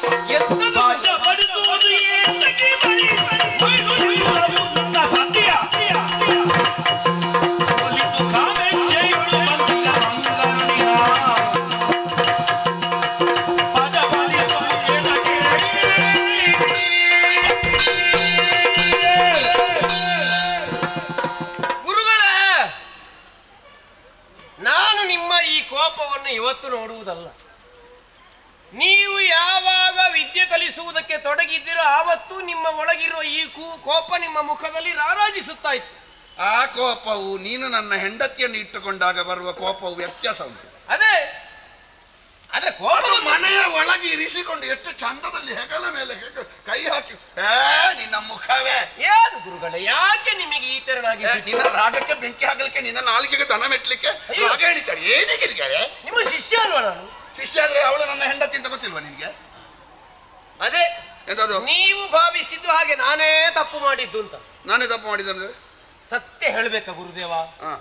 ನಿಮ್ಮ ಹೆಂಡತಿಯ ನನ್ನ ಜೊತೆ ಬಂದದ್ದು ಬಿಟ್ರೆ ನಾನಲ್ಲ ಅವಳನ್ನು ಕರ್ಕೊಂಡದ್ದು. ಬರ್ಲಿ, ನೀನ್ ಯಾಕೆ ಕರ್ಕೊಂಡದ್ದು? ಮತ್ತೆ ಬರುತ್ತಿರುವಾಗ ನಾವು ಬೇಡ ಅಂತ ಹೇಳಲಿಕ್ಕೆ ಆಗುತ್ತದಾ? ಒಳ್ಳೆಯ ಬೀದಿಯಲ್ಲಿರುವ ಭಿಕ್ಷುಕಿ ಬರ್ತಾಳೆ, ಕರ್ಕೊಳ್ತೀಯ ನೀನು? ಈಗ ಇಲ್ಲಿಗೆ ಬಂದದ್ದು ನೀನು ಅವಳು ಬರ್ಲಿ, ಅವಳು ಬಂದ್ರೆ ನಿನಗೆ ಗೊತ್ತಿರಬೇಡ ಅದು ಗುರುಪತ್ನಿ ಅಂತ. ನಿನಗೆ ಪ್ರಜ್ಞೆ ಇಲ್ವಾ? ಅವನ ತಲೆ ಕಂಕುಳಡಿಯಲ್ಲಿ ಇತ್ತ. ಅದೇ ಗುರು ಪತ್ನಿ ಅಂತ ಗೊತ್ತಾಗಿ ಒಂದು ಸತ್ಕಾರ ಮಾಡುವಂತ ಹೊರಟದ್ದು. ಸತ್ಕಾರ ಅಂದ್ರೆ ಹೇಗೆ? ಲಲ್ಲೆ ಕರೆಯುವುದಾ? ಕೆನ್ನೆ ಹಿಂಡುದಾ? ಕೈ ಹಾಕುದಾ? ಗುರು ಪತ್ನಿ ಆದ್ರೆ ಏನಾಯ್ತು? ಗುರುಪತ್ನಿ ಅಂದ್ರೆ ಯಾರು? ಗುರು ಅಂದ್ರೆ ಯಾರು? ಗುರು ಅಂದ್ರೆ ಯಾರು? ತಂದೆಗೆ ಸಮಾನ. ಹೌದು, ತಾಯಿ ಅವಳು. ಅದೇ ಅದೇ ತಾಯಿ ಮಾಡ್ಲಿಕ್ಕೆ ಹೊರಟದ್ದು ಗುರುಗಳೇ. ತಾಯಿ ಮಾಡುವುದಲ್ಲ, ನೀನಾಗ ಗಂಡ ಆಗ್ತಿ. ನಾನ್ ನಿನಗೆ ತಾಯಿ ಅವಳು ಅಂತ. ಅದೇ ನೀನು ತಾಯಿ ಗಂಡ ಆಗ್ತಿ. ತೊಂದರೆ ಇಲ್ಲ, ನೀನು ತಾಯಿಯ ಗಂಡ ಆಗ್ತಿ ಅಂತ. ಎಲ್ಲಿಗೆ? ಅದು ಹೇಗೆ ಆಗುವುದು? ಮತ್ತೆ ತಾಯಿಯ ಗಂಡ ಆಗುವುದಿಲ್ಲ. ತಾಯಿಯ ಗಂಡ ತಾಯಿ ಅಲ್ಲೂ ಅಲ್ಲ. ಈಗ ತಾಯಿ ಮತ್ತೆ ಗುರುವಾಗಿ ನಾನು ನಿಮ್ಮ ಬಳಿ ಇರುವಾಗ ಅವಳನ್ನು ನಾನು ತಾಯಿಯಾಗೆ ಕಾಣಬಹುದು. ಆದ್ರೆ ತಾಯಿಯಾಗೆ ಕಂಡವಳನ್ನೇ ಒಮ್ಮೆ ತಾಯಿ ಮಾಡುವಂತ ಆಯಿತು. ಹಾಗಾದ್ರೆ ತಾಯಿಯ ಗಂಡನೇ ಆಗುದು ನೀನು. ಹೌದು, ನಿಮ್ಮ ತಾಯಿಯ ಗಂಡನೇ ಆಗುದು ನೀನು. ತಾಯಿಯೇ ಆದವಳನ್ನೇ ತಾಯಿ ಮಾಡ್ಲಿಕ್ಕೆ ಹೊರಟ್ರೆ ನೀನು ತಾಯಿಯ ಗಂಡನೇ. ಅತ್ರಿ ಅಂತ ಹೆಸರು ಯಾಕೆ ಅಂತ ಗೊತ್ತುಂಟ ನಿನಗೆ? ನಿನ್ನ ಅಪ್ಪನಿಗೆ ಅತ್ರಿ ಅಂತ ಹೆಸರಿರುವುದು ತ್ರಿದೋಷಗಳು ಅವನಿಗಿಲ್ಲ, ತ್ರಿಗುಣಗಳು ಬಾಧಿಸುವುದಿಲ್ಲ. ಹೌದು, ಇಂಥ ಅತ್ರಿಯ ಮಗನಾಗಿ ನೀನೆಲ್ಲಿಯಾದ್ರೂ ಬಾಯಿಗೆ ಹಾರಬೇಕು ಪಾಪಿ. ಮರ್ಯಾದೆ ತೆಗೆದವನ ಅಪ್ಪನ ಮಾನ ಮರ್ಯಾದೆ ಎಲ್ಲ ನೀನು ಎಲ್ಲ ಲೋಕದಲ್ಲಿ ಮಾರಾಟ ಮಾಡಿದ್ದಿ. ಹೌದು, ಎಂತದ್ದು? ಹೌದು. ಈಗ ಹೋಯ್ತಾ? ಗುರುವತ್ತಿಯನ್ನು ಸೇರಿದ್ದು ನಿನಗೆ ಸರಿ ಅಂತ ಕಾಣ್ತದ? ಬ್ರಹ್ಮದೋಷ ಮಾಡಿದ್ದು ದೊಡ್ಡದು ತಪ್ಪು ಅಂತ ಕಾಣುವುದಿಲ್ಲ. ಯಾಕೆ? ಈಗ ನಾನು ಅವನ ಬಯಕೆಯನ್ನು ಈಡೇರಿಸದೆ ಹೋದ್ರೆ, ಈಗ ನೀವು ಹೇಳಿದ ಹಾಗೆ ಗುರುಪತ್ನಿ ಹೌದು ಅಂತಾದ್ರೆ ಮತ್ತೆ ಅದೊಂದು ದೋಷಕ್ಕೆ ನಾನು ಒಳಗಾಗುವುದಿಲ್ವಾ? ಹೇಗೆ? ಈಗ ಅವಳ ಮನದ ಬಯಕೆಯನ್ನು ಈಡೇರಿಸದೆ ಹೋದವ ಶಿಷ್ಯ ಅಂತ ಆಗುವುದಿಲ್ವಾ? ಹಾಗೂ ಆಗುತ್ತದೆ. ನಾಳೆ ನೀವು ಬಂದು ಪ್ರಶ್ನಿಸುತ್ತೀರಿ, ನನ್ನ ಹೆಂಡತಿ ಏನೋ ಒಂದು ಬಯಕೆ ಮುಂದಿಸಿದ್ರಂತೆ, ನೀನು ಆಗುವುದಿಲ್ಲ ಅಂತ ಹೇಳಿದ. ಹಾಗೂ ಆದ್ರೆ ನಾಳೆ ಪ್ರಸಂಗ ಬಂದ್ರೆ ಅಲ್ಲ, ನೀನು ಸುಮ್ಮನೆ ಇಲ್ಲಿಯೋ ಇರುವ ತಲೆಗೆಟ್ಟ ಅಮಲು ಪದಾರ್ಥ ಜಯಿಸಿದವನಾಗೆ ಮಾತಾಡಬೇಡ. ಗುರುಪತ್ನಿ ಬಂದು ನನ್ನ ಕಾಮದ ಬಯಕೆಯನ್ನು ತೀರಿಸು ಅಂತ ಕೇಳಿದ್ರೆ ತೀರಿಸಲಿಲ್ಲ ಯಾಕೆ ಅಂತ ಕೇಳಲಿಕ್ಕೆ ಗುರುಗೆ ಏನು ತಲೆ ಸರಿ ಇಲ್ವಾ? ಅಲ್ಲ, ಬೇಡ. ಈಗ ನನಗೆ ಗೊತ್ತಿಲ್ಲ. ಸರಿ, ನಿಮ್ಮ ಹೆಂಡತಿಗೆ ಗೊತ್ತಿರ್ಲಿಲ್ವಾ? ಎಂತದು? ನಿಮ್ಮ ಶಿಷ್ಯ ನಾನು. ನನ್ನ ಹೆಂಡತಿ ಗೊತ್ತುಂಟು, ಅವಳಿಗೆ ಪ್ರಶ್ನೆ ಮಾಡ್ಲಿಕ್ಕೆ ಉಂಟು. ಈಗ ನಿನ್ನ ಪ್ರಶ್ನೆಗೆ ಉತ್ತರ ಕೊಡು. ಅದೇ ಅವಳದ್ದು ತಪ್ಪು ಸರಿ ಅಂತ ಹೇಳಿದ್ ನಾನು. ಅವಳದ್ದು ಎಲ್ಲ ಗಣಿಕಾಂಗನೆಯರ ತೆರದಿ ಅವಳು ಮಾಡಿದ್ದು ಸರಿ ಅಂತ ಹೇಳಿದ್ರು ನಾನು. ವೇಶ್ಯಾರಾಗೆ ಮಾಡ್ತಿದ್ದಿ ಅಂತ ಹೇಳಿದ್ದು ನೀನು. ಹಾಗೆ ವಿಟಪುರುಷನಾಗೆ ಮಾಡಿದ್ದು ನನ್ನ ಶಿಷ್ಯ, ಅದಕ್ಕೆ ಉತ್ತರ ಕೊಡು. ನಾನೀಗ ವಿಟಪುರುಷನಾಗೆ ಕಾಣುತ್ತೇನೆ. ಹೌದು. ನೀವು ನೈತಿಕತೆ ಮರೆತು ವರ್ಷ ಎಷ್ಟಾಯ್ತು? ಅದು ಹೇಗೆ? ನಿಮಗೆ ನಿಮ್ಮದೆಲ್ಲ ನೆನಪೇ ಉಳಿಯುವುದಿಲ್ಲ. ನೀವು ಉಳಿದವರನ್ನೆಲ್ಲ ಪ್ರಶ್ನೆ ಮಾಡುವುದಕ್ಕೆ ಹೋದವರು. ನಾನು ಯಾವ್ದು ಮಾಡಿದ್ರೆ ಉತ್ತರ ಕೊಡ್ಲಿಕ್ಕೆ ಆಗದ್ದನ್ನು ಯಾವುದನ್ನು ಮಾಡುದಿಲ್ಲ ನಾನು. ಹೌದಾ? ನೀನು ಯಾವ್ದು ನೈತಿಕತೆ ಮಾಡ್ತದ್ದು ಒಮ್ಮೆ ನೋಡು. ಏನು ನಿಮ್ಮ ಚರಿತ್ರೆ ಗೊತ್ತಿಲ್ಲ ಅಂತ ಭಾವಿಸಿದ್ದೇನೆ. ನೋಡು, ಓದು. ಈಗ ಉತತ್ತಿ ಏನಾಗಬೇಕು ನಿಮಗೆ? ಅಣ್ಣಾಗಬೇಕು. ಅವನ ಹೆಂಡತಿ ಮಮತೆ ಏನಾಗಬೇಕು? ಅಣ್ಣನ ಹೆಂಡತಿ. ಅಣ್ಣನ ಹೆಂಡತಿ ಹೇಗೆ? ಈಗ ಅಣ್ಣನನ್ನು ತಮ್ಮ ಹೇಗೆ ತಿಳಿಯುವುದು? ಹೇಗೆ ತಿಳಿಯುವುದು? ಜ್ಯೇಷ್ಠ ಭ್ರಾತೃ ಪಿತೃ ಸಮಾನ ಅಂತ. ಹೌದಾ? ಅದು ತಂದೆ ಇಲ್ಲದಿದ್ರೆ.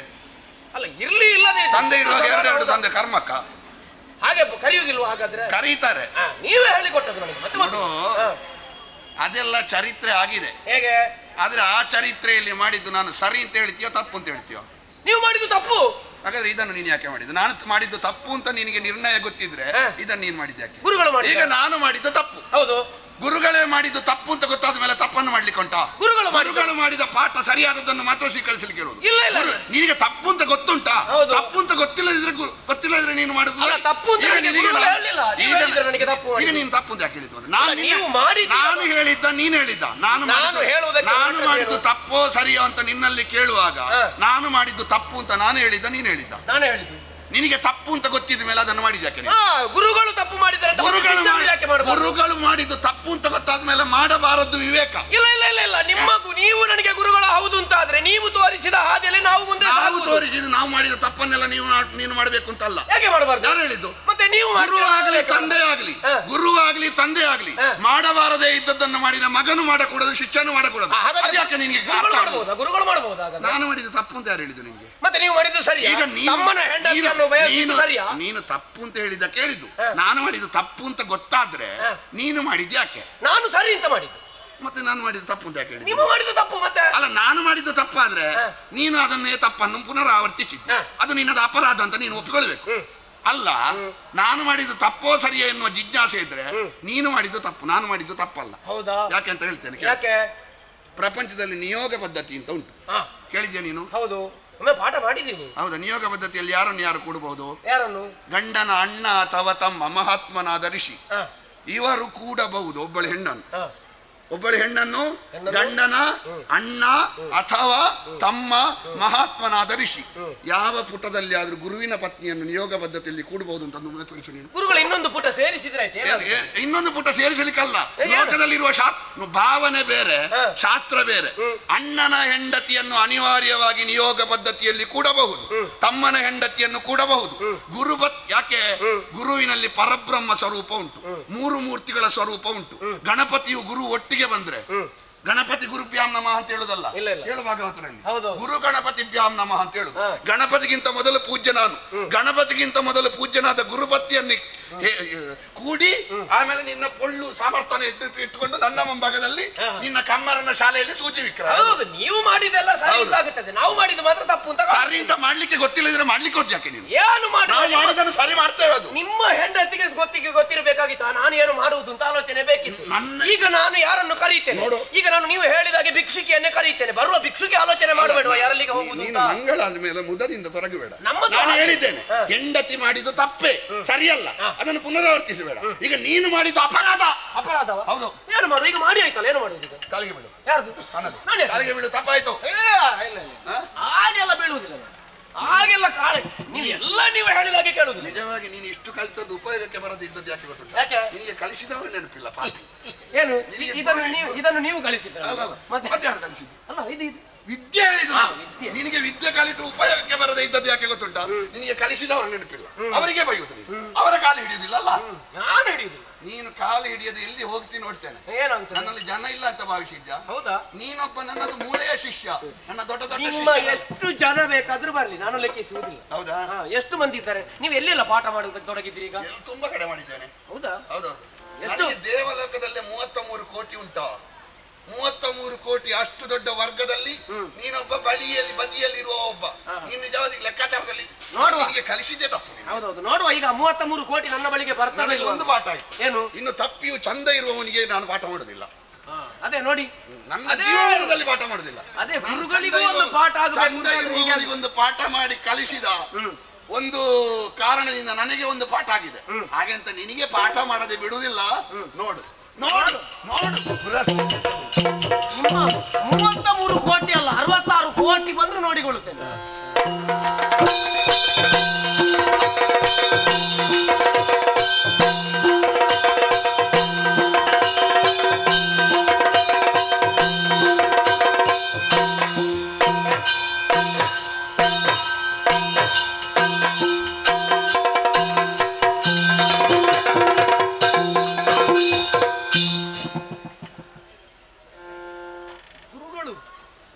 ಬೇರೆ ಜಾತಿಯವರು ಅಂತ ಕಂಡಿದ್ದು. ಮುಖ ಮರೆಸಿಕೊಂಡು ಬಂದಿದ್ದೀರಿ. ಮುಖ ತೋರಿಸುವ ಹಾಗಿಲ್ಲ, ಮಡಕೆ ಇರ್ಲಿಲ್ಲ, ಅದಕ್ಕೆ ಇದನ್ನೇ ಹಾಕಿಕೊಂಡು ಬಂದದ್ದು ನಾನು. ಯಾಕೆ ಗುರುಗಳೇ, ಏನಾಯ್ತು? ಅಯ್ಯೋ ಇಂದ್ರ ಇಂದ್ರ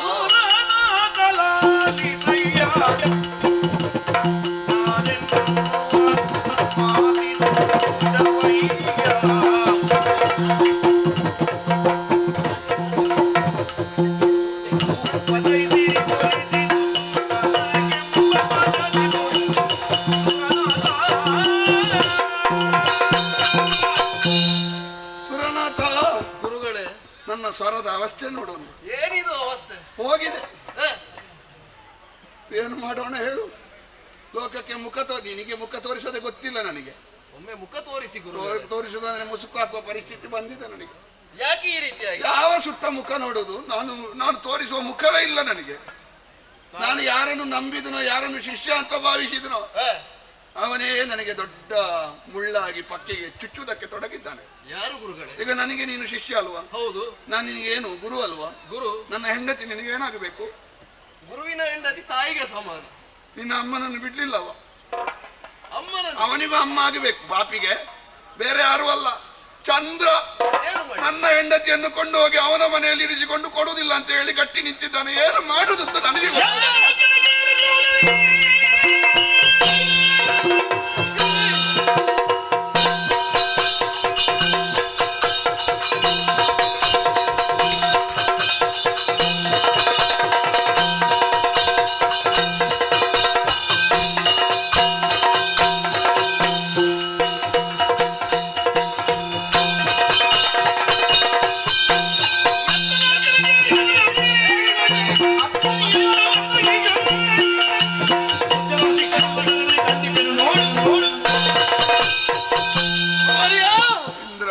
ಚಂದ್ರ ಏನು ಮಾಡಿದ?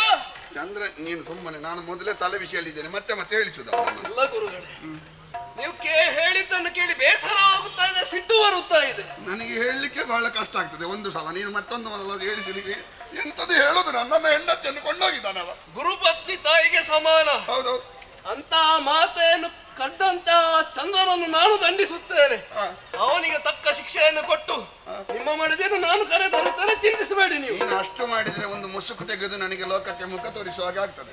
ಒಂದೇನಾದ್ರೂ ವ್ಯವಸ್ಥೆ ಮಾಡಿ ನೀನೇ ಮಾಡ್ಬೇಕಷ್ಟೇ. ನಾನು ನಿನ್ನನ್ನೇ ನಂಬಿದ್ದೇನೆ. ನೀನು ಕೂಡ ಕೈ ಕೊಟ್ಟರೆ ಅವನು ಹಾಗೆ ಮಾಡಿದ್ರೆ ನನಗೆ ಮತ್ತೆ ಬದುಕಲಿಕ್ಕೆ ಇಲ್ಲ. ಮಾತು ಉಳಿಸಿ ಕೊಡ್ತೇನೆ. ಇದೆಯಲ್ಲ ನೀನು ವ್ಯವಸ್ಥೆ ಮಾಡು. ಚಂದ್ರನಿಗೆ ತಕ್ಕ ಶಿಕ್ಷೆಯನ್ನು ಕೊಡಬೇಕು. ಹಾಗಾಗಿ ನಮ್ಮವರನ್ನು ಸೇರಿಕೊಂಡು ನಡೆಯುತ್ತೇನೆ ನಾನು.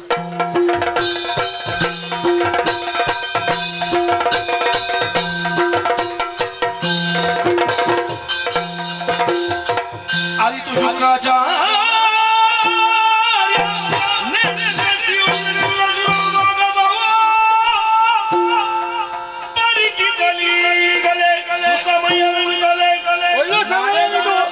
ಪಟ್ಟಣಕ್ಕೆ ಅರಿತು ಶುಕ್ರಾಚಾರ್ಯ ರಘು ಮಹರ್ಷಿಗಳ ಮಗನಾಗಿದ್ದೇನೆ ನಾನು. ನನ್ನನ್ನು ಶುಕ್ರಾಚಾರ್ಯರೆಂದು ಕರೆಯುತ್ತಾ ಇದ್ದಾರೆ, ಭಾರ್ಗವರಿಂದಲೂ ಕರೆಯುತ್ತಾ ಇದ್ದಾರೆ. ಪುಲೋಮೆಯೇ ನನ್ನ ತಾಯಿ. ಅಬ್ಬಬ್ಬ, ನಾನು ಅಸುರರ ಗುರು ಆಗಿದ್ದೇನೆ, ಬೃಹಸ್ಪತಿ ದೇವತೆಗಳ ಗುರುಗಳು.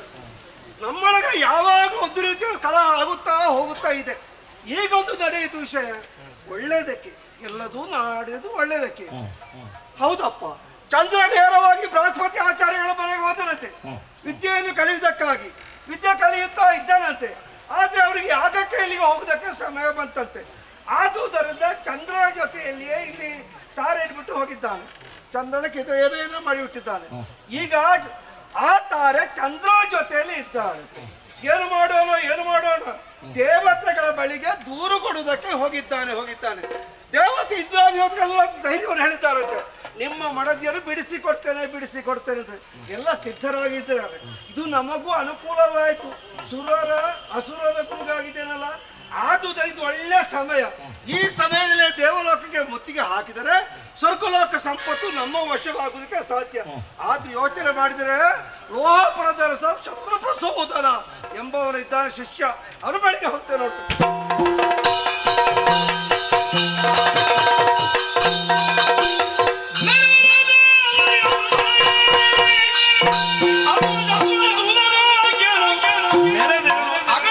ಅಸುರರ ಸೇನೆ ಸಾಗಿದ್ದ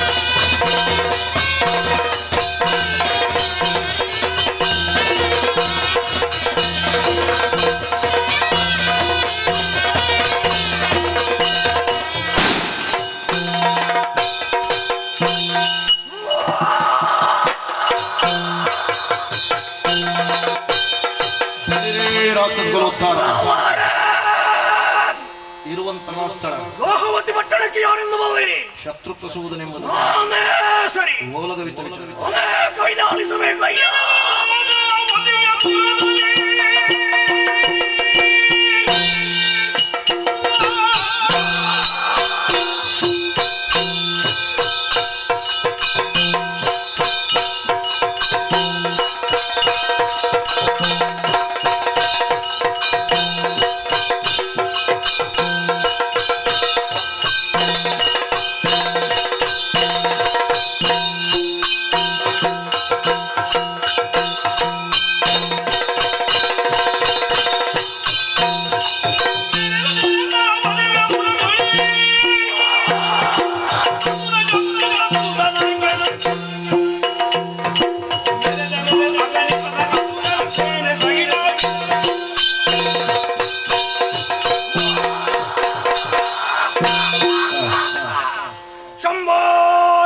ರಕ್ಷಣೆ ಮಾಡುತ್ತಂದೇ ಪರಿಪಾಲಿಸು.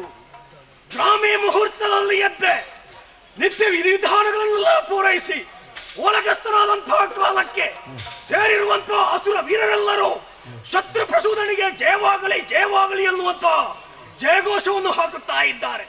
ಮನಸ್ಸಿಗೆ ಸಂತೋಷವಾಗುತ್ತಾ ಇದೆ. ನಂದಾದ ರಾಜಕೀಯ ಜೀವನದಲ್ಲಿ ಇಂದಿನವರೆಗೆ ಪ್ರಜೆಗಳಿಗೆ ಯಾವುದೇ ಕಷ್ಟ ಬಾರದ ರೀತಿಯಲ್ಲಿ ನೋಡಿಕೊಂಡು ಬಂದವನಿದ್ದೇನೆ. ಆದ್ದರಿಂದಲೇ ಪ್ರಜೆಗಳ ಸಂತುಷ್ಟವೇ ನನ್ನ ಸಂತುಷ್ಟ ಎನ್ನುವ ಹಾಗೆ ಭಾವಿಸಿದವನಿದ್ದೇನೆ. ಏನೇ ಇರಲಿ, ಎಲ್ಲರೂ ಕ್ಷೇಮಿಗಳಾಗಿದ್ದಾರೆ. ಆದರೆ ಈ ಹೊತ್ತಿನಲ್ಲಿ ಯಾರೋ ಬರ್ತಾ ಇದ್ದಾರಲ್ಲ, ಯಾರೋ ಅನಿತರುಳ್ ಆಸ್ಥಾನ ಕೈದಿಗ ಗುರುವೇ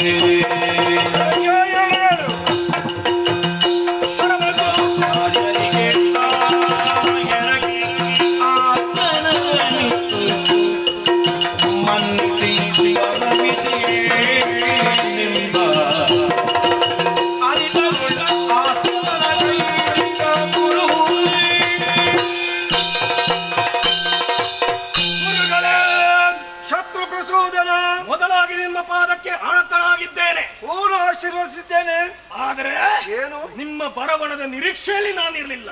ಗುರುಗಳೇ, ಯಾವ ಬೇರೆ ಕಡೆಗೆ ಹೋಗುವರು ಈ ಕಡೆಗೆ ತಾವು ಬಂದಿರೋ ಶತ್ರು ಪ್ರಸೂದನನ್ನು ಕಂಡು ಹಿತ ವಚನವನ್ನಾಡುವುದರ ಮೂಲಕವಾಗಿ ಆತನಿಗೆ ಸಮಾಧಾನವಾಗುವಂತಹ ಮಾತುಗಳನ್ನಾಡಬೇಕು ಎನ್ನುವಂತ ರೀತಿಯಿಂದ ಇಲ್ಲಿಗೆ ಬಂದಿರೋ ಅರ್ಥವಾಗುತ್ತಾ ಇಲ್ಲ.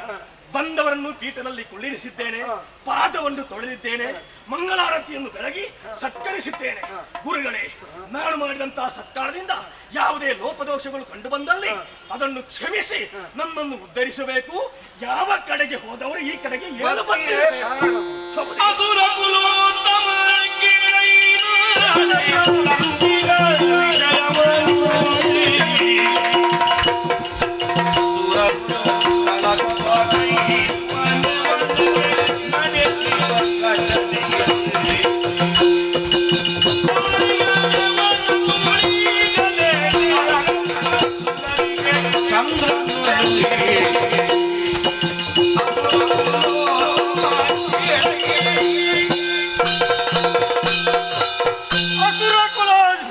ಗುರುಗಳೇ, ಶತ್ರು ಪ್ರಸೂದನ ಆಶೀರ್ವದಿಸಿದ್ದೇನೆ. ವಿಷಯ ನೋಡು, ಎಲ್ಲ ನಡೆಯುವುದು ಒಳ್ಳೇದಕ್ಕೆ ಹೇಳಬೇಕು. ಅದು ಹೌದಲ್ಲ? ಇಂದ್ರಾದಿ ದೇವತೆಗಳು ಸ್ವರ್ಗಲೋಕ ಸಂಪತ್ತು ಅನುಭವಿಸ್ತಾ ಇದ್ದಾರೆ. ನೀವು ಹಿರಿಯರಾದ್ರೂ ನಿಮಗೆ ನೋಡಿ ಏನಿಲ್ಲ. ಈಗೊಂದು ಕಾಲ ಕೂಡಿ ಬಂತು. ಹೌದಾ? ಏನು ಗುರುಗಳೇ, ಸಮಯವನ್ನೇ ಸಾಧಿಸಬೇಕು ನಾವು. ಹೌದು. ಬೃಹಸ್ಪತಿ ಆಚಾರ್ಯರ ಬಳಿಗೆ ಚಂದ್ರನು ವಿದ್ಯೆ ಕಲಿಯುವುದಕ್ಕೆ ಹೋಗಿದ್ದಾರಂತೆ. ಮನೆಯಲ್ಲಿ ವಿದ್ಯೆಯನ್ನು ಕಲಿಸ್ತಾ ಇದ್ದಾರಂತೆ. ಆದ್ರೆ ಬೃಹಸ್ಪತಾಚಾರ್ಯ ಇಲ್ಲದ ಸಮಯದಲ್ಲಿ ಇವರ ಜೊತೆಯಲ್ಲಿ ಚಕ್ಕಂದ ಮಾಡುತ್ತಾ ಇದ್ದಾರಂತೆ. ಹೌದಪ್ಪ.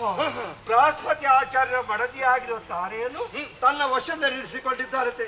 ಕೇಳುವುದಕ್ಕೆ ಬರುವಾಗ ಹೇಳಿದರಂತೆ, ನನ್ನ ಗಂಡತಿ. ಅವಳು ಇವ ನನ್ನ ಗಂಡ ಅಂತ. ಏನು ಮಾಡಬೇಕು? ವಿಪರ್ಯಾಸವಾಗಿ ಹೋಯ್ತು. ಹೀಗೆ ಉಳಿದು ನಡೆಯುವುದಕ್ಕೆ ಇದು ಒಳ್ಳೆಯ ಇದು ನಮಗೆ ಅನುಕೂಲವಾಯಿತು. ನಮಗೆ ಈ ಸಮಯವನ್ನೇ ಸಾಧಿಸಿ ಚಂದ್ರನ ಪಕ್ಷದಲ್ಲಿ ನಾವೆಲ್ಲ ಕೂಡಿಕೊಂಡು ದೇವಲೋಕಕ್ಕೆ ಗುತ್ತಿಗೆ ಹಾಕಿದರೆ, ಅವರನ್ನು ಸೋಲಿಸಿದರೆ ಸ್ವರ್ಗಲೋಕ ನಿಮ್ಮ ವಶವಾಗುವುದಕ್ಕೆ ಸಾಧ್ಯ.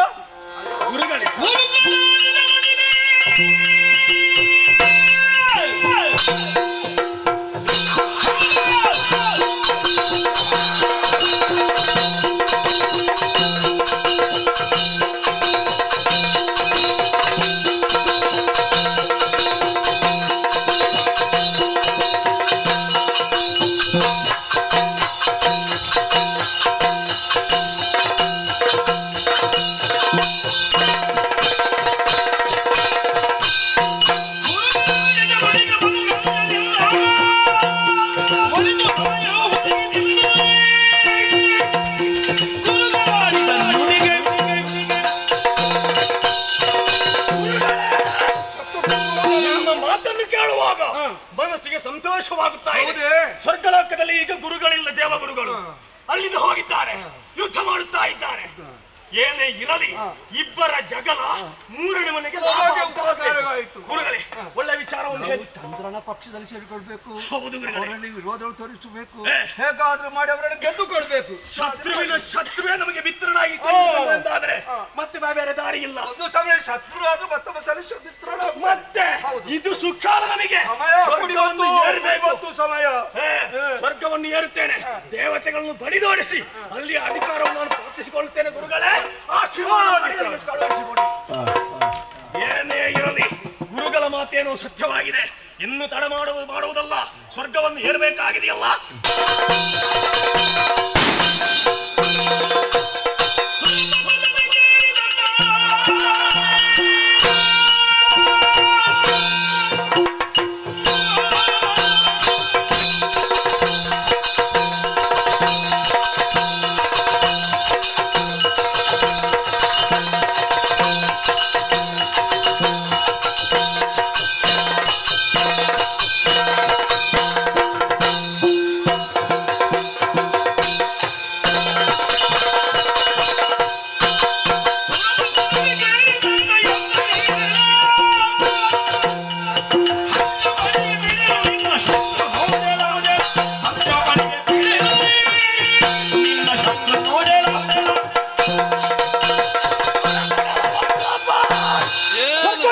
ಸಾಮಾನ್ಯ ಎಂದು ಭಾವಿಸದಿರು.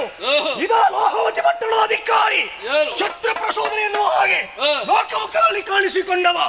ಎಲ ಎಲ ವಜ್ರಾಯುಧವನ್ನು ಹಿಡಿದು ನನ್ನನ್ನು ಎದುರು ಹಾಕುವುದಕ್ಕೆ ನಿನಗೆ ಕೂಡಿತು ಎನ್ನುವ ಹಾಗೆ ಮನಸ್ಸು ಹೇಳುತ್ತಾ ಇದೆ. ನಿನ್ನಲ್ಲಿ ಸಾಮರ್ಥ್ಯ ಉಂಟಾ?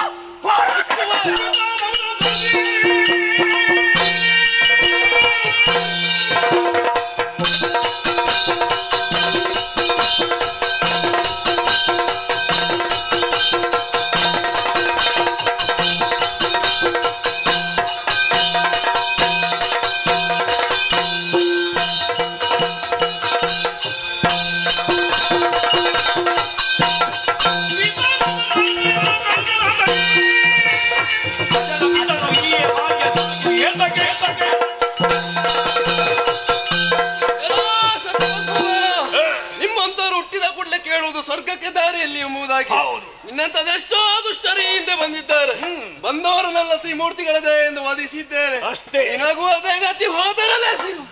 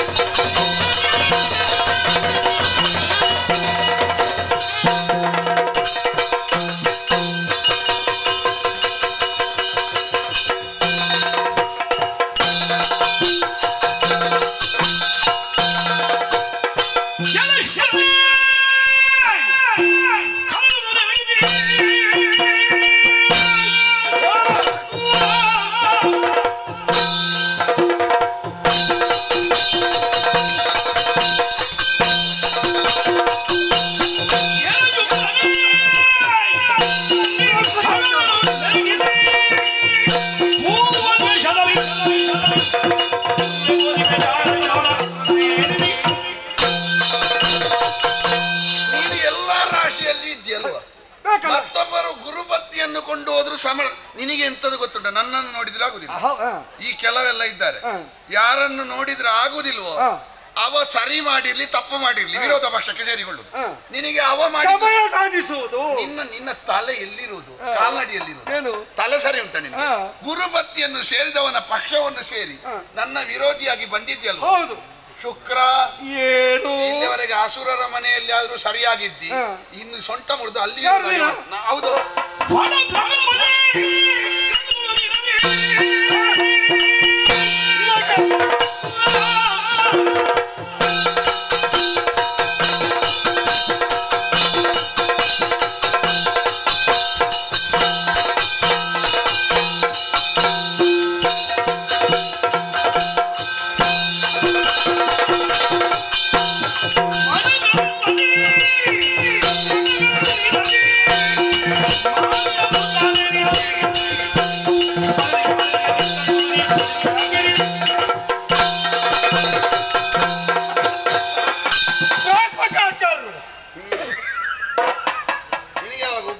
ಎಂಬತ್ತು.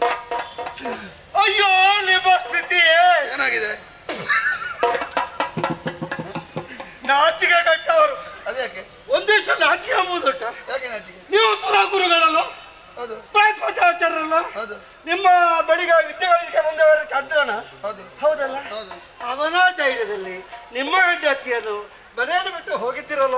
ಈಗ ನನಗೆ ನಾಚಿಕೆ ಆಗಬೇಕಾದ ನಿನಗೆ? ನನಗೆ ನಾಚಿಕೆ. ನನ್ನ ಹೆಂಡತಿಯನ್ನು ಕೊಂಡೋದವನ ಪಕ್ಷವನ್ನು ವಹಿಸಿ ಬಂದ ನಿನಗೆ ನಾಚಿಕೆ ಆಗಬೇಕು. ಹಾಗಲ್ಲ. ನನಗೆ ಯಾಕೆ ನಾಚಿಕೆ? ನಾವು ನಮ್ಮ ಕಾರ್ಯವನ್ನು ಸಾಧಿಸ್ತಾ ಇದ್ದೇವೆ. ಎಂತದು ಕಾರ್ಯ? ಮತ್ತೊಬ್ಬರ ಹೆಂಡತಿಯನ್ನು ಕೊಂಡೋದವನನ್ನು ಸಮರ್ಥನೆ ಮಾಡುದು. ನಿಮ್ಮಷ್ಟು ದೊಡ್ಡ ಸಡ್ಡ ಮತ್ತಪ್ಪ ಇದ್ದಾರೆ. ಅದ್ಯಾಕೆ? ತನ್ನ ಮಡದಿಯನ್ನು ಇನ್ನೊಬ್ಬನ ಜೊತೆಯಲ್ಲಿರುವಾಗ ನೀವು ಮನಸ್ಸು ಹೇಗಾದಿತ್ತು?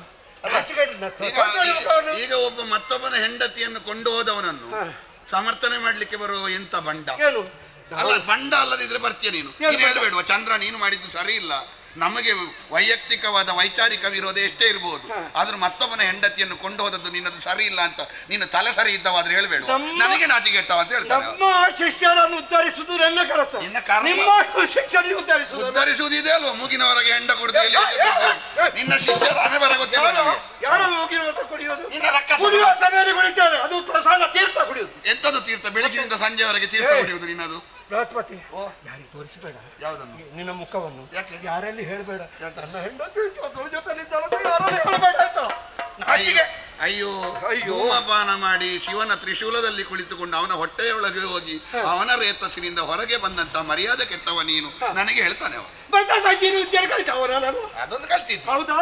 ಯಾರ್ಯಾರ ಮರ್ಯಾದೆ ಬಿಟ್ಟು ನಿಮ್ಮ ಮೊದಲ ದಿನ ನಮಗೆ ಸರಿ ಇಲ್ಲ. ನಿನಗೂ ನಾನು ಕಂಡ್ರೆ ಆಗುದಿಲ್ಲ. ನಿನ್ನ ಮುಖ ಕಂಡ್ರೆ ನನಗೆ ನನ್ನ ಮುಖ ಕಂಡ್ರೆ ಇದು ಒಳ್ಳೆ ಸಮಯವಾಯ್ತು. ಒಂದು ಕೆಲಸ ಮಾಡೋಣ, ನನ್ನ ಮುಖ ಕೆಲಸ ಮಾಡೋಣ, ಕೆಲಸ ಮಾಡೋಣ. ನನ್ನ ಮುಖ ನೀನು ನೋಡಬಾರ್ದು, ನಿನ್ನ ಮುಖ ನೋಡದ ಹಾಗೆ ನಾನು ಮಾಡಬೇಕು. ನನ್ನ ಮುಖ ಕಾಣದ ಹಾಗೆ ನಿನ್ನ ದೃಷ್ಟಿ ನಿನ್ನ ಮುಖ ನೋಡಿ.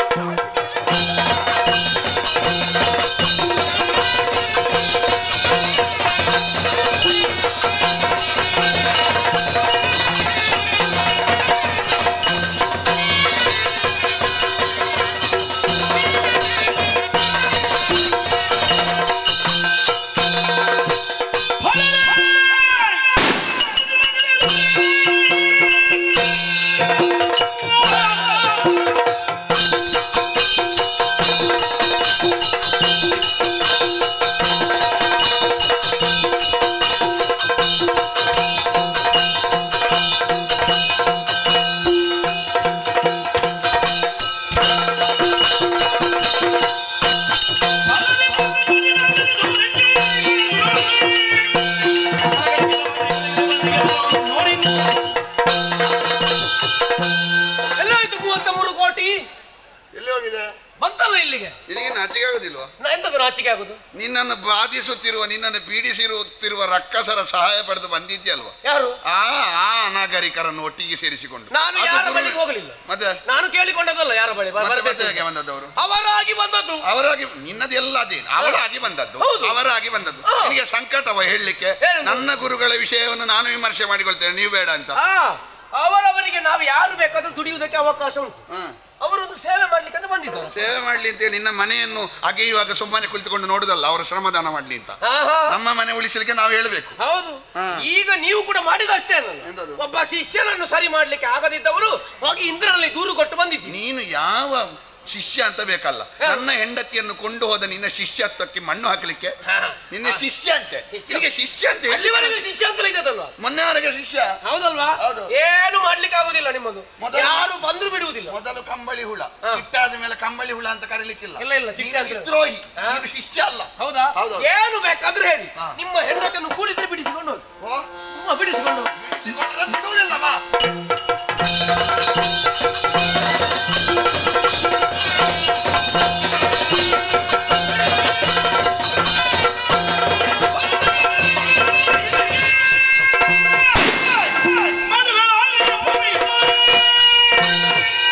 ತಿಳಿದ ಯಾದರ ಭ್ರಾಂತಿ ಮಾಡುವುದಕ್ಕೆ ತಕ್ಕೊಳ್ಳು ಬ್ರಹ್ಮಾಸ್ತ್ರವ ಪಿಡಿದು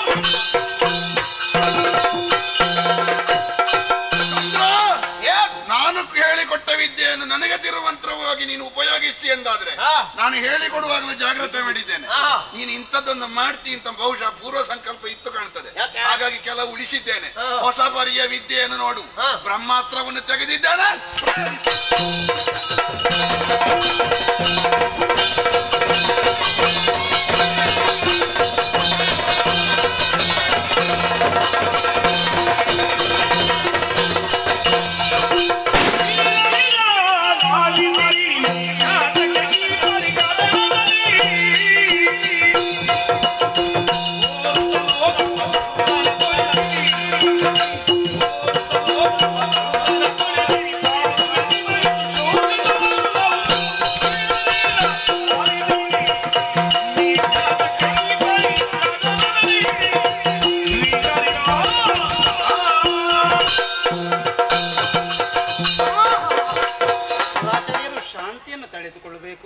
ಅಪ್ರತಿಮ ಮೇಧಾವಿಗಳು ತಾವು, ಅಪ್ರತಿಮ ಸಾಧಕರು.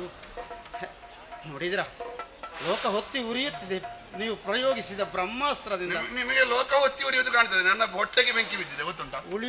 ಉಳಿಸುವಂತಹ ಆ ಅರ್ಹತೆ ಹಕ್ಕು ನಿಮಗೂ ಉಂಟು ತಾನೇ. ಉಪಶಮನ ಕೊಡಿಸಿದೆ ಬ್ರಹ್ಮಾಸ್ತ್ರ. ಅವ ಸುಟ್ಟು ಹೋಗ್ಬೇಕು ಅಂತ ತೆಗ್ದದ ನಾನು ಲೋಕ ಸಂಹಾರ ಮಾಡ್ಬೇಕಾ? ಹೌದು. ಗುರುಗಳೊಂದಿಗೆ ಹೋರುತ್ತಿರುವೆ ನೀನು. ಉಭಯರು ವೀರರು. ನೀವು ಪರಸ್ಪರ ಹೋರುವುದೇಕೆ ತಿಳಿಸಿದ್ರೆ ಪರಿಹಾರಕ್ಕೆ ದಾರಿಯನ್ನು ಕಂಡು. ಹೋರುವುದೆಂತ ನನ್ನ ಹೆಣ ಹೊರಲಿಕ್ಕೆ ಒಂದು ಉಳಿದದ್ದು ಏನಾಯ್ತು? ಚಂದ್ರ ಕೈತ ಹಾಳು ಮೂಳ ಪ್ರತ್ಯ ಸತಿಯನ್ನು ಇದ ನೀಚ ಕೆಲಸವ ಮೂಳ ಪ್ರತ್ಯ ಸತಿಯನ್ನು ಇದ ನೀಚ ಕೆಲಸವ ನಡೆಯದ ಸಹಿತ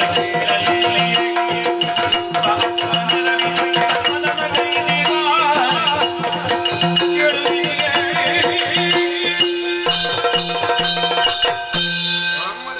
ಬೃಹಸ್ಪತಿ.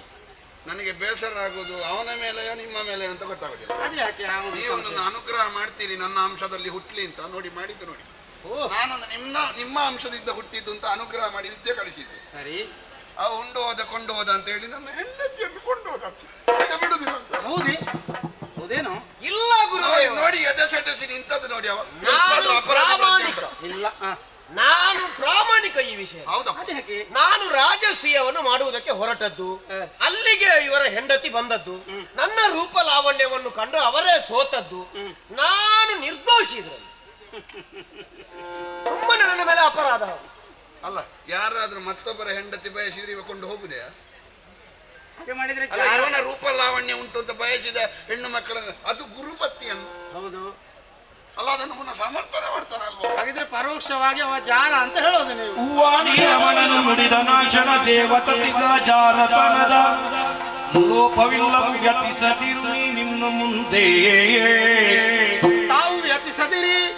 ಮಮತೆಯ ಮುನಿಸೀಗ ಶಾಪದ ರೂಪ ನನಗೆ ಮರುಗದಿರು ಮುಂದೀಗ ತಾರೆಯು ಶುದ್ಧಳಿಗಳು ವಾಣಿ ರಮಣ ಲಕ್ಷಣ. ಆಚಾರ್ಯವರ ಕಾರಣವಿಲ್ಲದೆ ಯಾವುದೂ ಘಟಿಸೋದಿಲ್ಲ ತಾನೇ? ಅದು ಘಟಿಸೋದಿಲ್ಲ. ಕೋಪ ಬಂತು ಅಂತ ಆದರೆ ಒಬ್ಬನ ಮೇಲೆ ಯಾರು ಕೋಪಗೊಂಡಿದ್ದಾರೋ ಅದುವೇ ಶಾಪವಾಗಿ ಪರಿಣಮಿಸ್ತದೆ. ಒಂದು ಮಾತುಂಟು, ನೊಂದವ ಶಪಿಸಬೇಕು ಅಂತ ಇಲ್ಲ, ಉಂಡವ ಹರಸಬೇಕು ಅಂತ ಇಲ್ಲ. ನಿಮ್ಮ ಪಾಲಿಗೆ ಹಾಗೇ ಆಯಿತು. ಈಗ ನಾನು ಎಲ್ಲರಿಗೂ ಒಳ್ಳೆದೇ ಮಾಡಿದ್ದೆ. ಮಮತೆಯ ಕೋಪಕ್ಕೆ ಗುರಿಯಾಗಿದ್ದೀರಿ ತಾವು. ಅವಳಿಗೆ ಮನಸ್ಸಿದ್ದಲ್ಲ ನಾನು ಸೇರಿ. ಅವಳು ಬೇಡ ಬೇಡ ಎನ್ನುವುದಾಗಿ ಹೇಳಿದ್ರು ಬಲಾತ್ಕರಿಸಿ ಕೂಡಿದೆ ನಾನು. ಜೊತೆಗೆ ಹೊಟ್ಟೆಯಲ್ಲಿದ್ದಂತಹ ಮಗು ಅಮ್ಮನಿಗೆ ಹಿಂಸೆ ಆಗ್ತದೆ, ಬಿಡು ಬಿಡು ಬಿಡು ಅಂತ ಹೇಳಿದ್ದು ತಮಗೆ ಕೇಳಿಸ್ಲಿಲ್ಲ ಅಂತ ಕಾಣ್ತದೆ. ಆಗ ಒಂದು ಒದ್ದು ಬಿಟ್ಟೆ, ಗರ್ಭದಲ್ಲಿದ್ದ ಮಗು ಬಿದ್ದು ಬಿಟ್ಟಿತ್ತು. ನನ್ನ ಅಮ್ಮನನ್ನು ಬಯಸಿರುವೆ ನೀನು, ಅದಕ್ಕೆ ಪ್ರಾಯಶ್ಚಿತ್ತವಾಗಿ ಪರರು ನಿನ್ನ ಮಡದಿಯನ್ನು ಹೋಗಿಸಲಿ ಅಂತ ಶಪಿಸಿ. ಇದೀಗ ಆ ಶಾಪವ? ಹೌದು. ಇವನ ಪಾಪ ಅಲ್ವಾ? ಹಾಗಂತ ಸ್ವರ್ಗಲೋಕ ದಿವ್ಯಲೋಕ ಇದು. ಇಲ್ಲಿ ಜಾರತನವೆಂಬುದು ಇಲ್ಲ. ಅದು ಹೇಗಿದ್ರೂ ಭೂಲೋಕಕ್ಕೆ ಮಾತ್ರ ಸೀಮಿತ. ಆ ದೇಹದ ಬಯಕೆಗೆ ಬೇಕಾಗಿ ಇದಾದ ಪ್ರಕರಣ ಅಲ್ಲ. ಅಲ್ಲ, ನನ್ನ ಕರ್ಮದ ಫಲವಾಗಿ ಸಂಘಟಿಸಿದ ಪ್ರಕರಣ. ಹೌದಲ್ಲ? ಅವರ ಕಾಮದ ಬಯಕೆಗೆ ಬೇಕಾಗಿ ಆದದ್ದು ಅಂತ ಮೇಲಿಂದ ಮೇಲೆ ಕಂಡರು ಆಳವಾಗಿ ಅಧ್ಯಯನ ಮಾಡಿದರೆ ಮಾಡಿದ ಕರ್ಮಕ್ಕೆ ಸಿಕ್ಕಿದ ಫಲ ಅಷ್ಟೇ. ತಾರೆ ಪರಿಶುದ್ಧಳಿಗಳು. ಯಾಕೆಂದ್ರೆ ಇವನ ರೂಪಕ್ಕೆ ಆಕೆ ಮನಸ್ಸೋಲಿಲ್ಲ. ನಿಮ್ಮ ಮಡದಿ ಇವ ವಂಚಿಸಿದ್ದು, ಇವನ ರೂಪಕ್ಕೆ ಅವಳು ಮನಸ್ಸೋತದ್ದಲ್ಲ, ಅವಳ ಮನಸ್ಸನ್ನು ಇವ ಆಕರ್ಷಿಸಿದ್ದು. ತನ್ನ ಷೋಡಶ ಕಲೆಗಳಿಂದ ಪೂರ್ಣ ಚಂದ್ರನಾಗಿ ಕಂಗೊಳಿಸಿದಾಗ ಆಕೆ ಸೋತು ಹೋದಳು. ಏನು ಮಾಡೋಣ ಹೇಳು? ಇವ ತುಂಬಾ ಸಲ ಹೇಳಿದ, ಅದು ಗೊತ್ತಿಲ್ಲ ನನಗೆ, ಅದು ಇವ ಹಾಗೆ ಮಾಡಿದ್ದಾನೆ ಅಂತ ನಾನು ಇರ್ಲಿಲ್ಲ ಅಲ್ಲ. ಆದ್ರಿಂದ ಶುದ್ಧಳಿಗಳು ಅಲ್ಲ, ಶುದ್ಧಳಿಯೋಳು ಅಂತ ಅವಳು ಹೊಟ್ಟೆ ಗರ್ಭಿಣಿ ಆಗಿದ್ದಾಳೆ, ಶುದ್ಧಳಿಯೋಳು ಅಂತ ಅಲ್ಲ, ಅದು ನನ್ನದೇ ಮಗು. ಗರ್ಭಸ್ಥ ಹೌದು, ಆಚಾರ್ಯರ ಮಗು ಅಂತ ಹೇಳ್ತಾರೆ ಅವರು. ಅದೇ ಅವರು ಹಾಗೆ ಹೇಳ್ತಾರೆ. ನನ್ನ ಸಖ ಬಂದು ಹೇಳ್ತಾನೆ, ಬೇರೆ ವಿಷಯ ಹೇಳ್ತಾನೆ ಅವನು. ನಾವು ಸಮಸ್ಯೆ ಬೇಡ. ನನ್ನ ಹೆಂಡತಿಯ ಗರ್ಭದಲ್ಲಿರುವುದು, ನನ್ನ ಕ್ಷೇತ್ರದಲ್ಲಿರುವುದು ಮತ್ತೆ ಯಾರ ಮಗು? ನನ್ನ ಮಗು. ಸಮಸ್ಯೆ ಬೇಡ, ಗರ್ಭಸ್ಥ ಶಿಶುವಿನಲ್ಲೇ ನಾವು ಕೇಳೋಣ. ನಾನು ಕೇಳ್ತೇನೆ, ಗರ್ಭಸ್ಥ ಶಿಶುವೇ, ನಿನ್ನ ಜನ್ಮಕ್ಕೆ ಕಾರಣನು ಯಾರು? ನನ್ನ ಜನ್ಮಕ್ಕೆ ಕಾರಣ ಚಂದ್ರ. ಅಯ್ಯೋ, ನನಗೆ ಇನ್ನು ದೇವಗುರುವಿನ ಪದವಿಯೇ ಬೇಡ, ನನಗೆ ನಿವೃತ್ತಿ. ನನಗೆ ಬೇಕಾಯ್ತು ಅಲ್ಲ, ನನ್ನ ಹೆಂಡತಿ ಮತ್ತೊಬ್ಬನೊಟ್ಟಿಗೆ ಹೋಗುದು, ನನ್ನ ಶಿಷ್ಯನೊಂದಿಗೆ ಆದ ಸ್ಪರ್ಧೆಯಲ್ಲಿ ನಾನು ಸೋಲುವುದು, ಅದರೊಂದಿಗೆ ಮತ್ತೊಬ್ಬನಿಂದ ಆದ ಮಗು ನನ್ನ ಹೆಂಡತಿಯ ಗರ್ಭದಲ್ಲಿ ಬೆಳೆಯುವುದು. ಈ ಎಲ್ಲ ಅಪಮಾನವನ್ನು ಸಹಿಸಿಕೊಂಡು ನನಗೆ ನಿಜವಾಗಿ ಇಂಥ ಮಾತ್ರ ಬೇಡ. ನಾನು ಮೊದಲೇ ಹೇಳಿರುವೆ, ಜಾರತನ ಎಂಬುದು ಸ್ವರ್ಗದಲ್ಲಿ ದಿವ್ಯ ಲೋಕದಲ್ಲಿ ಇಲ್ಲ ಅಂತ. ನೀನು ತಪ್ಪು ಮಾಡಿದ್ದಿ ಅಂತ ಚಂದ್ರ ಆರೋಪ ಮಾಡಿ, ಚಂದ್ರ ತಪ್ಪು ಮಾಡಿದ್ದಾನಂತ ನೀವು ಆರೋಪ ಮಾಡಿ. ನನಗೆ ಇಷ್ಟು ಮನೆಯದೇ ಹೋಗ್ತದೆ ಅಂತ ಗೊತ್ತಿದ್ರೆ ಇದು ಬೇಡ ಇತ್ತು ನನಗೆ. ಈ ಪ್ರಸಂಗದಲ್ಲಿ ಆರೋಪವನ್ನು ತನ್ನ ಮೇಲೆ ತಾನು ಹೇರಿಕೊಳ್ಳುವನಿದ್ದೇನೆ. ಇದಕ್ಕೆಲ್ಲ ಕಾರಣ ನನ್ನ ಸಂಕಲ್ಪ. ಹೌದು, ಭೂಮಿಯಲ್ಲಿ ಒಂದು ನೂತನವಾದಂತಹ ವಂಶ ಬೆಳೆಯಬೇಕು ಎನ್ನುವ ಸಂಕಲ್ಪ ಮಾಡಿದ್ದಷ್ಟೇ ಹೀಗೆಲ್ಲ ಘಟನೆಗಳು ನಡೆಯುವುದಕ್ಕೆ ಕಾರಣವಾಯಿತು. ಒಳ್ಳೆಯ ವಂಶ ಹುಟ್ಟಿಕೊಳ್ಬೇಕು ಅಂತ ಆದ್ರೆ ಬೀಜ ಕ್ಷೇತ್ರಗಳು ಉತ್ತಮವಾಗಿರಬೇಕು. ಚಂದ್ರನ ಮಗು, ಚಂದ್ರನ ಮಗುವನ್ನು ಅವನಿಗೆ ಕೊಟ್ಟಲ್ಲಿಗೆ ಇವಳ ದೋಷ ಹೋಯಿತು. ಪರಿಶುದ್ಧವಾದವಳು ಇವಳು. ನಾನು ಮನೆಗೆ ಸೇರಿಸಿದ ಬೇಡ ಅಂತ ಭಾವಿಸಿದ್ದೆ. ಬೀದಿಯಲ್ಲಿ ಬೀಳ್ಬೇಕು ಅವಳು. ಈಕೆ ಪರಮ ಪತಿವ್ರತೆ ಇದ್ದಾಳೆ. ಪ್ರಾತಃ ಕಾಲದಲ್ಲಿ ಇವಳ ಹೆಸರನ್ನು ಭೂಲೋಕದಲ್ಲಿ ಪ್ರತಿಯೊಬ್ಬರು ಸ್ಮರಿಸಿದ್ರೆ ಅವರಿಗೆ ಒಳಿತಾಗ್ತದೆ ಅಂತ ನಾನು ಅನುಗ್ರಹಿಸ್ತೇನೆ. ಈಗ ಪತಿವ್ರತೆಯ ಹೆಸರಿನಲ್ಲಿ ತಾರೆಯ ಹೆಸರು ಉಂಟು. ಖಂಡಿತ. ಪತಿವ್ರತೆಯರ ಹೆಸರಿನಲ್ಲಿ ಬರುವ ತಾರೆಯ ಹೆಸರು ಇವಳೇ ಹೆಸರೇ. ಇವಳೇ ತಮ್ಮ ಮಡದಿ. ಪ್ರಾತಃ ಕಾಲದಲ್ಲಿ ಸ್ಮರಿಸಿದವನಿಗೆ ಸಕಲ ಇಷ್ಟಾರ್ಥಗಳು ನೆರವೇರು. ಮಾಡಿದ ಕರ್ಮ ಒಳ್ಳೆದಾದ್ರೆ ಶುಭ ಸಿಗುತ್ತದೆ, ಕೆಟ್ಟದಾದ್ರೆ ದೋಷ ಸಿಗುತ್ತದೆ ಎನ್ನುವುದಾಗಿ ಕೆಟ್ಟದ್ದನ್ನು ಮಾಡಿ ಇವಳ ಹೆಸರನ್ನು ಹೇಳು. ಅಲ್ಲ, ಕೆಟ್ಟದ್ದು ಮಾಡಕೂಡದು ಅಂತ ನಿಷೇಧ ಹೇಳ್ತದೆ. ಹೌದು, ಸರಿ. ಈಗ ಆ ಮಗುವಿಗೆ ನಾಮಕರಣ ಆಗಬೇಕು. ಗರ್ಭಸ್ಥ ಶಿಶುವಾಗಿದ್ದಾಗಲೇ ಅಪಾರವಾದ ಬೌದ್ಧಿಕ ಜ್ಞಾನವನ್ನು ಹೊಂದಿದ ಕಾರಣ ಅವನಿಗೆ ಬುಧ ಎಂದು ಹೆಸರಿಡೋಣ. ಆಗದೆ ಮಾತ್ರವಲ್ಲ, ಅವನಿಗೊಂದು ಸ್ಥಾನ ನಿರ್ಣಯ ಆಗಬೇಕು. ಅದು ನೀವೇ ನಿರ್ಣಯ ಮಾಡಬೇಕು. ಗ್ರಹಗಳಲ್ಲಿ ಒಬ್ಬನಾಗಿ ಆತ ಮೆರೆಯಲಿ, ಅವನಿಂದ ಚಂದ್ರವಂಶವು ಮುಂದಕ್ಕೆ ಬೆಳೆಯಲಿ. ಅಪ್ಪನು ಒಂದು ಗ್ರಹ, ಮಗನು ಒಂದು ಗ್ರಹ. ಸರಿ, ಅವನಿಗೊಂದು ನನ್ನ ಸ್ಥಾನವೇ ಸಿಕ್ಕಿತು. ಈ ಪ್ರಕರಣವನ್ನು ಇಲ್ಲಿಗೆ. ಇದು ಇವಳಲ್ಲಿ ಇನ್ನು ದೋಷ ಇಲ್ಲ, ಪರಿಶುದ್ಧಳು. ಆ ವಿಷಯವನ್ನು ಅಲ್ಲ, ಕೆಲವೊಮ್ಮೆ ಹಾಗಾಗ್ತದೆ. ಹೇಗೆ? ಒಮ್ಮೆ ಸರಿ ಆಗುದು, ಮತ್ತೆ ಮಳೆ ನಿಂತ ಮೇಲೆ ಮರದ ಅಡಿಯಲ್ಲಿ ನಿಂತಾಗ ಆಗ ಹನಿ ಬೀಳುದು. ಹಾಗಾಗ್ಲಿಕ್ಕೆ ಉಂಟ. ನಾನು ಹಾಗೆ ಮಾಡ್ಲಿಕ್ಕೆ ಹೌದು ಅಲ್ಲ, ಅಪರಾಧವಾಯ್ತು. ನನ್ನದು ಕೂಡ ಅಪರಾಧವಾಯ್ತು. ಈಗ ನನಗೆ ಕಾಲಿಗೆ ಬೀಳುದಿಲ್ಲ ಅಂತ ಹೇಳಿ ಈಗ ಸಮಾಧಾನ ಆಯ್ತು. ಕಾಲಿಗೆ ಬಿದ್ದಲ್ವಾ, ಗುರುಗಳ ಕಾಲಿಗೆ ಬಿಡುವಿಲ್ಲ, ಮತ್ತೆ ಮತ್ತೆ ನನ್ನದೊಂದು ಸಮಸ್ಯೆ, ನನ್ನಲ್ಲಿ ಯುದ್ಧಕ್ಕೆ ಬರಲಿ, ಕಾಲಿಗೆ ಬಿದ್ದರೆ ದೀರ್ಘಾಯುಷ್ಮಾನ್ ಭವ ಅಂತ ಹೇಳುದು. ಹೌದಲ್ಲ, ಸಮಸ್ಯೆ. ಅವ ಯುದ್ಧಕ್ಕೆ ಬಂದು ನಮ್ಮನ್ನು ಕೊಲ್ಲಿಕ್ಕೆ ಅಂತ ನಮಗೆ ಗೊತ್ತೇ ಆಗುದಿಲ್ಲ. ಶಕ್ತಿಯಿಂದ ಎಲ್ಲವನ್ನು ಏನು ಅದು ಕಾರಣ ಏನು ಅಂತ ಕೇಳಿದ್ರೆ, ಏನು ದೇವತೆಗಳಲ್ಲಿ ನಾನು ಬ್ರಾಹ್ಮಣ, ಬ್ರಾಹ್ಮಣನಾದವ ಕಾಲಿಗೆ ಬಿದ್ದವನಿಗೆ ಆಶೀರ್ವಾದ ಮಾಡ್ಬೇಕಲ್ಲದೆ ನೀನು ಹಾಳಾಗಿ ಹೋಗು ಅಂತ ಹೇಳಿದ್ರೆ ಬ್ರಾಹ್ಮಣನೇ ಅಲ್ಲ, ಅಂಗೀರಸ ಪುತ್ರನಲ್ಲ. ಹೌದು. ಮಾತಿನಿಂದಲೇ ಎಲ್ಲವನ್ನು ಗೆಲ್ಲುವುದಕ್ಕಾಗ್ತದೆ, ಶಕ್ತಿಯಿಂದ ಎಲ್ಲವನ್ನು ಗೆಲ್ಲುವುದಕ್ಕಾಗುವುದಿಲ್ಲ. ದೇಹಿ ಅಂದಾಗ ಪ್ರತಿಯೊಬ್ಬರ ಮನಸ್ಸು ಕರಗಿ ಹೌದು, ಖಂಡಿತ. ಇನ್ನು ಕೋಪ ಇಲ್ಲ ಅವನು. ಮತ್ತೆ ಅವ ಮಾಡಿದ್ದಲ್ಲ ಅಂತ ನೀವೇ ಹೇಳಿ ಆದ್ಮೇಲೆ ಬ್ರಹ್ಮವಾಣಿ ಬಂದ ಮೇಲೆ ಮತ್ತೆಂತದ್ದು, ಕರ್ಮಕ್ಕೆ ಸಿಕ್ಕಿದ ಫಲ, ದೊಡ್ಡ ವಿಷಯ ಅಲ್ಲ. ಸರಿ, ಹೌದು. ನಾವೆಲ್ಲರೂ ಸ್ವಸ್ಥಾನ. ಈ ಪ್ರಕರಣ ಭೂಲೋಕದವರಿಗೆ ಆದರ್ಶ ಅಲ್ಲ. ಭೂಲೋಕದಲ್ಲಿ ಇಂತಹ ಪ್ರಕರಣ ಮಾಡಿದವರು ನರಕಕ್ಕೆ ಹೋಗ್ತಾರೆ. ಭೂಲೋಕದಲ್ಲಿ ಗುರುಪತ್ನಿಯನ್ನು ತಾಯಿಯಂತೆ ಕಾಣಬೇಕಾದದ್ದು, ಅಣ್ಣನ ಹೆಂಡತಿಯನ್ನು ಮಾತೆಯಂತೆ ಕಾಣಬೇಕಾದ. ದೇವಲೋಕದಲ್ಲಿ ಒಂದು ವಂಶ ಉದಿಸುವುದಕ್ಕೆ ಬೇಕಾಗಿ ಕಳೆಯನ್ನು ಕಡಿಯುವಾಗ ಬೆಳೆಗೂ ನೋವಾಗುವ ಹಾಗೆ ಕೆಲವೊಮ್ಮೆ ನೋವಾದ ಹಾಗೆ ಕಾಣುವುದು. ನಾವು ಸುರಿಸುವ ಕಣ್ಣೀರು ಪ್ರತಿಯೊಂದು ಲೋಕದವರಿಗೆ ಪಾಠ. ಯಾಕೆ ಹೀಗಾಯಿತು ಅನ್ನೋದಕ್ಕಿಂತ ಇದರಿಂದ ಪರಿಣಾಮ ಏನು ಉಂಟಾಯಿತು ಅನ್ನೋದೇ ಮುಖ್ಯ. ಯಾಕಂದ್ರೆ ಅರ್ಧದಿಂದ ನೋಡಿ ಹೋದವರು, ನೀನು ಹೇಳಿದ ಸಂದೇಶ ಕೇಳದವರು ಅದು ಮಾಡಿದ್ರೆ ಸರಿ ಅಂತ ಹೋದ್ರೆ ಅದಕ್ಕೆ ಹೇಳಿದ್ರು. ಪೂರ್ತಿ ನೋಡದೆ ಪೂರ್ತಿ ಕೇಳದೆ ವಿಮರ್ಶೆ ಮಾಡುವವರ ಸಂಖ್ಯೆ ಹೆಚ್ಚಾಗಿಯೇ ಇಷ್ಟೆಲ್ಲ. ಬ್ರಹ್ಮವಾಣಿ ಆದ ಮೇಲೆ ಸಂದೇಶ ಸಿಕ್ತು. ಸ್ವಸ್ಥಾನವನ್ನು ಸೇರಿಕೊಳ್ಳೋಣ. ಸರಿ, ನಾನು ಆಗಾಗ ಬರ್ತಾ ಇರ ಆಯ್ತಾ? ಆಯ್ತು ಗುರುಗಳೇ. ಚಂದ್ರ, ನಾನಿರುವಾಗಲೇ ಬಾ.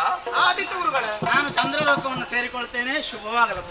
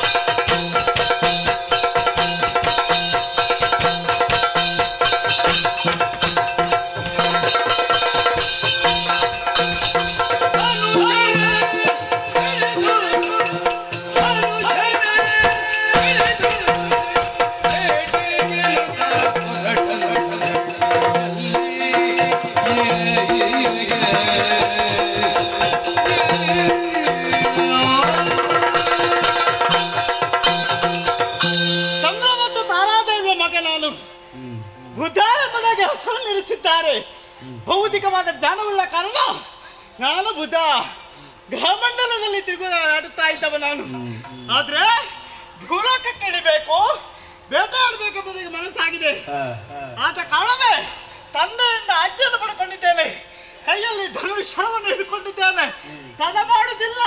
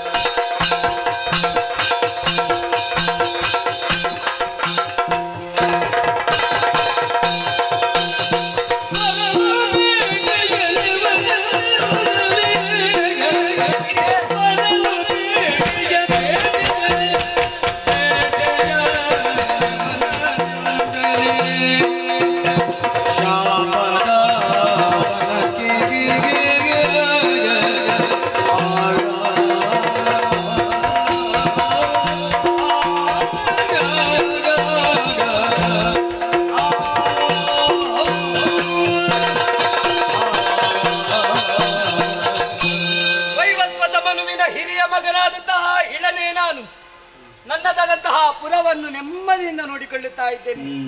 ಹಾಗಂತ ಮನಸ್ಸಿಗೆ ಒಂದು ರೀತಿಯಾದಂತಹ ಬೇಸರ. ಈ ಬೇಸರವನ್ನು ಕಳೆಯುವಂತ ಬಗೆ ಹೇಗೆ? ಹಾಗಾದ್ರೆ ಒಂದು ಉಪಾಯ ಉಂಟು.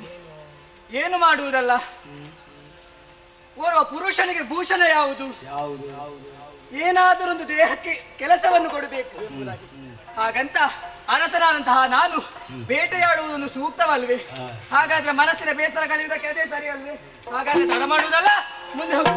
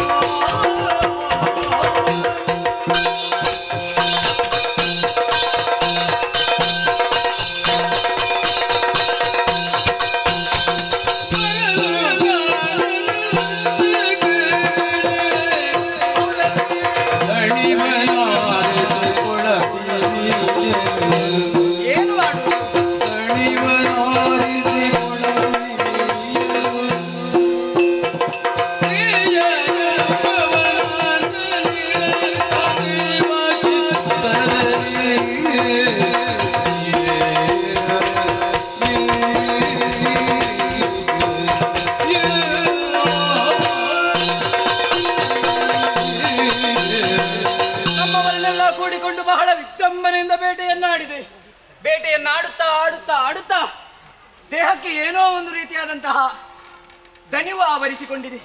ಈ ದಣಿವನ್ನು ಕಳೆಯುವುದು ಹೇಗೆ? ಈ ಕಾಡಿನಲ್ಲಿ ಏನು ವ್ಯವಸ್ಥೆ ಇಲ್ಲ. ಹಾಗಂತ ಕಾಣುತ್ತಿದೆ ಒಂದು ಸರಸಿ. ಓ, ಈ ಸರಸಿ ಕಾಣುತ್ತಾ ಇದೆಯಲ್ಲ, ಹಾಗಾದ್ರೆ ತಡ ಮಾಡುವುದು ಯಾಕಂತೆ ಆ ಸರಸಿಗೆ ಇಳಿದು ನನ್ನದಾದ ದೇಹವನ್ನು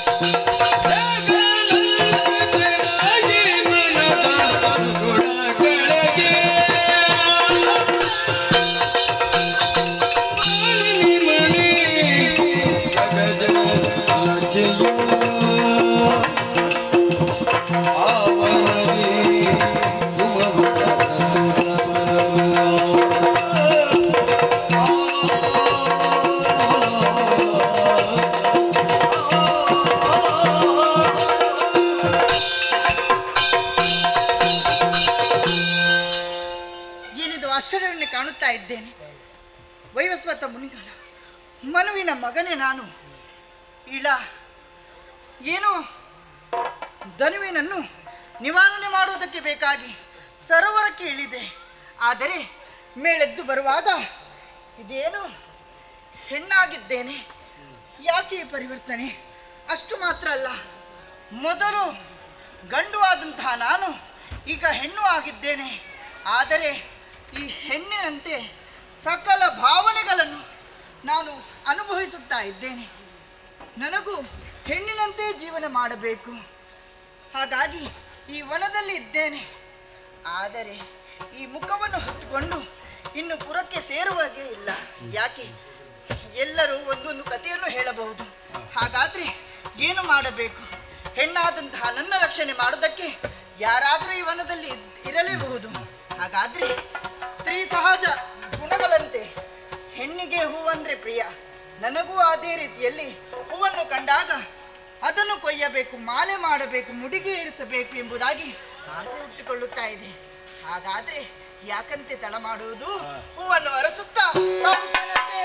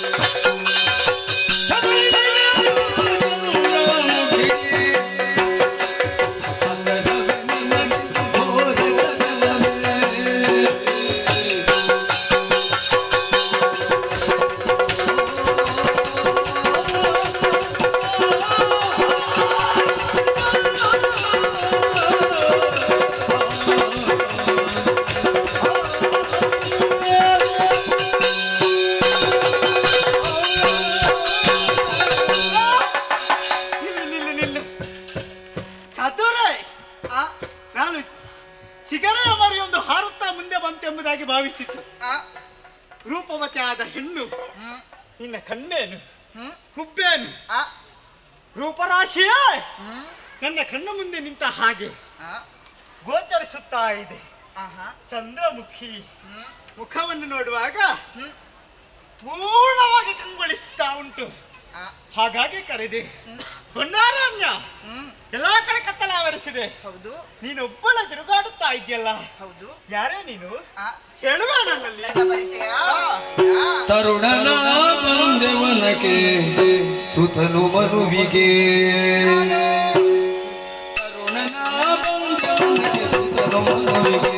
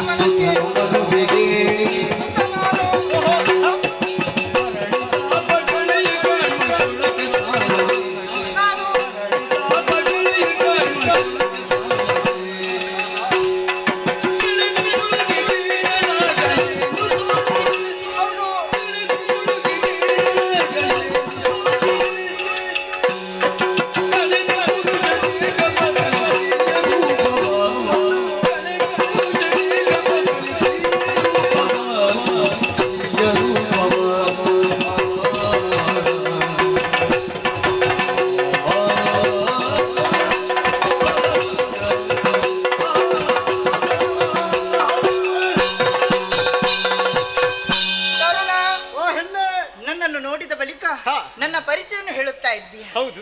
ಆದರೆ ಪರಿಚಯ ಹೇಳಬಹುದು.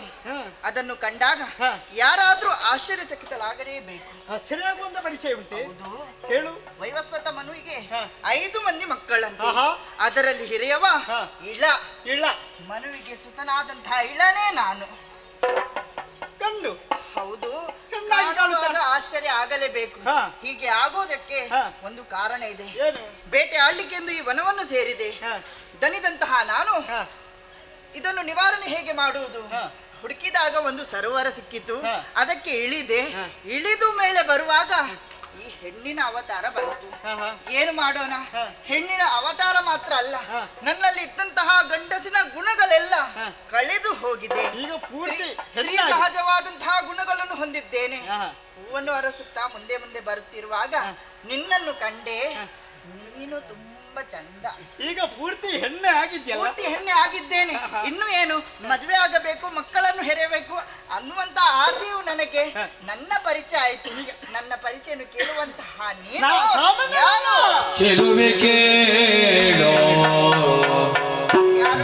ಸುತನು ನಾನು ಬುಧನು ಚೆಲುವೆ ಕೇಳೋ ಚಂದ ಸುತನು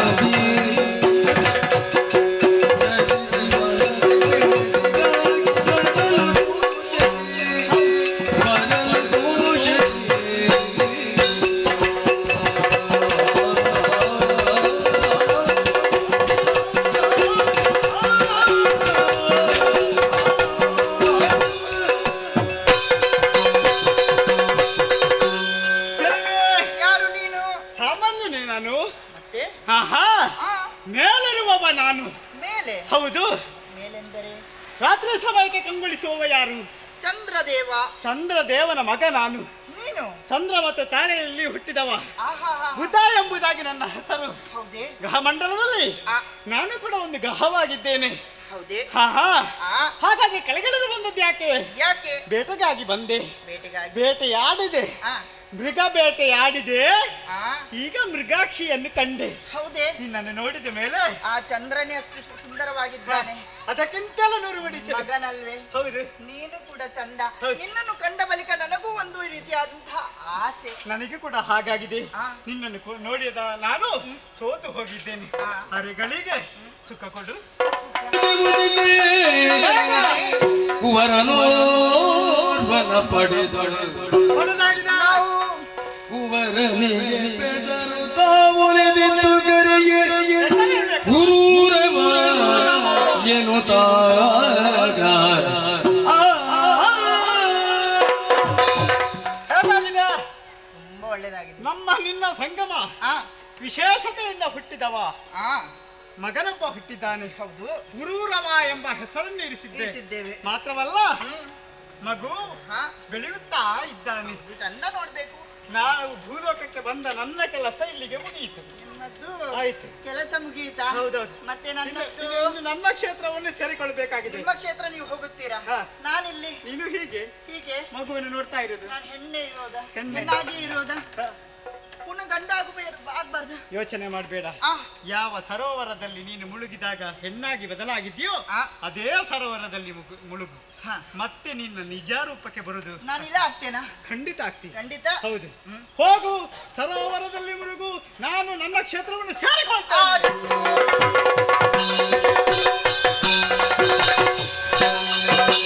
ನಾಗದಂಗರೆ ಪೂರ್ವಾಶಿತು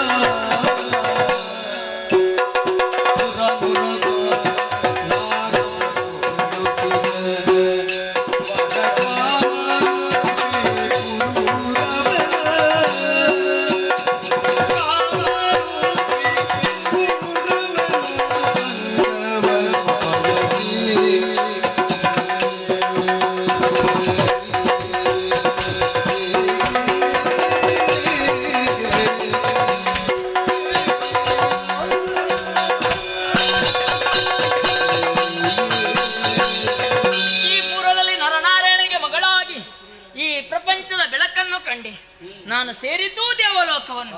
ಆದರೆ ಈ ಸಮಯದಲ್ಲಿ ನಾರದ ಮುನಿಗಳು ನನ್ನ ಬದುಕಿನ ಭದ್ರತೆ ಬಗ್ಗೆ ವಿವರಣವಾಗಿ ಹೇಳಿದ್ದಾರೆ. ಮುಂದಕ್ಕೆ ನೀನು ಪ್ರತಿಷ್ಠಾನದ ದೊರೆಯಾದಂತಹ ಪುರೂರವನನ್ನು ಮದುವೆ ಆಗಬೇಕು ಎನ್ನುವುದಾಗಿ. ಅದನ್ನೇ ಯೋಚಿಸುತ್ತಾ ಅತಿ ಶೀಘ್ರವಾಗಿ ಬಂದು ಸೇರಿದ್ದು ಪುರೂರವನ ಪ್ರದೇಶ ಇದು, ನಂದನವನ. ಅತಿ ಶೀಘ್ರವಾಗಿ ಆತನನ್ನು ಕಾಣಬೇಕೆನ್ನುವಂತ ಆಸೆ ಅಧಿಕವಾಗುತ್ತಾ ಉಂಟು. ಆ ಕಡೆಗೆ ಸಾಗುತ್ತೇನೆ.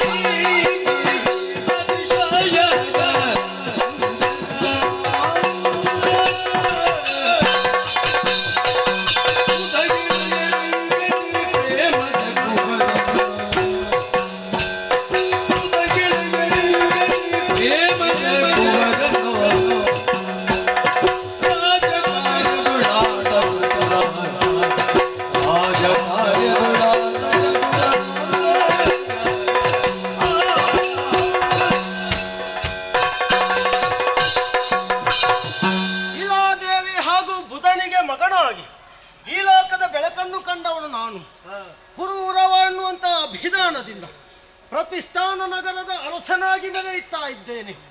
ಕ್ಷತಾತ್ರಾಯತೆ ಇತಿ ಕ್ಷತ್ರಿಯ ಅನ್ನುವಂತಹ ಮಾತುಂಟು. ಎಲ್ಲಿ ಆರ್ತರಿದ್ದಾರೋ ದೀನರಿದ್ದಾರೋ ಅವರಿಗೆ ರಕ್ಷಣೆಯನ್ನು ಕೊಡಬೇಕಾದ್ದು ಕ್ಷತ್ರಿಯನಾದವನ ಧರ್ಮ. ಆ ಧರ್ಮವನ್ನು ಪರಿಪಾಲಿಸುತ್ತಾ ಬಂದವನು ನಾನು. ಯಾವುದೇ ರೀತಿಯಲ್ಲಿಯೂ ಸಹ ಪ್ರಜೆಗಳಿಗೆ ಕಷ್ಟವಾಗದ ರೀತಿಯಲ್ಲಿ ಅವರ ನೋವು ನಲಿವುಗಳಿಗೆ ಸ್ಪಂದಿಸಿ ಅರಸನಾಗಿ ಪ್ರತ್ಯತ ರಾಜ ತಥಾ ಪ್ರಜಾ ಎಂಬ ಹಾಗೆ ನಾನಿದ್ದೇನೆ. ಹಾಗಾಗಿಯೇ ಪ್ರಜೆಗಳು ನಿತ್ಯ ನನ್ನನ್ನು ಕೊಂಡಾಡುತ್ತಾ ಇದ್ದಾರೆ. ಅರಸನಾದವನು ಕಾಮಧೇನುವಿನಂಥ ವ್ಯಕ್ತಿತ್ವವನ್ನು ಹೊಂದಿರಬೇಕಂತೆ, ಬ್ರಹ್ಮದೇವನಂತಹ ಪ್ರಭುತ್ವವನ್ನು ಹೊಂದಿರಬೇಕು, ಗಂಭೀರದಲ್ಲಿ ಸಮುದ್ರ ರಾಜನಂತಿರಬೇಕು, ಇಂದ್ರಿಯಗಳನ್ನು ನಿಗ್ರಹಿಸುವುದರಲ್ಲಿ ಋಷಿಕೇಶನಂತೆ, ಪೌರುಷದಲ್ಲಿ ರುದ್ರನಂತೆ, ಸಾಹಸದಲ್ಲಿ ಕೆಚ್ಚದೆಯ ಕೇಸರಿಯಂತೆ, ನ್ಯಾಯ ಅನ್ಯಾಯಗಳನ್ನು ವಿಮರ್ಶೆ ಮಾಡುವಲ್ಲಿ ಯಮಧರ್ಮರಾಯನಂತೆ ಕಂಗೊಳಿಸಬೇಕಂತೆ, ಕ್ಷಮೆಯಲ್ಲಿ ಧರಿತ್ರಿಯಂತೆ ಇದ್ದು ಪ್ರಜಾ ಪರಿವಾರವನ್ನು ಪಾಲನೆಯನ್ನು ಮಾಡಬೇಕಾದ್ದು ಕರ್ತವ್ಯ. ಮಕ್ಕಳಿಗೆ ತಂದೆ ತಾಯಿಯರು ಇದ್ದಂತೆ, ಕಣ್ಣುಗಳಿಗೆ ರೆಪ್ಪೆಗಳಿದ್ದಂತೆ, ಸತಿಗೆ ಪತಿಯೂ ಇದ್ದಂತೆ, ಭಿಕ್ಷುಕರಾದವರಿಗೆ ಗೃಹಸ್ಥರು ಯಾವ ರೀತಿಯಲ್ಲಿ ಆಶ್ರಯವನ್ನು ಕೊಡುತ್ತಾರೋ ಅದೇ ರೀತಿಯಲ್ಲಿ ಆಶ್ರಯವನ್ನು ನೀಯುತ್ತಾ ಪ್ರಜೆಗಳನ್ನು ಮಕ್ಕಳೋಪಾದಿಯಲ್ಲಿ ಸಾಕಿ ಸಲಹಿದವನು ನಾನು. ಇಂದು ಬಂದಂತಹ ವಿಚಾರವನ್ನು ಮನಸ್ಸಿಗೆ ತಂದುಕೊಂಡು ಯಾವತ್ತೂ ಕ್ಷೇಮದಿಂದಿರುವಂತಹ ಈ ನಗರದ ಸೌಂದರ್ಯವನ್ನು ಮನಸಾರೆ ಕಾಣುವಂತಹ ಆಸೆ. ಹಾಗೆಂದು ಈ ಹೊತ್ತು ವನವಿಹಾರವನ್ನು ಕೈಗೊಳ್ಳಬೇಕು ಎಂಬ ನನ್ನ ಮನದ ಇಚ್ಛೆಯನ್ನು ಈಡೇರಿಸಿಕೊಳ್ಳಬೇಕಾಗಿದೆ. ಮುಂದುವರಿಯುತ್ತೇನೆ.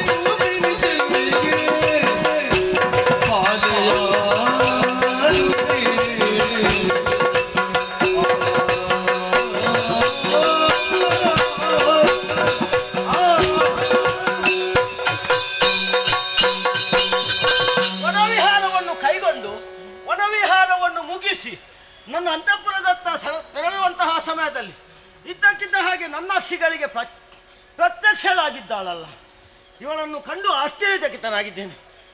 ಅವಳನ್ನೇ ಮಾತನಾಡಿಸೋಣ ಅನ್ನುವ ಹಾಗೆ ನನ್ನ ಮನಸ್ಸಿನಲ್ಲಿ ಭಾವನೆಗಳು ಹೇಳುತ್ತಾ ಉಂಟು. ಹಾಗೆಂದು ಮಾತನಾಡಿಸುವುದು ಹೇಗೆ? ಮೃದುವಾದ ಹೆಜ್ಜೆಗಳನ್ನು ನಿಲ್ಲಿಸಿಕೊಂಡು ಬಂದಿದ್ದಾಳೆ. ಹಾಗಾಗಿ ಓ ಮಂದಸ್ಮಿತೆ, ನಿನ್ನನ್ನೇ ಕರೆದದ್ದು. ಹೌದೇ? ಈ ಊರಿಗೆ ಹೊಸಬಳು. ಇದು ಪುರೂರವನ ಆಸ್ಥಾನ, ನಿಜ. ಪ್ರತಿಷ್ಠಾನ ನಗರ. ಸರಿ. ಇಂತಹ ನಗರದಲ್ಲಿ ಇಷ್ಟರವರೆಗೆ ನಿನ್ನನ್ನು ನಾನು ಕಂಡವನಲ್ಲ, ಪ್ರಥಮ ಭೇಟಿ. ಆದ್ದರಿಂದಲೇ ಹೊಸ ಮುಖ ನಿನ್ನದ್ದು. ಹೌದು. ಅಪರಿಚಿತಳು. ಅಪರಿಚಿತಳಾದಂತಹ ನಿನ್ನನ್ನು ಪರಿಚಯ ಕೇಳಬೇಕಾದ್ದು ಧರ್ಮ ತಾನೆ, ಸಭ್ಯತೆ. ಹಾಗಾಗಿ ನೀನು ಯಾರು, ಯಾವ ಕಡೆಯಿಂದ ಈ ನಮ್ಮ ಪ್ರತಿಷ್ಠಾನ ನಗರಕ್ಕೆ ಬಂದಿದ್ದಿ, ಬರುವ ಹಿಂದಿನ ಉದ್ದೇಶ ಏನು, ಅಥವಾ ಏನಾದ್ರೂ ಉದ್ದೇಶ ಇಲ್ಲದೆ ಬಂದಿದ್ಯೋ ಸರಿ ಅನ್ನುವಂತಹ ವಿಚಾರವನ್ನು ಕೇಳಿಕೊಳ್ಳಬೇಕೆನ್ನುವಂತ ಈ ಪುರೂರವನ ಬಯಕೆ. ಹಾಗಾಗಿ ವಿಚಾರ ಅರ್ಹೆಯೋ? ಓ ವೀರ,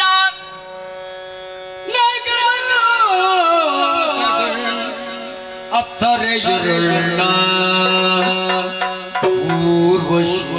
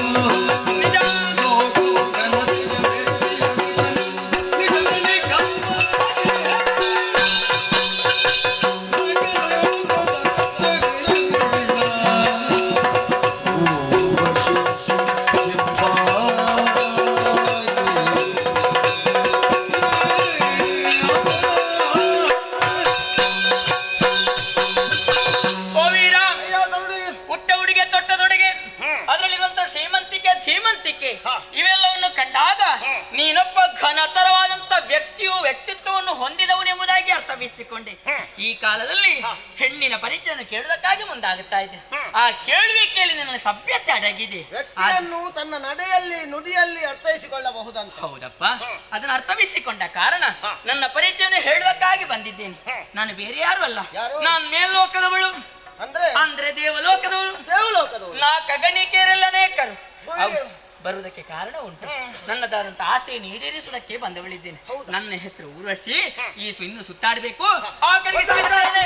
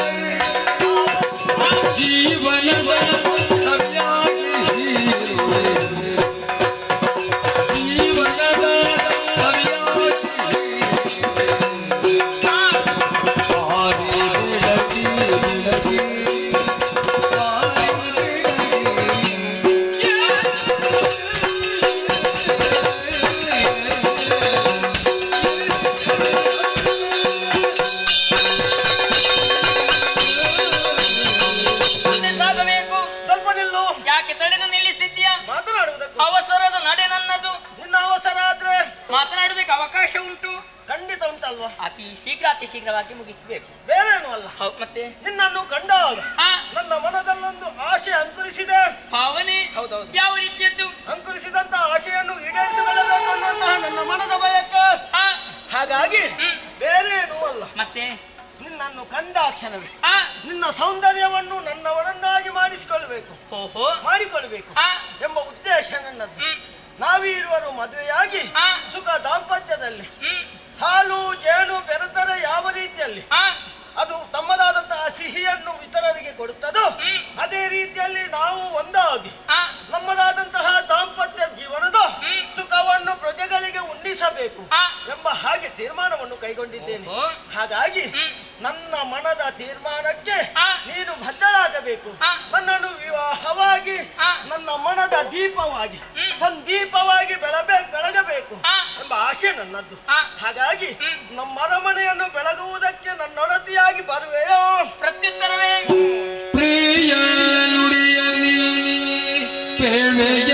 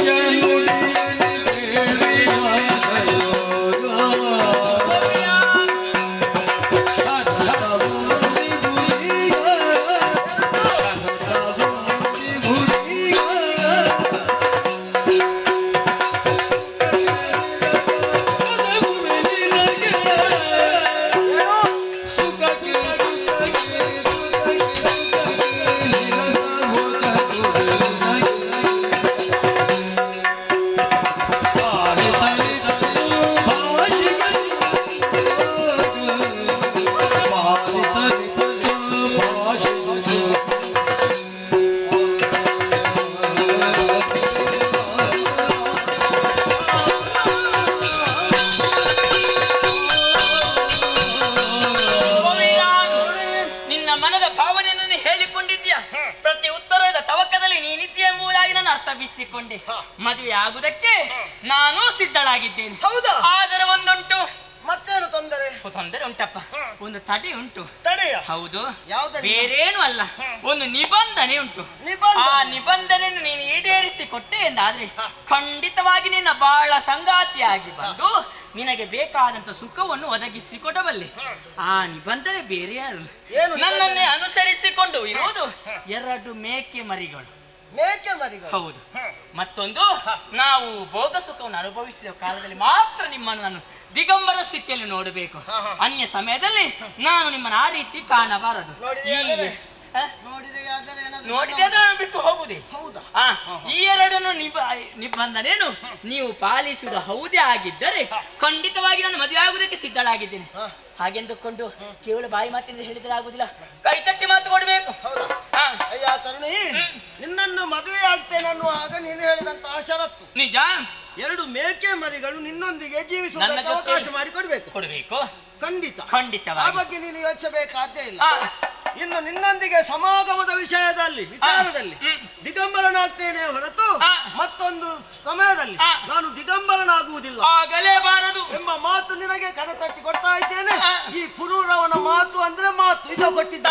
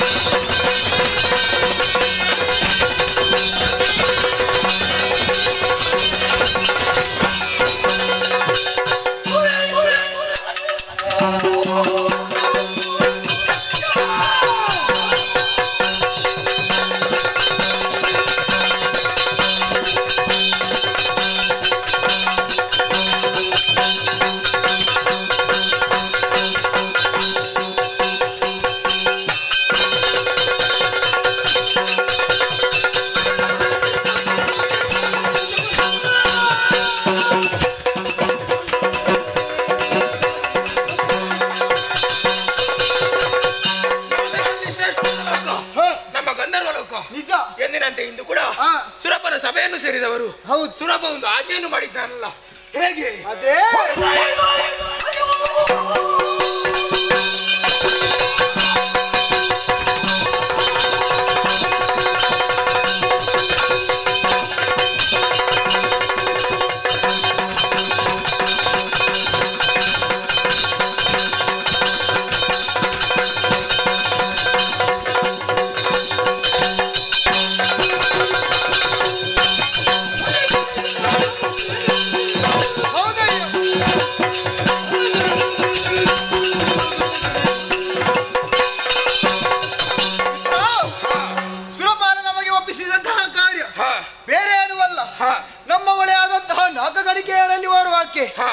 ಊರ್ವಶಿ ಭೂಲೋಕವನ್ನು ಸೇರಿದ್ದಾಳೆ ನಿಜ, ಆದರೆ ಇದುವರೆಗೆ ಬರಲಿಲ್ಲ. ಹಾಗಾಗಿ ಒಂದು ಉಪಾಯವನ್ನು ಸೂಚಿಸಿದ್ದಾನೆ ಇಂದ್ರ. ಬೇರೆ ಏನೂ ಅಲ್ಲ, ಆಕೆಯ ಬಳಿಯಲ್ಲಿ 2 ಮೇಕೆಗಳಿದೆ, ಅದನ್ನು ಅಪಹರಿಸಿದರೆ ಆಕೆ ಬರುತ್ತಾಳೆ. ತಡೆಯಾಕೆ, ಆದಷ್ಟು ಬೇಗ ಭೂಲೋಕ.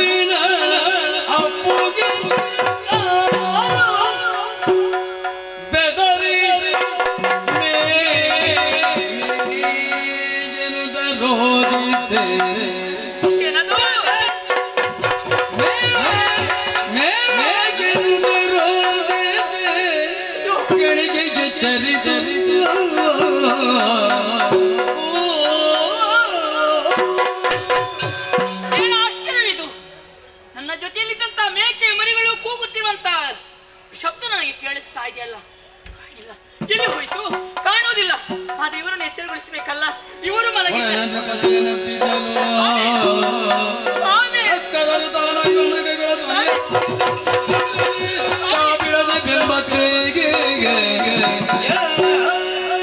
ಸ್ವಾಮಿ ಎದ್ದೇಳಿ, ಎದ್ದೇಳಿ ಸ್ವಾಮಿ. ಸ್ವಲ್ಪ ನಿಲ್ಲೆ. ಬೇಡ ಸ್ವಾಮಿ, ಎದ್ದೇಳಿ, ಬೇಗ ಎದ್ದೇಳಿ ಸ್ವಾಮಿ. ಸರಿಯಾಗಿ ಕಣ್ಣು ಬಿಟ್ಟು ನೋಡಿ, ಸರಿಯಾಗಿ ಕಣ್ಣು ಬಿಟ್ಟು ನೋಡಿ. ನಮ್ಮ ಮೇಕೆ ಮರಿಗಳು ಕಾಣಿಸ್ತಾ ಇಲ್ಲ. ಯಾರು ಕದ್ದುಕೊಂಡು ಹೋಗಿದ್ದಾರೆ. ಬೆಳಿಗ್ಗೆ ಅಷ್ಟೇ ಹೊತ್ತಿನಾಗ ಬರ್ತದೆ. ಬೇಡ ಸ್ವಾಮಿ, ನನಗೆ ಅದನ್ನು ಕಳೆದುಕೊಂಡು ಬದುಕುವಂತ ಚೈತನ್ಯ ನನಗಿಲ್ಲ. ನನಗೆ ಅದು ಬೇಕೇ ಬೇಕು. ನೀವು ಈಗಲೇ ತರಬೇಕು. ತರುವುದಿಲ್ಲ, ಬೆಳಿಗ್ಗೆ ಹೊತ್ತಿಗೆ ಬೇಗ ಹೋಗಿ ತನ್ನಿ ನೀವು. ಸ್ವಾಮಿ, ನಾನು ನಿಮ್ಗೆ ಬೇಡವಾ? ಸೂರ್ಯ ಮೂಡ್ಲಿ. ಮೂಡು ಬೇಡ, ನನಗೆ ಈ ಕ್ಷಣವೇ ತಂದು ಕೊಡಬೇಕು. ಆ ಮೇಕೆ ಮರಿಗಳಿಲ್ಲದೆ ನನ್ನ ಜೀವನ ಇಲ್ಲ. ಹೋಗಿ ಸ್ವಾಮಿ, ಹೋಗಿ ಬೇಗ. ಬೇಗ ಮಾಡಬೇಡ. ಮೇಕೆ ಮರಿ ಎಲ್ಲೇ ಇದ್ರು ನಾನು ನಿಮ್ಮ ದಾರಿ ನಿರೀಕ್ಷೆ.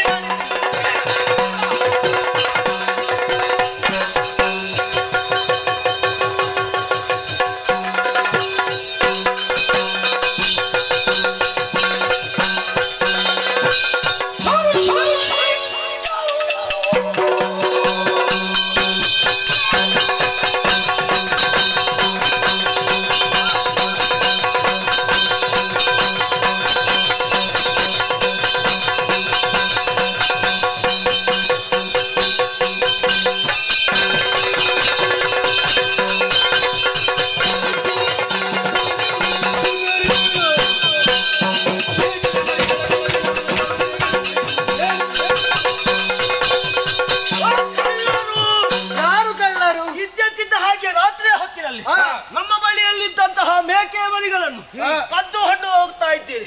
ಆದ್ದರಿಂದ ನೀವು ಕಳ್ಳರು ಹಣ್ಣು ಹಾಗೆ ತಿಳಿದಿದ್ದೇನೆ. ಒಳ್ಳೆ ಮಾತಲ್ಲಿ ಆ ಮೇಕೆ ಮರಿಯನ್ನು ನನ್ನ ವಶಕ್ಕಿತ್ತು ಹೋದಿರಿ ಅಂತಾದ್ರೆ ಬದುಕುವುದಕ್ಕೆ ಅವಕಾಶ ಇಲ್ಲ. ಅಂತಾದ್ರೆ ನಿಮ್ಮ ಇರುವಾಗ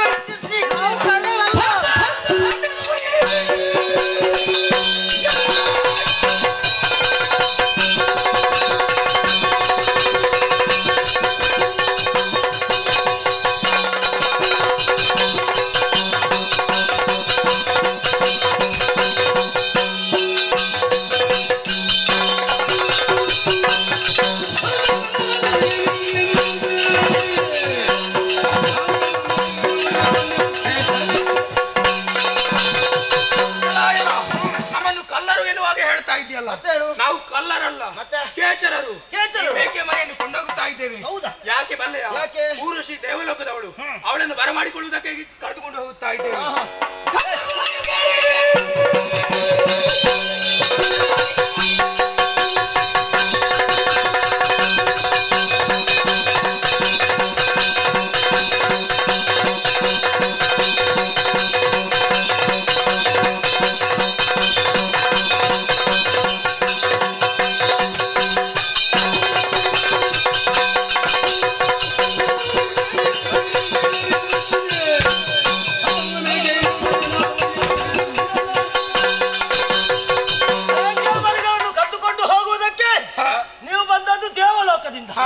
ದೇವಲೋಕದಿಂದ ಬಂದಂತಹ ಊರ್ವಶಿ ನನ್ನ ಬಳಿ ಇರುವಾಗ ಎಲ್ಲಾ ಹಕ್ಕನ್ನು ಅವಳು ಪಡೆದುಕೊಂಡಿದ್ದಾಳೆ ಆ ಮೇಕೆಯ ಬಗ್ಗೆ. ಹಾಗಾಗಿ ಅದನ್ನು ಬಲಾತ್ಕಾರದಿಂದ ವಶಪಡಿಸಿಕೊಳ್ಳುವುದಕ್ಕೆ ನಾನಿದ್ದುಕೊಂಡು ಅವಕಾಶ ಮಾಡಿಕೊಡುವುದು.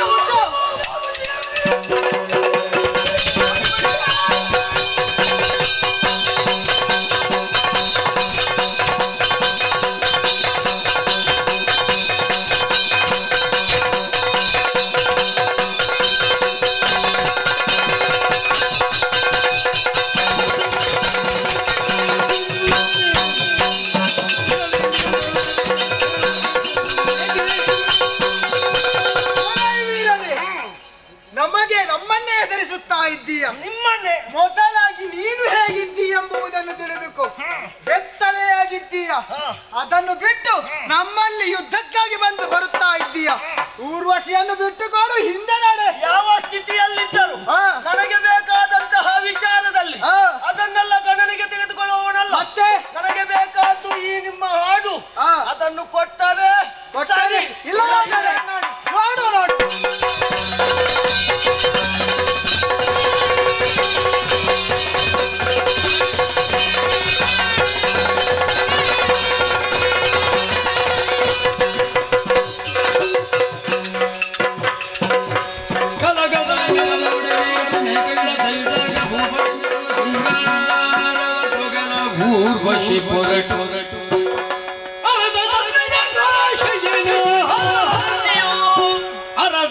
ತಪ್ಪಿದೆ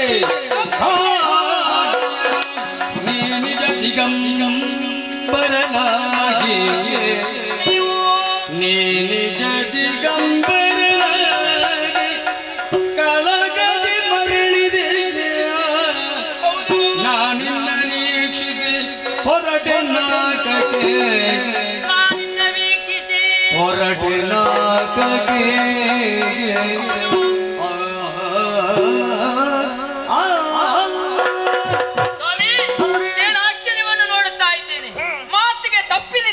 ಮಾತಿಗೆ ತಪ್ಪಿದೆ. ಈ ಮೊದಲು ನೀವು ಹೇಳಿದ್ದೇನು? ಪುರೂರವ ಹೇಳಿದ ಮಾತನ್ನು ನಡೆಸಿಕೊಟ್ಟಿದ್ದಾನೆ. ಮೇಕೆ ಮರಿಗಳನ್ನು ತಂದು ಅಲ್ಲಿ ಕಟ್ಟಿದ್ದೇನೆ ನೋಡಿ. ಮೇಕೆ ಮರಿಯನ್ನು ತಂದಿದ್ದೀರಿ ಹೌದು, ಆದ್ರೆ ಎರಡನೇ ಮಾತಾಗಿ ಉಪಯೋಗ ಮಾಡೋದಿದ್ದು ಅಂದ್ರೆ ದಿಗಂಬರ ಸ್ಥಿತಿಯಲ್ಲಿ ನಾವು ನೋಡಲಾರೆ ಎಂಬುದಾಗಿ. ನಾವು ಯಾವ ಸ್ಥಿತಿಯಲ್ಲಿದ್ದವು ಈಗ ನೀವು ಹೇಗಿದ್ದೀರಿ ಸರಿಯಾಗಿ ಯೋಚನೆ ಮಾಡಿ. ಈಗ ಮಾತನಾಡುವುದಕ್ಕೆ ಅವಕಾಶ ಅಲ್ಲ, ನನ್ನ ಪುರಕ್ಕೆ ನಾನು ಹೊರಟೆ. ಸ್ವಲ್ಪ ತಡೆ, ಸ್ವಲ್ಪ ತಡೆ.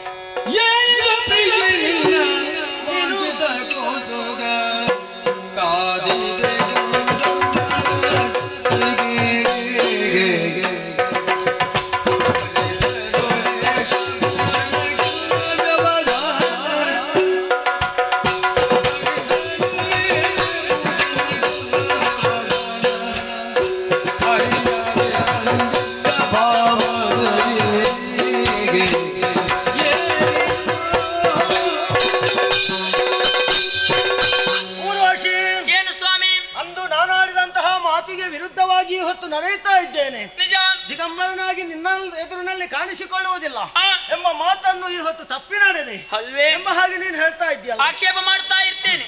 ಆದ್ರೆ ನೋಡು, ನೀನು ನನ್ನನ್ನು ಕಳುಹಿಸಿದಂತಹ ಸಮಯದಲ್ಲಿ ನಾವಿರುವರು ಒಟ್ಟಾಗಿ ನಿದ್ರಾ ಸ್ಥಿತಿಯಲ್ಲಿದ್ದೆವು. ರತಿ ಸುಖವನ್ನು ಅನುಭವಿಸಿದ ಸಮಯದಲ್ಲಿ ನೀವು ಹೊರಟು ಹೋಗಿದ್ದೀರಿ. ನನ್ನನ್ನು ಎಬ್ಬಿಸಿದವಳು ನೀನೆ, ಕಳುಹಿಸಿ ಕೊಟ್ಟವಳು ನಾನೇ. ಕಳಿಸಿಕೊಟ್ಟಂತಹ ಸಮಯದಲ್ಲಿ ನಿನಗೆ ಹೇಳಬಹುದಿತ್ತಲ್ಲ ಯಾವುದೆಂದು? ನಾನು ದಿಗಂಬರನಾಗಿದ್ದೇನೆ ಅದನ್ನು ನೋಡುವಂತ ವ್ಯವಧಾನ ನನಗಿರ್ಲಿಲ್ಲ. ನನಗೆ ಬೇಕಾಗಿರುವುದು ಆ ಸಮಯದಲ್ಲಿ ನನ್ನ ಪ್ರೀತಿಯ ಮೇಕೆಯ ಮರಿಗಳು. ಆ ಸಮಯದಲ್ಲಿ ನಿಮ್ಮನ್ನು ಕಳುಹಿ ಕೊಟ್ಟಿದ್ದೇನೆ. ನಿನ್ನ ಮನದ ಆಶೆ ಏನು?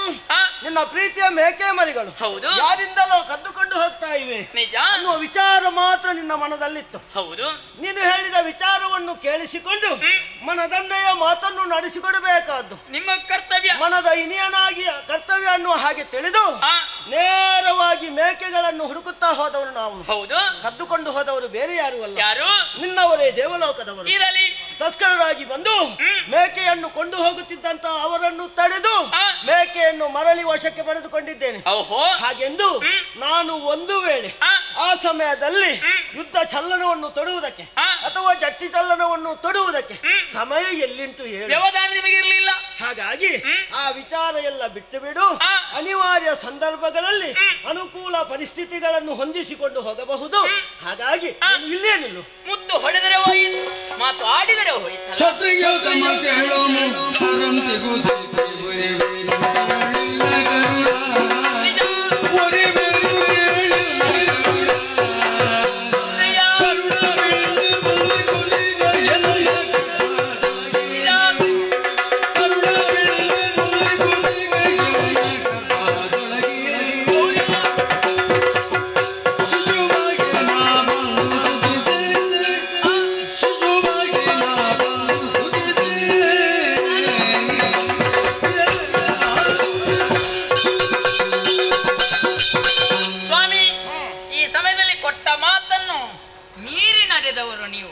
ಆದ್ದರಿಂದ ನಾನು ಹೋಗಬೇಕು, ದೇವಲೋಕವನ್ನು ಸೇರಲೇಬೇಕು.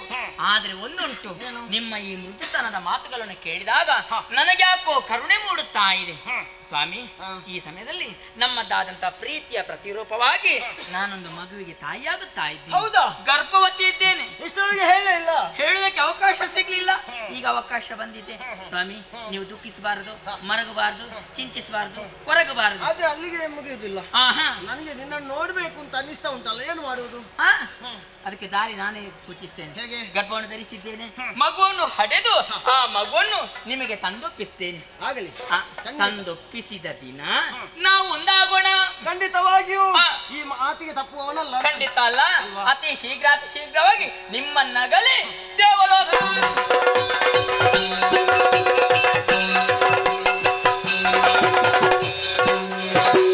ಕೇಳಿ ಕಥೆಯ ಮುಮುಕ್ಷುಗಳು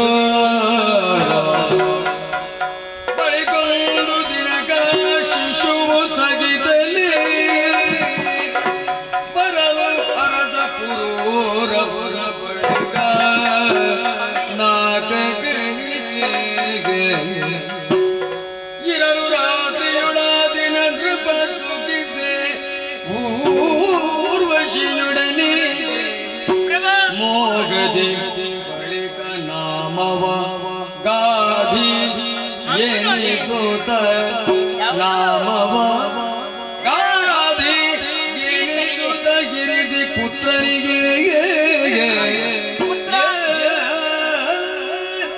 ಮತ್ತೆ ನಿನ್ನನ್ನು ಕಾಣುವಂತ ಅವಕಾಶ ಆ ಸುಯೋಗ ಒದಗಿ ಬಂದಿದೆ. ಅಂದು ಆಡಿದ ಮಾತಿನಂತೆ ಇನ್ನು ಮಗುವಿನೊಂದಿಗೆ ನೀನು ಪ್ರತ್ಯಕ್ಷಲಾಗಿದ್ದೆ. ನಿಮ್ಮ ಬಳಿಗೆ ಬಂದವಳಿದ್ದೇನೆ. ಬಹಳ ಸುಂದರವಾದ ಮಕ್ಕ. ನಿಮ್ಮ ಮಗು ಅಲ್ವಾ? ನಿಮ್ಮಂತೆ ರೂಪ ಎಲ್ಲವೂ ನಿಮ್ಮಂತೆ. ಆದ್ದರಿಂದ ನಿಮಗೆ ಒಪ್ಪಿಸುವುದಕ್ಕೆ ಬಂದಿದ್ದೇನೆ. ಒಪ್ಪಿಸುವುದಾವುದು, ಆದ್ರೆ ನೀನು ಇಲ್ಲಿ ಇವತ್ತು ಹೋಗುವ ಹಾಗಿಲ್ಲ. ಕೊಟ್ಟಿದ್ದೇನೆ ಮಾತು. ಮಗುವನ್ನು ಒಪ್ಪಿಸುವ ದಿವಸ. ಈ ಮಗುವನ್ನು ಮಗು ಅಂತಲೇ ಕರೆಯುವುದಾ? ಹೆಸರಂತ ಬೇಕು. ಆ ರೂಪಕ್ಕೆ ತಕ್ಕುದ ರೂಪ ನೋಡಿದ್ರೆ ಇದಕ್ಕೆ ಗಾದಿ ಅಂತ ಹೇಳುವ. ಗಾದಿ. ಗಾದಿ ಅಂದ್ರೆ ಏನು? ಏನು? ಮೃದು. ಮೃದು. ಅಂತಹ ಮೃದುವಾದ ಮಗುವಿಗೆ ಇನ್ನು ಮುಂದಕ್ಕೆ ಗಾದಿ ಅನ್ನುವಂತ ಹೆಸರು. ಸರಿ. ಮಾತ್ರ ಅಲ್ಲ, ಮತ್ತೆ ನನ್ನ ಜೀವನ ತೀರಿ ಹೋದ ಬಳಿಕ ಅಥವಾ ನಾನು ಇಲ್ಲಿ ಅಧಿಕಾರವನ್ನು ಕಳೆದುಕೊಳ್ಳುವ ಬಳಿಕ ಉತ್ತರಾಧಿಕಾರಿ ಅಂತ ಬೇಕಲ್ಲ, ಅದು ಗಾದಿಯೇ ಉತ್ತರಾಧಿಕಾರಿ, ವಂಶೋದ್ಧಾರಕ. ಹಾಗಾಗಿ ಇಂದಿನ ರಾತ್ರಿ ನನ್ನಲ್ಲೇ ಕಳೆಯಬೇಕು. ಬಾ ಹೀಗೆ ಹೀಗೆ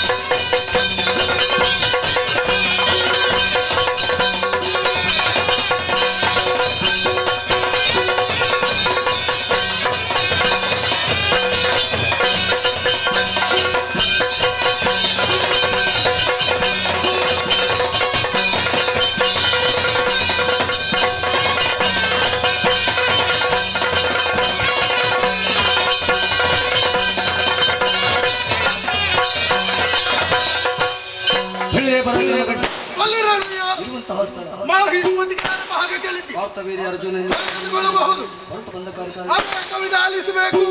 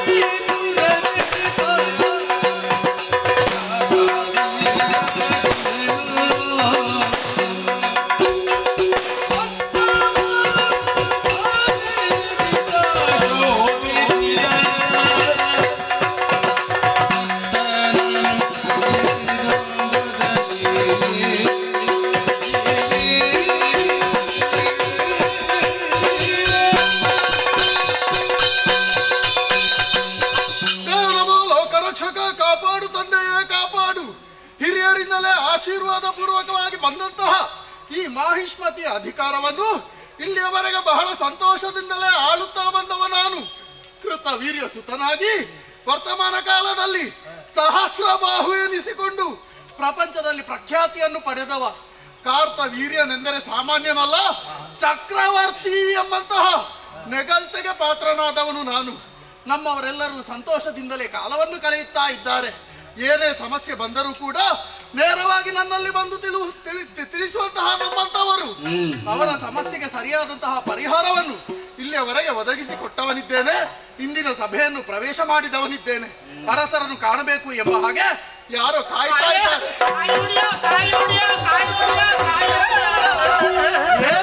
ನಮಸ್ಕಾರ ಮಾಡ್ಕೊಂಡಿದ್ದೇವೆ.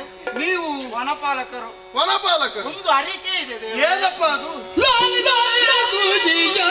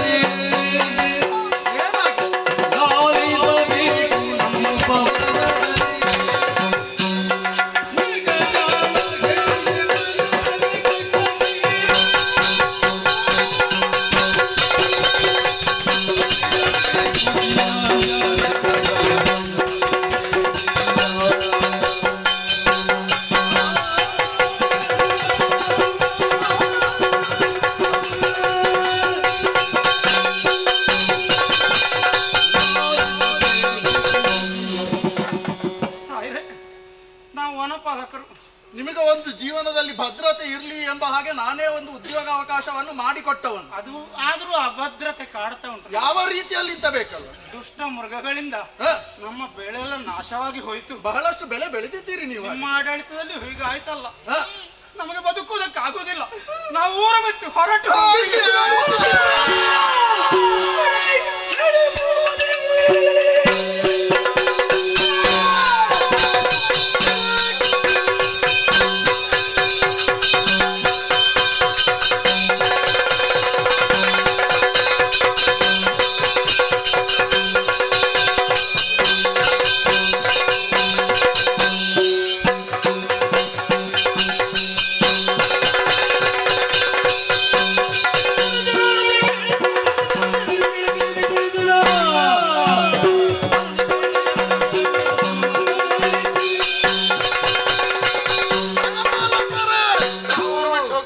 ಕೃಷಿಕರು ಯಾವತ್ತಿದ್ರೂ ಒಂದು ದೇಶದ ಆಸ್ತಿ ಎಂಬ ಹಾಗೆ ನಂಬಿದವನು ನಾನು. ಯಾವ ಕ್ಷಣದಲ್ಲಿ ನಿಮಗೆ ತೊಂದರೆ ಬಂತೋ ನೀವು ಯಾರು ಚಿಂತಿಸುವಂತಹ ಅವಶ್ಯಕತೆ ಇಲ್ಲ. ನಾನೇ ಬರ್ತೇನೆ. ವನಕ್ಕಾಗಿ ಬಂದು ಮೃಗ ಬೇಟೆಯನ್ನಾಡುವುದರ ಮೂಲಕವಾಗಿ ಕ್ರೂರ ಮೃಗಗಳನ್ನೆಲ್ಲ ನಾಶ ಮಾಡಿ ನಿಮಗೆ ಸೌಖ್ಯವನ್ನು ಒದಗಿಸಿಕೊಡುವನಿದ್ದೇನೆ. ದಾರಿ ಗೊತ್ತುಂಟಲ್ಲ ನಿಮಗೆ. ಆಯುಧ ಬಲೆ ಬೇಟೆ ನಾಯೆಲ್ಲ ಸಿದ್ಧವಾಗಿದೆ.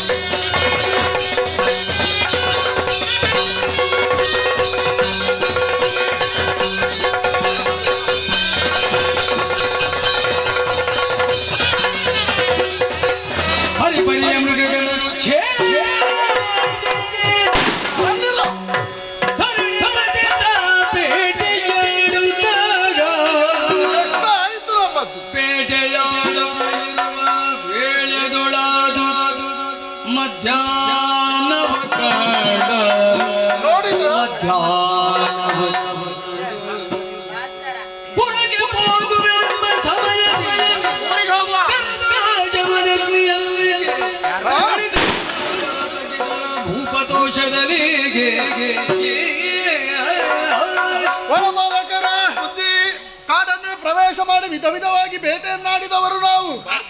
ಹೇಗಾಯ್ತು ಬೇಟೆ? ಇನ್ನೂ ನಿಮಗೆ ನಂಬಿಕೆ ಬಂತ? ಅಯ್ಯೋ, ನಿಮ್ಮ ಮೇಲೆ ಮೊದಲೇ ನಂಬಿಕೆ ಉಂಟು, ಹಾಗಾಗಿ ಅಲ್ವ ಸಮಸ್ಯೆಯನ್ನು ನಿಮ್ಮಲ್ಲಿ ಹೇಳಿದ್ ನಾವು. ಇನ್ನು ಯಾವ ಮೃಗದ ಕಾಟವೂ ನಿಮಗೆ ಇರ್ಲಿಕ್ಕಿಲ್ಲ. ಅಷ್ಟು ಬೇಟೆಯನ್ನಾಡಿದವರು ನಾವು. ಬೇಟೆ ಆಡುತ್ತಾ ಆಡುತ್ತಾ ಮುಂದುವರಿಯುವಾಗ ಮತ್ತೆ ನಾನು ಸ್ವಲ್ಪ ಮೇಲೆ ನೋಡಿದ್ದು. ಹೌದು, ಭಾಸ್ಕರನಿಗೆ ನೆತ್ತಿ ಕಂಡೆ. ಯಾವ ಭಾಸ್ಕರ? ಬಂದಿದ್ದಾನೆ ಇವತ್ತು. ಬೆಳಕು ಕೊಡುವ ಭಾಸ್ಕರ. ಭಾಸ್ಕರನಿಗೆ ಭಾಸ್ಕರ ನೆತ್ತಿಯ ಮೇಲೆ ಭಾಸ್ಕರನನ್ನು ಕಂಡೆ. ಸರಿಯಾಗಿ ಹೇಳಬೇಕು. ಮುದ್ದೆ ಅನ್ನದ ಹೊತ್ತು, ಮಧ್ಯಾಹ್ನದ ಹೊತ್ತು. ಹೌದು, ಊಟ ಮಾಡ್ಬೇಕು. ಬೇಟೆ ಆಯ್ತು. ಊರಿಗೆ ಹೋಗುವ. ಬೇಟೆ ಆಯ್ತಲ್ಲ, ಊರಿಗೆ ಹೋಗುದೇ. ಹೋಗುದೇ. ಇಲ್ಲಿ ಸಮೀಪದಲ್ಲಿ ಜಮದಗ್ನಿ ಮಹರ್ಷಿಗಳ ಆಶ್ರಮ ಇದೆ, ಅಲ್ಲಿಗೆ ಬಂದು ಹೋಗಬೇಕಂತ ನೀವು. ಬ್ರಾಹ್ಮಣರ ಓಟು ಬಂದದ್ದು. ಬ್ರಾಹ್ಮಣ ಒಟ್ಟು ಬಂದು ಇಲ್ಲಿ ಹತ್ತಿರ ಜಮಖಂಡಿ ಹತ್ತಿರ ಜಮಖಂಡಿ ಜಮದಗ್ನಿ ಮಹರ್ಷಿಗಳ ಆಶ್ರಮ ಉಂಟು, ಬಂದ ಆತಿಥ್ಯವನ್ನು ಸ್ವೀಕರಿಸಿಕೊಳ್ಳಬೇಕು ಎಂಬ ಹಾಗೆ ವಟು ಓರ್ವ ಬಂದು ಆಡಿದ್ದು. ಅವರು ಬ್ರಾಹ್ಮಣರ? ಅವರು ಬ್ರಾಹ್ಮಣರೇ, ಋಷಿ ಮುನಿಗಳು ಶ್ರೇಷ್ಠರಿದ್ದಾರೆ. ಅವರ ಮಾತನ್ನು ಮೀರಿ ನಾವು ಪುರಕ್ಕೆ ಹೋದೆವುಂತಾದ್ರೆ ಧರ್ಮ ಮೀರಿದ ಹಾಗೆ ಅವರಿಗೆ ಬೇಸರ ಆದೀತು. ಬಂದ ಕೆಲಸ ಬ್ರಾಹ್ಮಣರಿಗೆ ಬೇಸರ ಆದ್ರೆ ಅದು ಶಾಪವೇ ಅಲ್ವೋ? ಹೌದೌದು. ನಾವು ಏಳಿಗೆ ಆಗ್ಲಿಕ್ಕೆ ಉಂಟ ಮತ್ತೆ? ಖಂಡಿತವಾಗಿಯೂ ಇಲ್ಲ. ಹೇಗೂ ಇಷ್ಟು ದೂರ ಬಂದವರಿದ್ದೇವೆ. ಆಶ್ರಮದತ್ತ ಹೋಗಿ ಅವರಿಂದ ಆಶೀರ್ವಾದವನ್ನು ಪಡೆದು ಮತ್ತೆ ನಾವು ಪುರವನ್ನು ಸೇರಿಕೊಳ್ಳೋಣ.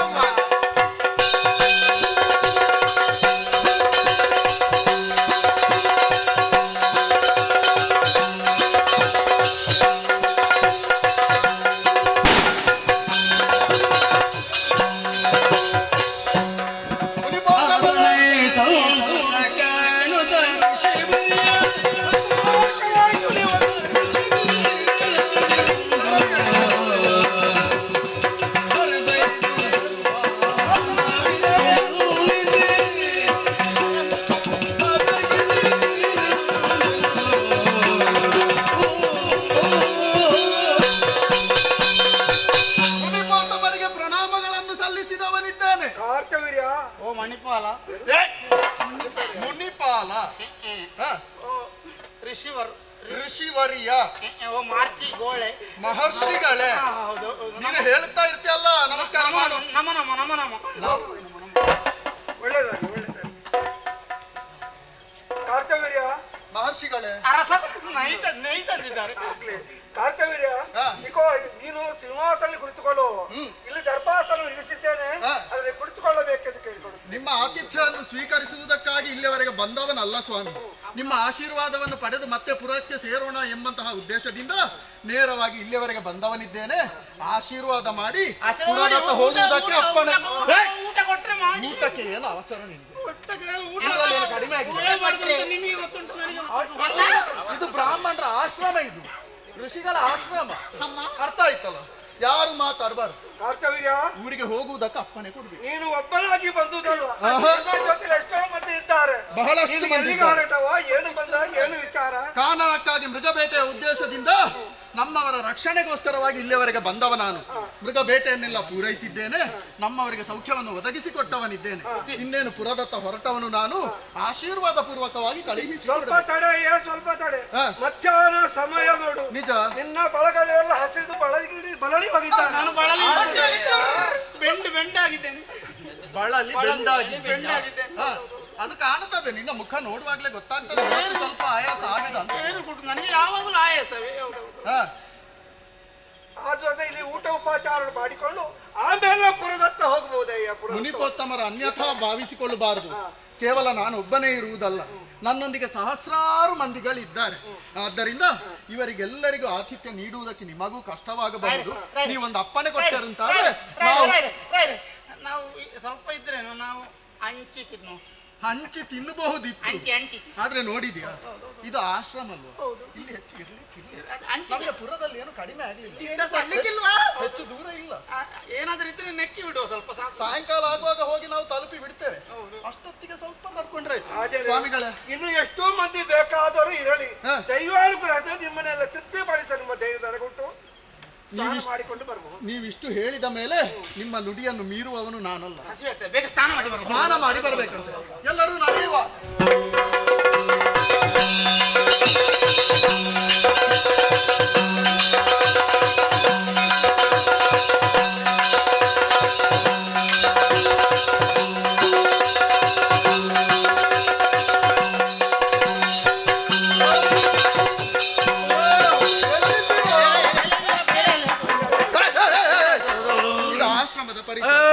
ಇಲ್ಲಿ ಸ್ವಲ್ಪ ಶುದ್ಧಾಚಾರ ನೈರ್ಮಲ್ಯ ಎಲ್ಲ ಇಲ್ಲಿ ಹಾಕಿದ್ರೆ ಒಟ್ಟು ಹಾಕುವುದಲ್ಲ ಅಲ್ಲ.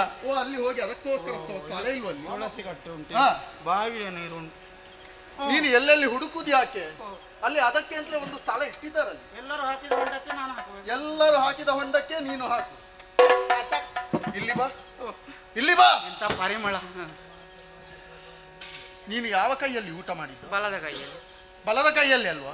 ಮತ್ತೆ ನೀನು ಮೂಸಿ ನೋಡುವುದು? ಊಟ ಮಾಡಿದ್ರೆ ಎಲ್ಲಿಗೂ ಹೋಗ್ಲಿಲ್ಲ ನಾನು. ಅದು ಈ ಎರಡು ಕೈಯನ್ನು ಉಜ್ಜಿದ್ದು ಆಗ ಇಲ್ಲಿಯ ಪರಿಮಳ ಇಲ್ಲಿಗೆ ಬಂದದ್ದು. ಈಗ ಪರಿಮಳ ಬಂದ ವಿಚಾರ ಹೌದು, ಆದ್ರೆ ಇನ್ನೊಂದು ವಿಚಾರ ಯೋಚನೆ ಮಾಡು. ಯಾವುದು? ನಾವು ಇಲ್ಲಿ ಬಂದು ಹೊತ್ತೆಷ್ಟಾಯ್ತು? ಹೌದು, ಹೊತ್ತು ಕಡಿಮೆ, ಸ್ವಲ್ಪ ಹೊತ್ತಾಯ್ತು. ಸ್ವಲ್ಪ ಹೊತ್ತು. ಸ್ನಾನ ಮಾಡಿ ಬರೋದ್ರೊಳಗೆ ಊಟ ಸಿದ್ಧವಾಗಿದೆ. ಎಂತ ಊಟ! ನಾನು ಬರುವಾಗ ಎಲೆ ಹಾಕಿದ್ರು, ಎಲೆ ತುಳಿರಿ ಅಂತ ಹೇಳಿದ್ರು, ನಾನು ತುಳಿದೆ ಸರಿ. ಮತ್ತೆ ಅದೇ ಎಲೆಯಲ್ಲಿ ಊಟ ಮಾಡಿದ್ದೆ? ಬೇರೆ ಎಲೆ ಕೊಟ್ರು, ಅಲ್ಲಿಗೆ ತಲೆಗೆ ಉಪ್ಪು ಹಾಕಿದ್ರು. ಎಲೆ ತೊಳಿಯಿರಿ ಅಂತ ಹೇಳಿದ್ರು. ಹೌದು, ತಲೆಗೆ ಉಪ್ಪು ಹಾಕಿದ್ರು, ಬೆನ್ನಿಗೆ ಚಟ್ನಿ ಹಾಕಿದ್ರು. ಯಾರ ಬೆನ್ನಿಗೆ? ಉಪ್ಪಿನ ಬೆನ್ನಿಗೆ. ಎಲೆಗೆ. ಆಮೇಲೆ ಬಳ್ಳಿಯಾರು ಪಲ್ಯ. ಹೌದೌದು, ಅದರಲ್ಲಿ ಯಾವ ಪಲ್ಯವನ್ನು ತೆಕ್ಕೊಳ್ಳಿಲ್ಲ ನಾನು. ಗೆಣಸಿನ ಪಲ್ಯ ಇಷ್ಟು ಊಟ ಮಾಡಿ. ಅದು ಒಳ್ಳೇದಾಗ್ತದೆ. ಹೌದೌದು, ನಿಮ್ಮಂತವರಿಗೆಲ್ಲ ಅದೇ ಒಳ್ಳೇದಾಗುದು. ಹೌದು, ನನ್ನ ವಿರೋಧಿಗಳು ಇನ್ನು 1 ತಿಂಗಳಿಗೆ ನನ್ನ ಹತ್ತಿರ ಬರ್ಲಿಕ್ಕಿಲ್ಲ. ಮತ್ತೆ? ಹೌದು ಹೌದು. ಮತ್ತೇನು ವಿಶೇಷ? ಆಮೇಲೆ ಅನ್ನ ಬಡಿಸಿದ್ರು, ಅನ್ನ ಬಡಿಸಿದ ಮೇಲೆ ಹಪ್ಪಳ ಬಡಿಸಿದ್ರು. ಹಪ್ಪಳ ಬಡಿಸಿದಲ್ಲಿ ಅನ್ನವೇ ಕಾಣುವುದಿಲ್ಲ. ಅಷ್ಟು ದೊಡ್ಡ ಹಪ್ಪಳ ಅಲ್ಲ, ಹಪ್ಪಳ ಸಣ್ಣದು, ಅನ್ನವೇ ಇಷ್ಟೇ ಬಡಿಸಿದ್ದು. ಹೌದೌದು, ಅದು ಬ್ರಾಹ್ಮಣರಲ್ಲಿ ಇಷ್ಟಿಷ್ಟೇ. ಅದು ಬೇಕಾದ ಹಾಗೆ ಬೇಕಾದಾಗ ಹಾಕಿಸಿಕೋ ಎಂಬ ಹಾಗೆ. ಆಮೇಲೆ ಸಾವು ಬಂತು. ಬ್ರಾಹ್ಮಣರ ಊಟದ ಕ್ರಮವೇ ಹಾಗೆ. ಸಾವು ಬಂತು. ಯಾರಿಗೆ? ಇದು ಒಬ್ರು ಭಟ್ರು, ಅವರಿಗೆ ರಾ ಬರುದಿಲ್ಲ, ಅವರು ಸಾವು ಅಂತ. ಸಾರು. ಆಮೇಲೆ ಸಾಂಬಾರು ಬಂತು. ಆಮೇಲೆ ನಾಯಿ ಹುಳಿ ಬಂತು, ಕಾಯಿ ಹುಳಿ, ಬಿಳಿ ನಾಯಿ ಹುಳಿ, ಕಾಯಿ ಹುಳಿ. ಆಮೇಲೆ ಪಾಯಸ ಬಂತು, ಒಂದು ಕಡಲೆ ಪಾಯಸ, ಮತ್ತೊಂದು ಪಾಯಸದಲ್ಲಿ ಇಷ್ಟು ಉದ್ದ ಹುಳ ಇತ್ತು. ಹೀಗೆ ತಿಂಡಿಯ ತಿನ್ಲಿಕ್ಕೆ ಆಗ್ಲಿಲ್ಲ. ಅದನ್ನ ಹೀಗೆ ಕೈಯಲ್ಲಿ ಹೀಗೆ ಬಾಯಿ ಹತ್ರ ಬರುವಾಗ ಬೆರಳು ನಡೆಯಲ್ಲಿ ಪಿಚಿಕ್ಕ ಅಂತ ಕೆಳಗೆ. ಅದು ಹುಳವ? ಆಮೇಲೆ ನಕ್ಕಿದೆ. ಅದು ಹುಳವ? ಇಷ್ಟು ಉದ್ದ ಹುಳ ಇರ್ತದೆ. ಸೇಮಿಗೆ ಪಾಯಸ ಅದು. ಆಮೇಲೆ ಹಾಲಿನಿಂದ ಮಾಡಿದ್ದು. ಸಿಹಿ ತಿಂಡಿ 2, ಒಂದು ಲಾಡು. ಆಮೇಲೆ ಹೋಳಿಗೆ ತಿನ್ಲಿಲ್ಲ. ಹೋಳಿಗೆಯನ್ನು ಜೋಳಿಗೆಯಲ್ಲಿ ಹಾಕಿ ಮಾಳಿಗೆಯಲ್ಲಿ ತಿಂದ್ರೆ ಏಳಿಗೆ ಆಗ್ತಿ ಮಗನೇ ಅಂತ ನನ್ನ ಅಜ್ಜಿ ಹೇಳಿದ್ದಾರೆ. 25 ಹೋಳಿಗೆಯನ್ನು ಜೋಳಿಗೆಯಲ್ಲಿ ಹಾಕೊಂಡಿದ್ದೆ. ಯಾರಿಗೆಲ್ಲ ಅದು? ಎಲ್ರಿಗೂ ಹಂಚಿ ತಿನ್ಲಿಕ್ಕೆ. ಅವರಿಗೆಲ್ಲ ಮನೆಗೆ? ಮಾಳಿಗೆ ಮನೆ ಇಲ್ಲ, ಮಾಳಿಗೆ ಮನೆಗೆ ಆಗುವಲ್ಲಿವರೆಗೆ ಜೋಳಿಗೆಯಲ್ಲಿ ಇಟ್ಟುಕೊಳ್ತೇನೆ. ಅಲ್ಲಿವರೆಗೆ ಜೋಳಿಗೆಯಲ್ಲಿ ಇಟ್ಟರೆ ಅದು ಉಳಿತದ? ಪೂಂಕೆ ಬಂದಿತ್ತು. ಅದನ್ನೆಲ್ಲ ವಿಶ್ಲೇಷಣೆ ಮಾಡುವುದಲ್ಲ, ಅಲ್ಲ ಇಷ್ಟು ಯೋಚನೆ ಮಾಡು. ನಾವು ಸ್ನಾನ ಮಾಡಿ ಬರುವುದರೊಳಗೆ ಜಿಲೇಬಿಯೋ? ಸಿಹಿ ತಿಂಡಿ. ಹೌದು, ಸಿಹಿ ತಿಂಡಿ. ಅವನಿಗೆ ಸಿಹಿ ತಿಂಡಿಯದ್ದೇ ನೆನಪಾಗುವುದು. ಅಲ್ಲ, ನಿಮಗೆ ಈ ರೀತಿ ಅಧಿಕ ಪ್ರಸಂಗ ಮಾಡಿದ್ರೆ ಅದೇ ಬರ್ತದೆ. ನಾವು ಬಂದು ಹೆಚ್ಚು ಹೊತ್ತಾಗ್ಲಿಲ್ಲ. ಅಷ್ಟರಲ್ಲಿ ನಾವು ಸ್ನಾನವನ್ನು ಪೂರೈಸಿ ಬರುವಷ್ಟರ ವೇಳೆಯಲ್ಲಿ ಇಷ್ಟೆಲ್ಲ ಅಡಿಗೆ ಸಿದ್ಧವಾದ. ಯಾವ ಮನೆಗೂ ಬೆಂಕಿ ಬೀಳುದಕ್ಕೆ ನೋಡ್ಲಿಲ್ಲ. ಅಲ್ಲ, ಬೇರೆ ಎಲ್ಲಿಯಾದ್ರೂ ಮಾಡಿಸಿ ತಂದದ್ದಂತ ಇಲ್ಲಿಗೆ ಮಾಡಿಸಿ ತರುವ ಕ್ರಮ ಇಲ್ಲಿ ಉಂಟೇನು? ಅದು ಬ್ರಾಹ್ಮಣರಲ್ಲಿ ಇಲ್ಲ. ಬ್ರಾಹ್ಮಣರಿಗೆ ಆಗುದೇ ಇಲ್ಲ. ಇಷ್ಟು ಬೇಗ ಹೇಗಾಯಿತು? ಅದು ರುಚಿಯಾದ ಶುಚಿಯಾದಂತಹ ಬಿಸಿಯಾದಂತಹ ಅಡುಗೆ ನಾವು ಯೋಚನೆ ಮಾಡಿದ್ರೆ ಕೊಟ್ಟವರಲ್ಲೇ ಕೇಳಬೇಡ್ವಾ ಸ್ವಾಮಿ?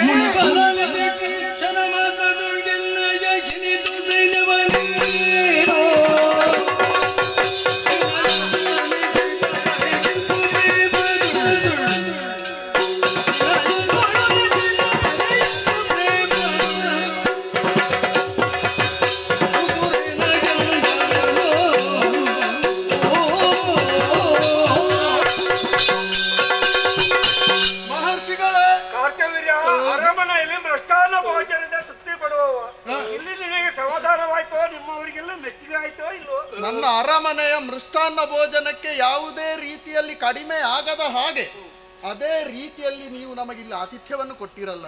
ನಮ್ಮವರಿಗೆಲ್ಲರಿಗೂ ಉಣಬಡಿಸಿದವರು ನೀವು.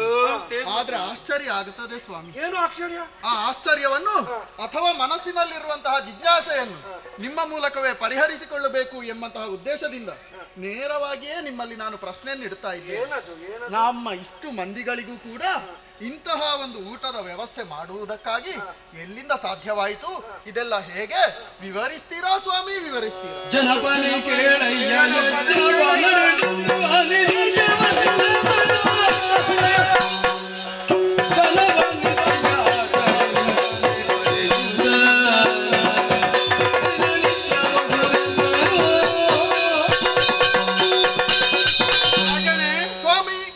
ಯಜನಾದಿಗಳು ಮಾಡುವುದಕ್ಕಾಗಿ ಇಂದ್ರನೇ ಈಗ ದೇರುವನ್ನು ನನಗೆ ಕೊಟ್ಟು ಕಳಿಸಿದ್ದಾನೆ.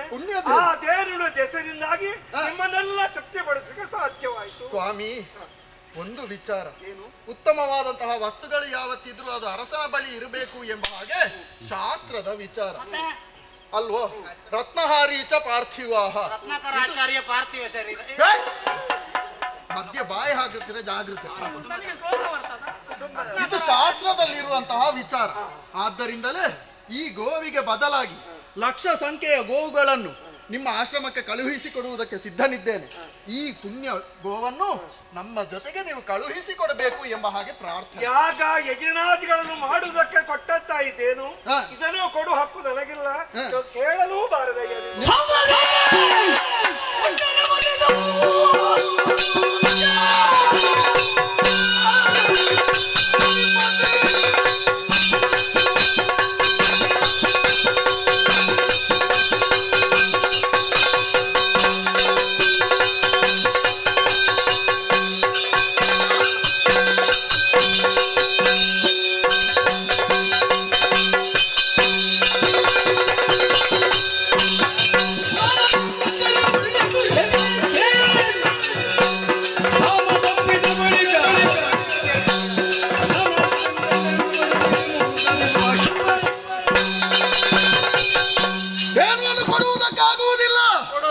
ನಿಮಗೆ ಯಾರು ಕೊಟ್ಟದ್ದೇನು ಇದು? ಸೂರಪ್ಪ ಕೊಟ್ಟದ್ದೇನು? ಪೃಥ್ವಿ ಮೂರಕ್ಕೆ ಚಕ್ರವರ್ತಿ ಎನಿಸಿಕೊಂಡವ ನಾನು.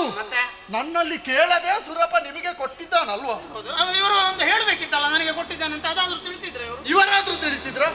ಅದೂ ಇಲ್ಲ. ಇದು ನಮ್ಮ ಆಳ್ವಿಕೆಗೆ ಒಳಪಟ್ಟಂತಹ ಪ್ರದೇಶವೇ ಅಲ್ವಾ? ಮತ್ತೆ ಅಷ್ಟಿರುವಾಗ ಪುಣ್ಯ ಧೇನುವನ್ನು ಬಂದು ನಮ್ಮ ಆಶ್ರಮವನ್ನು ಸೇರಿಕೊಂಡಿದೆ ಎಂಬಂತಹ ವಿಚಾರವನ್ನು ಇವರಾಗಿ ಬಂದು ಹೇಳಬೇಕಿತ್ತು. ಅದನ್ನು ಮಾಡ್ಲಿಲ್ಲ.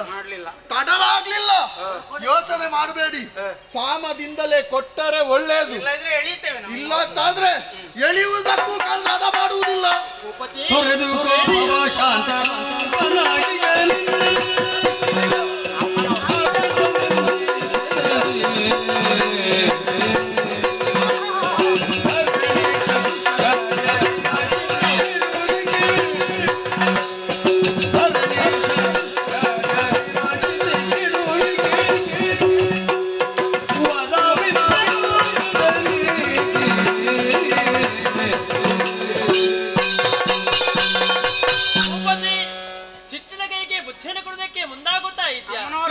ನಾನು ಇದುವರೆಗೆ ಮಾತಾಡ್ಲೇ ಇಲ್ಲ. ಬಡಿಸಿರುವ ಕೈಯನ್ನೇ ಕಚ್ಚುವುದಕ್ಕೆ ಮುಂದಾಗುತ್ತಾ ಇದೆಯಾ? ಇಷ್ಟು ಒಳ್ಳೆ ವ್ಯವಸ್ಥೆ ಮಾಡಿದಂತಹ ದೇನು ನಮ್ಮ ಅರಮನೆಯಲ್ಲಿ ಇರಬೇಕು ಎಂಬಂತಹ ಅಭಿಲಾಷೆ. ಉಂಡ ಮನೆಗೆ ಕಣ್ಣಾಗ್ತಾ ಇದೆಯಾ? ಖಂಡಿತವಾಗಿ. ನನ್ನ ಪತಿದೇವರು ಈಗ ತಾನೇ ಕೋಪವನ್ನು ಬಿಟ್ಟಿದ್ದಾರೆ. ಈ ಹಿಂದೆ ಕೋಪವರಿಗಿದೆ ಅಂತಾದ್ರೆ ನಿನ್ನನ್ನು ಸುಟ್ಟು ಬೂದಿ ಮಾಡಿ ಕೋಪ ಬಿಟ್ಟರೆ ಯಾರಿಗೆ ಒಳ್ಳೇದು? ಗಂಡ ಕೋಪ ಬಿಟ್ರೆ ಹೆಂಡತಿಗೆ ಒಳ್ಳೇದು. ಅವಳನ್ನು ಸರಿ ನೋಡಿದ್ದೇನೆ. ಯಾರು ಅಂತ ಗೊತ್ತಾಯ್ತಾ ನಿನಗೆ? ರೇಣುಕಾ ಮಹಾರಾಜನ ಮಗಳವಳು. ಕ್ಷತ್ರಿಯ ಹೆಣ್ಣ. ಮತ್ತೆ ಎಂತದ್ದು? ಅವಳ ಸ್ವಯಂವರಕ್ಕೆ ನಾನು ಹೋಗಿದ್ದೆ. ಆಗ ಅವಳು ಹೇಳಿದ್ದೆ ಅಂತ ಗೊತ್ತುಂಟ, 1000 ಕೈಯುಳ್ಳಂತಹ ಹೋಗಿ ಹೋಗಿ ಗಡ್ಡ ಬಿಟ್ಟವನನ್ನು ಮದುವೆ ಆಗಿದ್ದಾಳಲ್ಲ, ಏನು ಸುಖ ಅನುಭವಿಸ್ತಾಳೆ.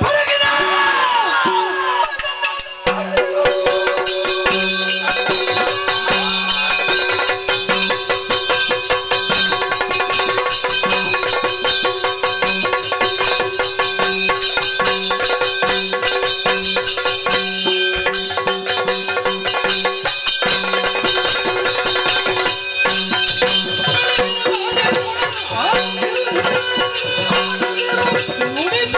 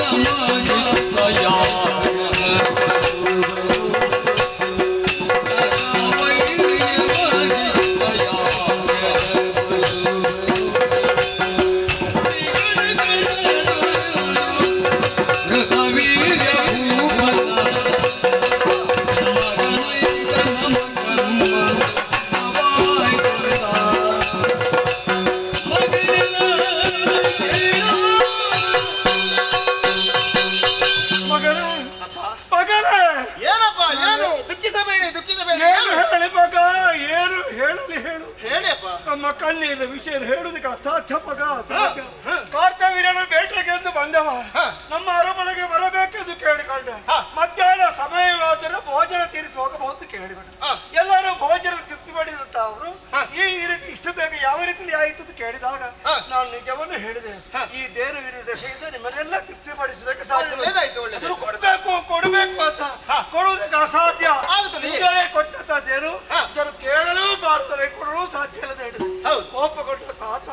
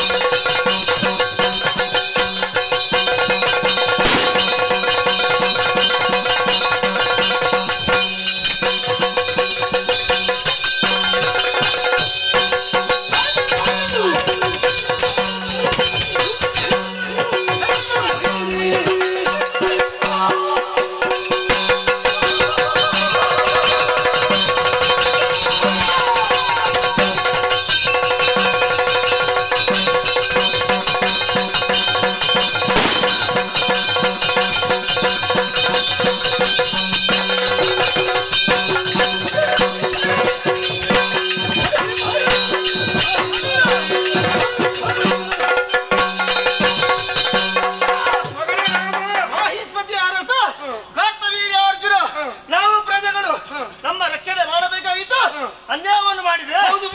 ದೇವರನ್ನು ಎಳ್ಕೊಂಡು ಹೋದರೆ ಚಿಂತಿಸುವುದು ಬೇಡ. ನಾನು ಹೋಗಿ ದೇವರನ್ನು ತರ್ತೇನೆ.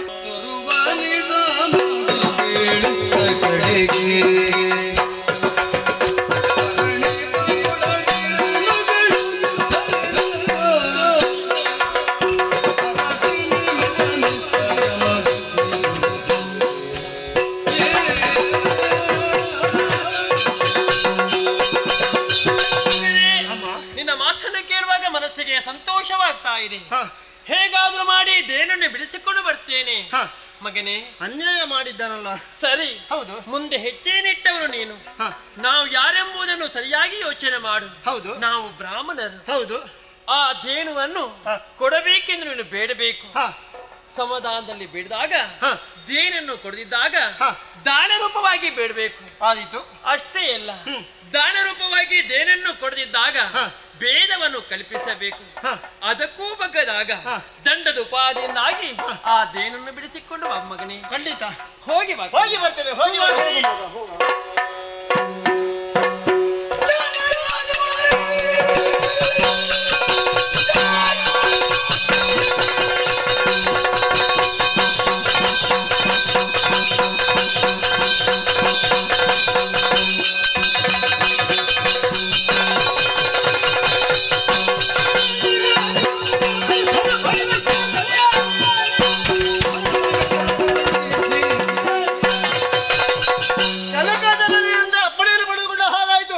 ಮಾಹಿಷ್ಮತಿ ಕಳೆಗಾಗಿ ಹೋಗ್ತೇವೆ.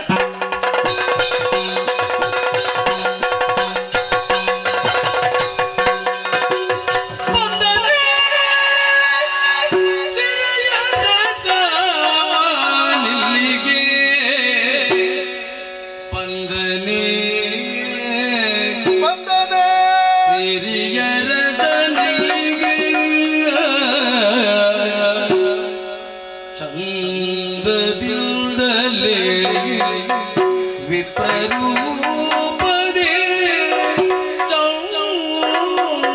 ಚೌದದಿಂದಲೇ ವಿಪ್ರರೂಪದಿ ಹಿಂದೆ ಚಕ್ರದ ಗರ್ವ ಹರಿವೆನಾದ ಮಾತಿಗೆ ಹಿಂದೆ ಚಕ್ರದ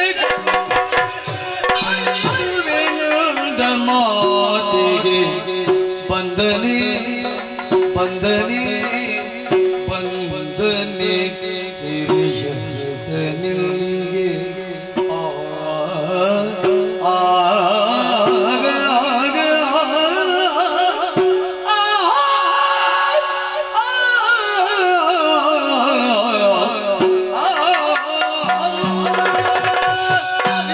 ಒಂದು ಅಮೃತ ಗಳಿಗೆಗಾಗಿ ಇಲ್ಲಿಯವರೆಗೆ ಕಾಯುತ್ತಾ ಇದ್ದವ ನಾನು. ಎನ್ನುವಂತಹ ಸುದ್ದಿಯನ್ನೇ ಕೇಳುತ್ತಾ ಇದ್ದೇನೆ. ಬಂದನೆ ಸಿರಿಯರಸನಿಲ್ಲಿಗೆ, ನಮ್ಮ ಮಾಹಿಷ್ಮತಿಯವರೆಗೆ ಬಂದನೆ. ಕ್ಷೀರಸಾಗರ ಶಯನನಾದಂತಹ ಶ್ರೀಹರಿಯೇ ಅವತಾರ ಮೂರ್ತಿ ಎನಿಸಿಕೊಂಡು ವಿಪ್ರರೂಪದಿಂದ ಇಲ್ಲಿಯವರೆಗೆ ಬಂದಿದ್ದಾನೆ ಎಂಬುದು ಅರ್ಥವಾಯಿತು. ಕಾರಣ ಏನು? ಹಿಂದೆ ನಡೆದಂತಹ ಘಟನೆ. ಶತ್ರು ಪ್ರಸೂದನನು ದೇವಲೋಕಕ್ಕೆ ದಾಳಿಯನ್ನು ಮಾಡಿ ದೇವತೆಗಳನ್ನೆಲ್ಲ ದುರಮುಖೇನ ದೆಸೆಗಡಿಸಿದಂತಹ ಸಮಯದಲ್ಲಿ ತನಗೆ ಒದಗಿದಂತಹ ಕಷ್ಟವನ್ನು ನೇರವಾಗಿ ಬಂದು ಶ್ರೀಹರಿಯಲ್ಲಿ ಕೇಳಿಕೊಂಡ ಕಾಲಕ್ಕೆ ಶ್ರೀಹರಿಯೇ ನೇರವಾಗಿ ಕಾಳಗಕ್ಕಾಗಿ ತೆರಳಿದವ. ಪರಿಣಾಮವಾಗಿ ಅವ ಸೋತಂತಹ ಸಮಯದಲ್ಲಿ ಸುದರ್ಶನನಾದಂತಹ ನಾನೇ ನೇರವಾಗಿ ಹೋಗಿ ಶತ್ರು ಪ್ರಸೂದನನನ್ನು ಸಂಹರಿಸಿ ಮತ್ತೆ ವೈಕುಂಠವನ್ನು ಸೇರಿ ಹರಿಯ ಕೈಯನ್ನು ಏರದೆ ಸ್ವಲ್ಪ ಉದ್ದಟತನವನ್ನು ಪ್ರದರ್ಶಿಸಿದವ ನಾನು. ಆ ಸಮಯಕ್ಕೆ ಶಾಪವನ್ನಿತ್ತಿದ್ದ. ಪರಿಮಾರ್ಜನೆ ಹೇಗೆ ಎಂಬ ಹಾಗೆ ಅವನಲ್ಲಿಯೇ ಭಿನ್ನವಿಸಿಕೊಂಡಾಗ ಮುಂದಕ್ಕೆ ನಾನೇ ಧರೆಯಲ್ಲಿ ಕಾಣಿಸಿಕೊಳ್ತೇನೆ, ನಿನ್ನನ್ನು ವಧಿಸಿ ಮತ್ತೆ ಈ ವೈಕುಂಠಪುರವನ್ನು ಸೇರಿಕೊಳ್ಳುವಂತಹ ಅವಕಾಶವನ್ನು ಒದಗಿಸಿಕೊಡ್ತೇನೆ ಎಂಬ ಹಾಗೆ ಅವನೇ ಹೇಳಿದವನಿದ್ದಾನೆ. ಬಂದಿದ್ದಾನಲ್ಲ ಇಂದು. ಬಂದರೇನಾಯಿತು?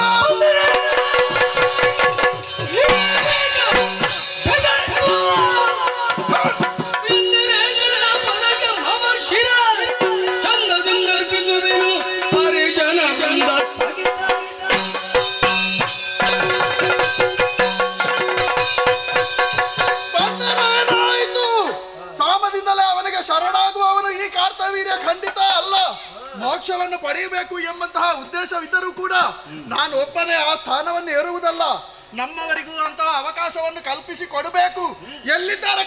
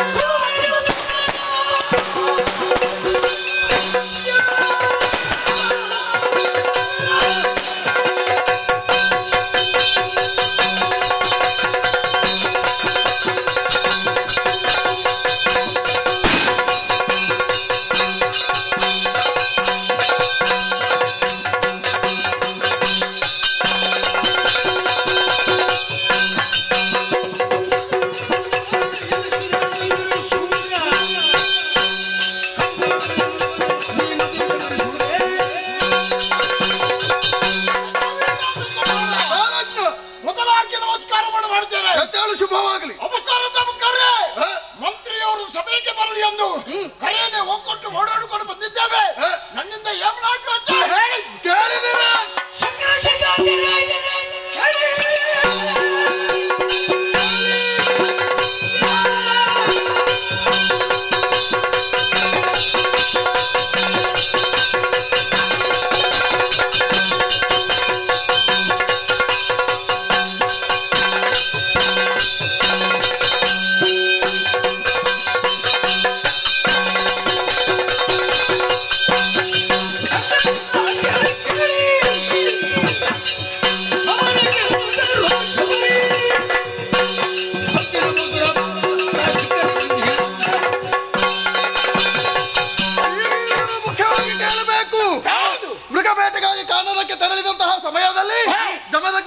ಆಶ್ರಮದಲ್ಲಿದ್ದಂತಹ ಪುಣ್ಯಧೇನುವನ್ನು ಅಪಹರಿಸಿ ತಂದವರು ನಾವು. ಅದನ್ನೇ ಪ್ರಶ್ನಿಸುವುದಕ್ಕಾಗಿ ಆ ಮುನಿಪರ ಕುವರನಾದಂತಹ ಬ್ರಾಹ್ಮಣ ಒಟ್ಟು ಇಲ್ಲಿಯವರೆಗೆ ಬಂದಿದ್ದಾನಂತೆ. ಬಂದವನನ್ನು ಎದುರಿಸಬೇಕು. ಏನು ಮಾಡ್ತೀರಿ?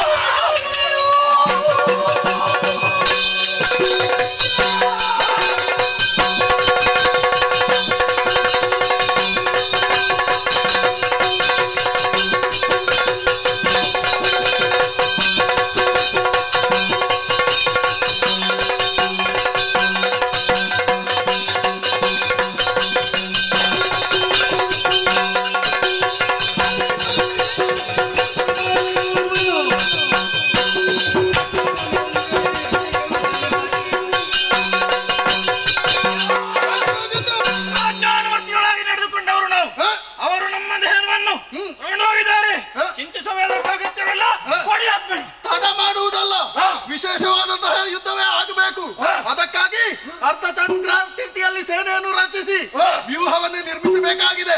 ಆ ವ್ಯೂಹವನ್ನು ಅವ ಹೇಗೆ ಭೇದಿಸ್ತಾನೆ ನೋಡೋಣ. ವ್ಯೂಹ ರಾಜರೇ.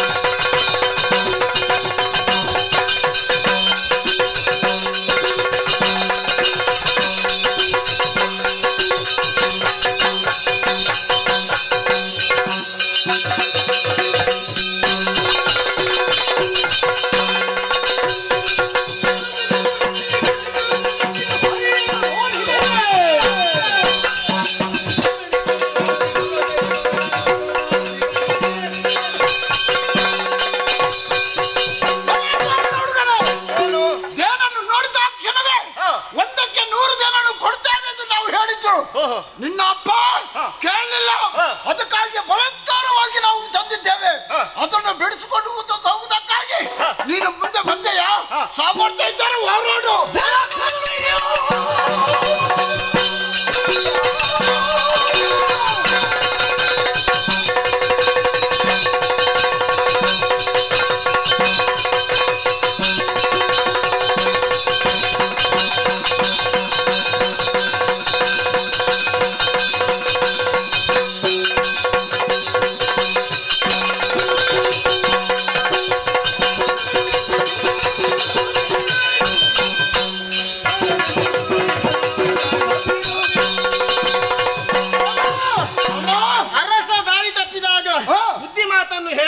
ಒಳ್ಳೆಯ ದಾರಿಗೆ ತರಬೇಕು.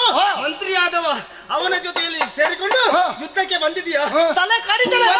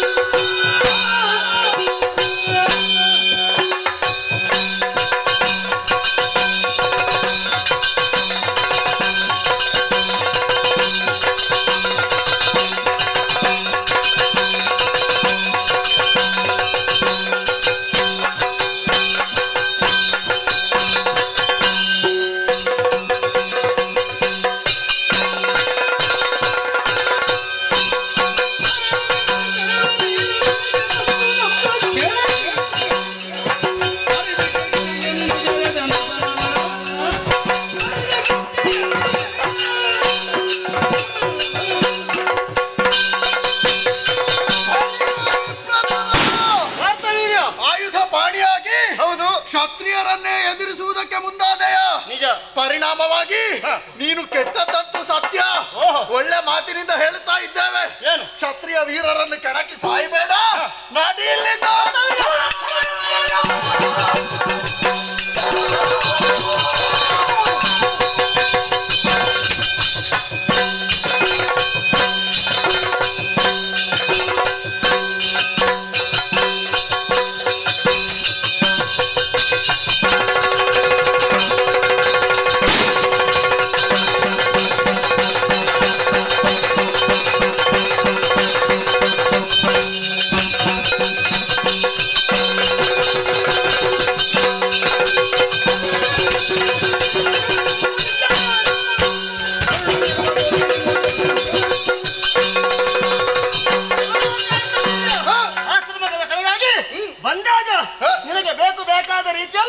ಉಪಚಾರವನ್ನು ಮಾಡಿದ್ದಾರೆ. ನನ್ನ ಅಪ್ಪಯ್ಯ ಅದನ್ನು ಮರೆತು ಅಲ್ಲಿ ತಂತಹ ದೇಣವನ್ನು ಹೇಳದೈದೆಯಾ ಒಳ್ಳೆ ಮಾತಿನಿಂದ ಬಿಟ್ಟುಕೊಡು, ಇಲ್ಲದೈದ್ರೆ ಯುದ್ಧ ಯುದ್ಧ.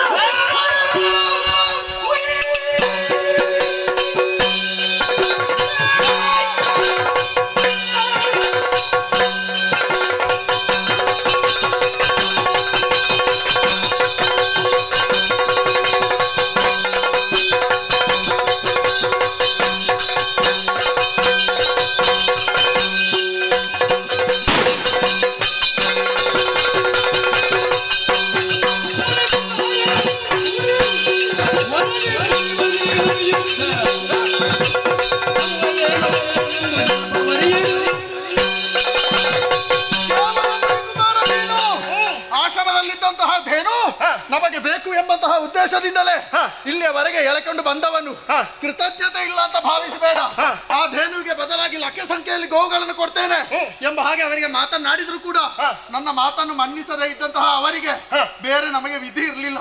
ಅದನ್ನು ಎಳೆ ತರಬೇಕಾಯ್ತು. ಕೊಡುವುದಕ್ಕೆ ಯಾವ ಕಾರಣಕ್ಕೂ ಸಾಧ್ಯವಿಲ್ಲ. ನಾನೇ ಇಲ್ಲಿ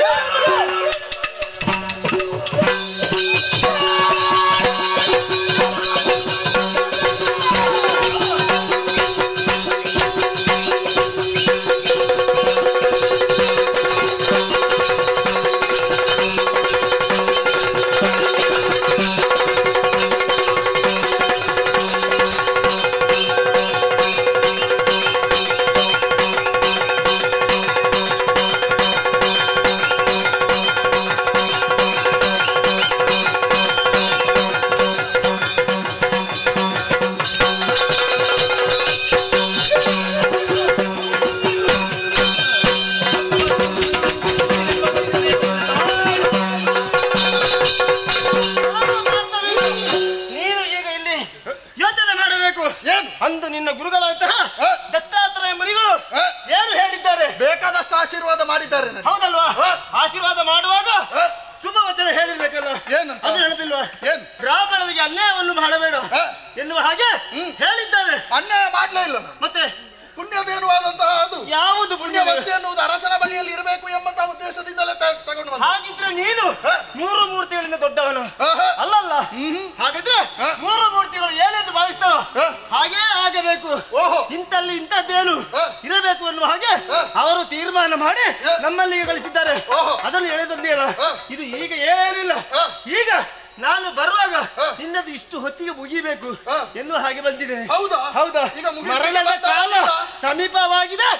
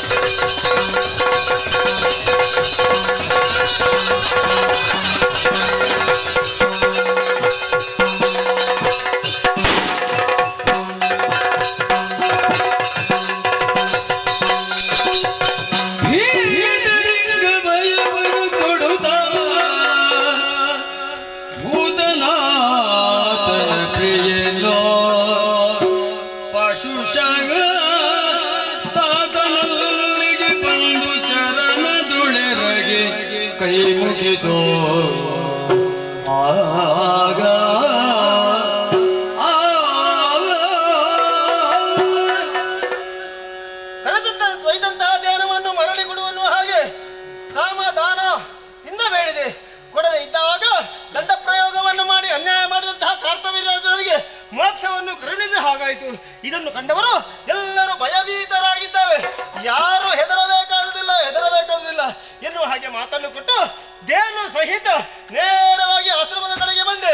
ಜನರ ಪಾತಿಗೆ ಎರಗಿ ದೇನವನ್ನು ಸಹ ಒಪ್ಪಿಸಿದ ಹಾಗಾಯಿತು. ಅವರು ಕೂಡ ಸಂತೋಷಗೊಂಡವರಿದ್ದಾರೆ.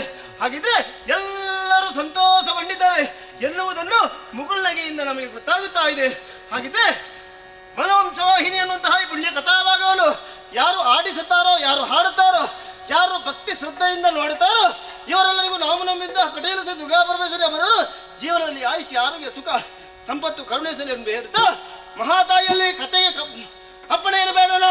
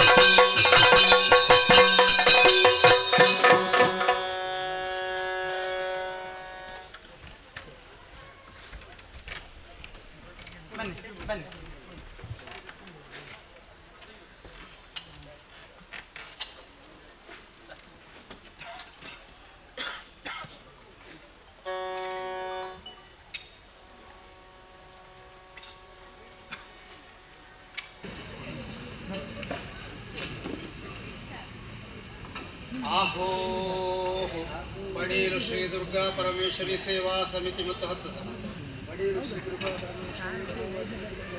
ಶಹಬಾಸ್ ಹಲ ಶಹಬಾಸ್ ದಕ್ಕಿತ್ತು ಬಿಡಾರಕ್ಕೆ ಪಡಿ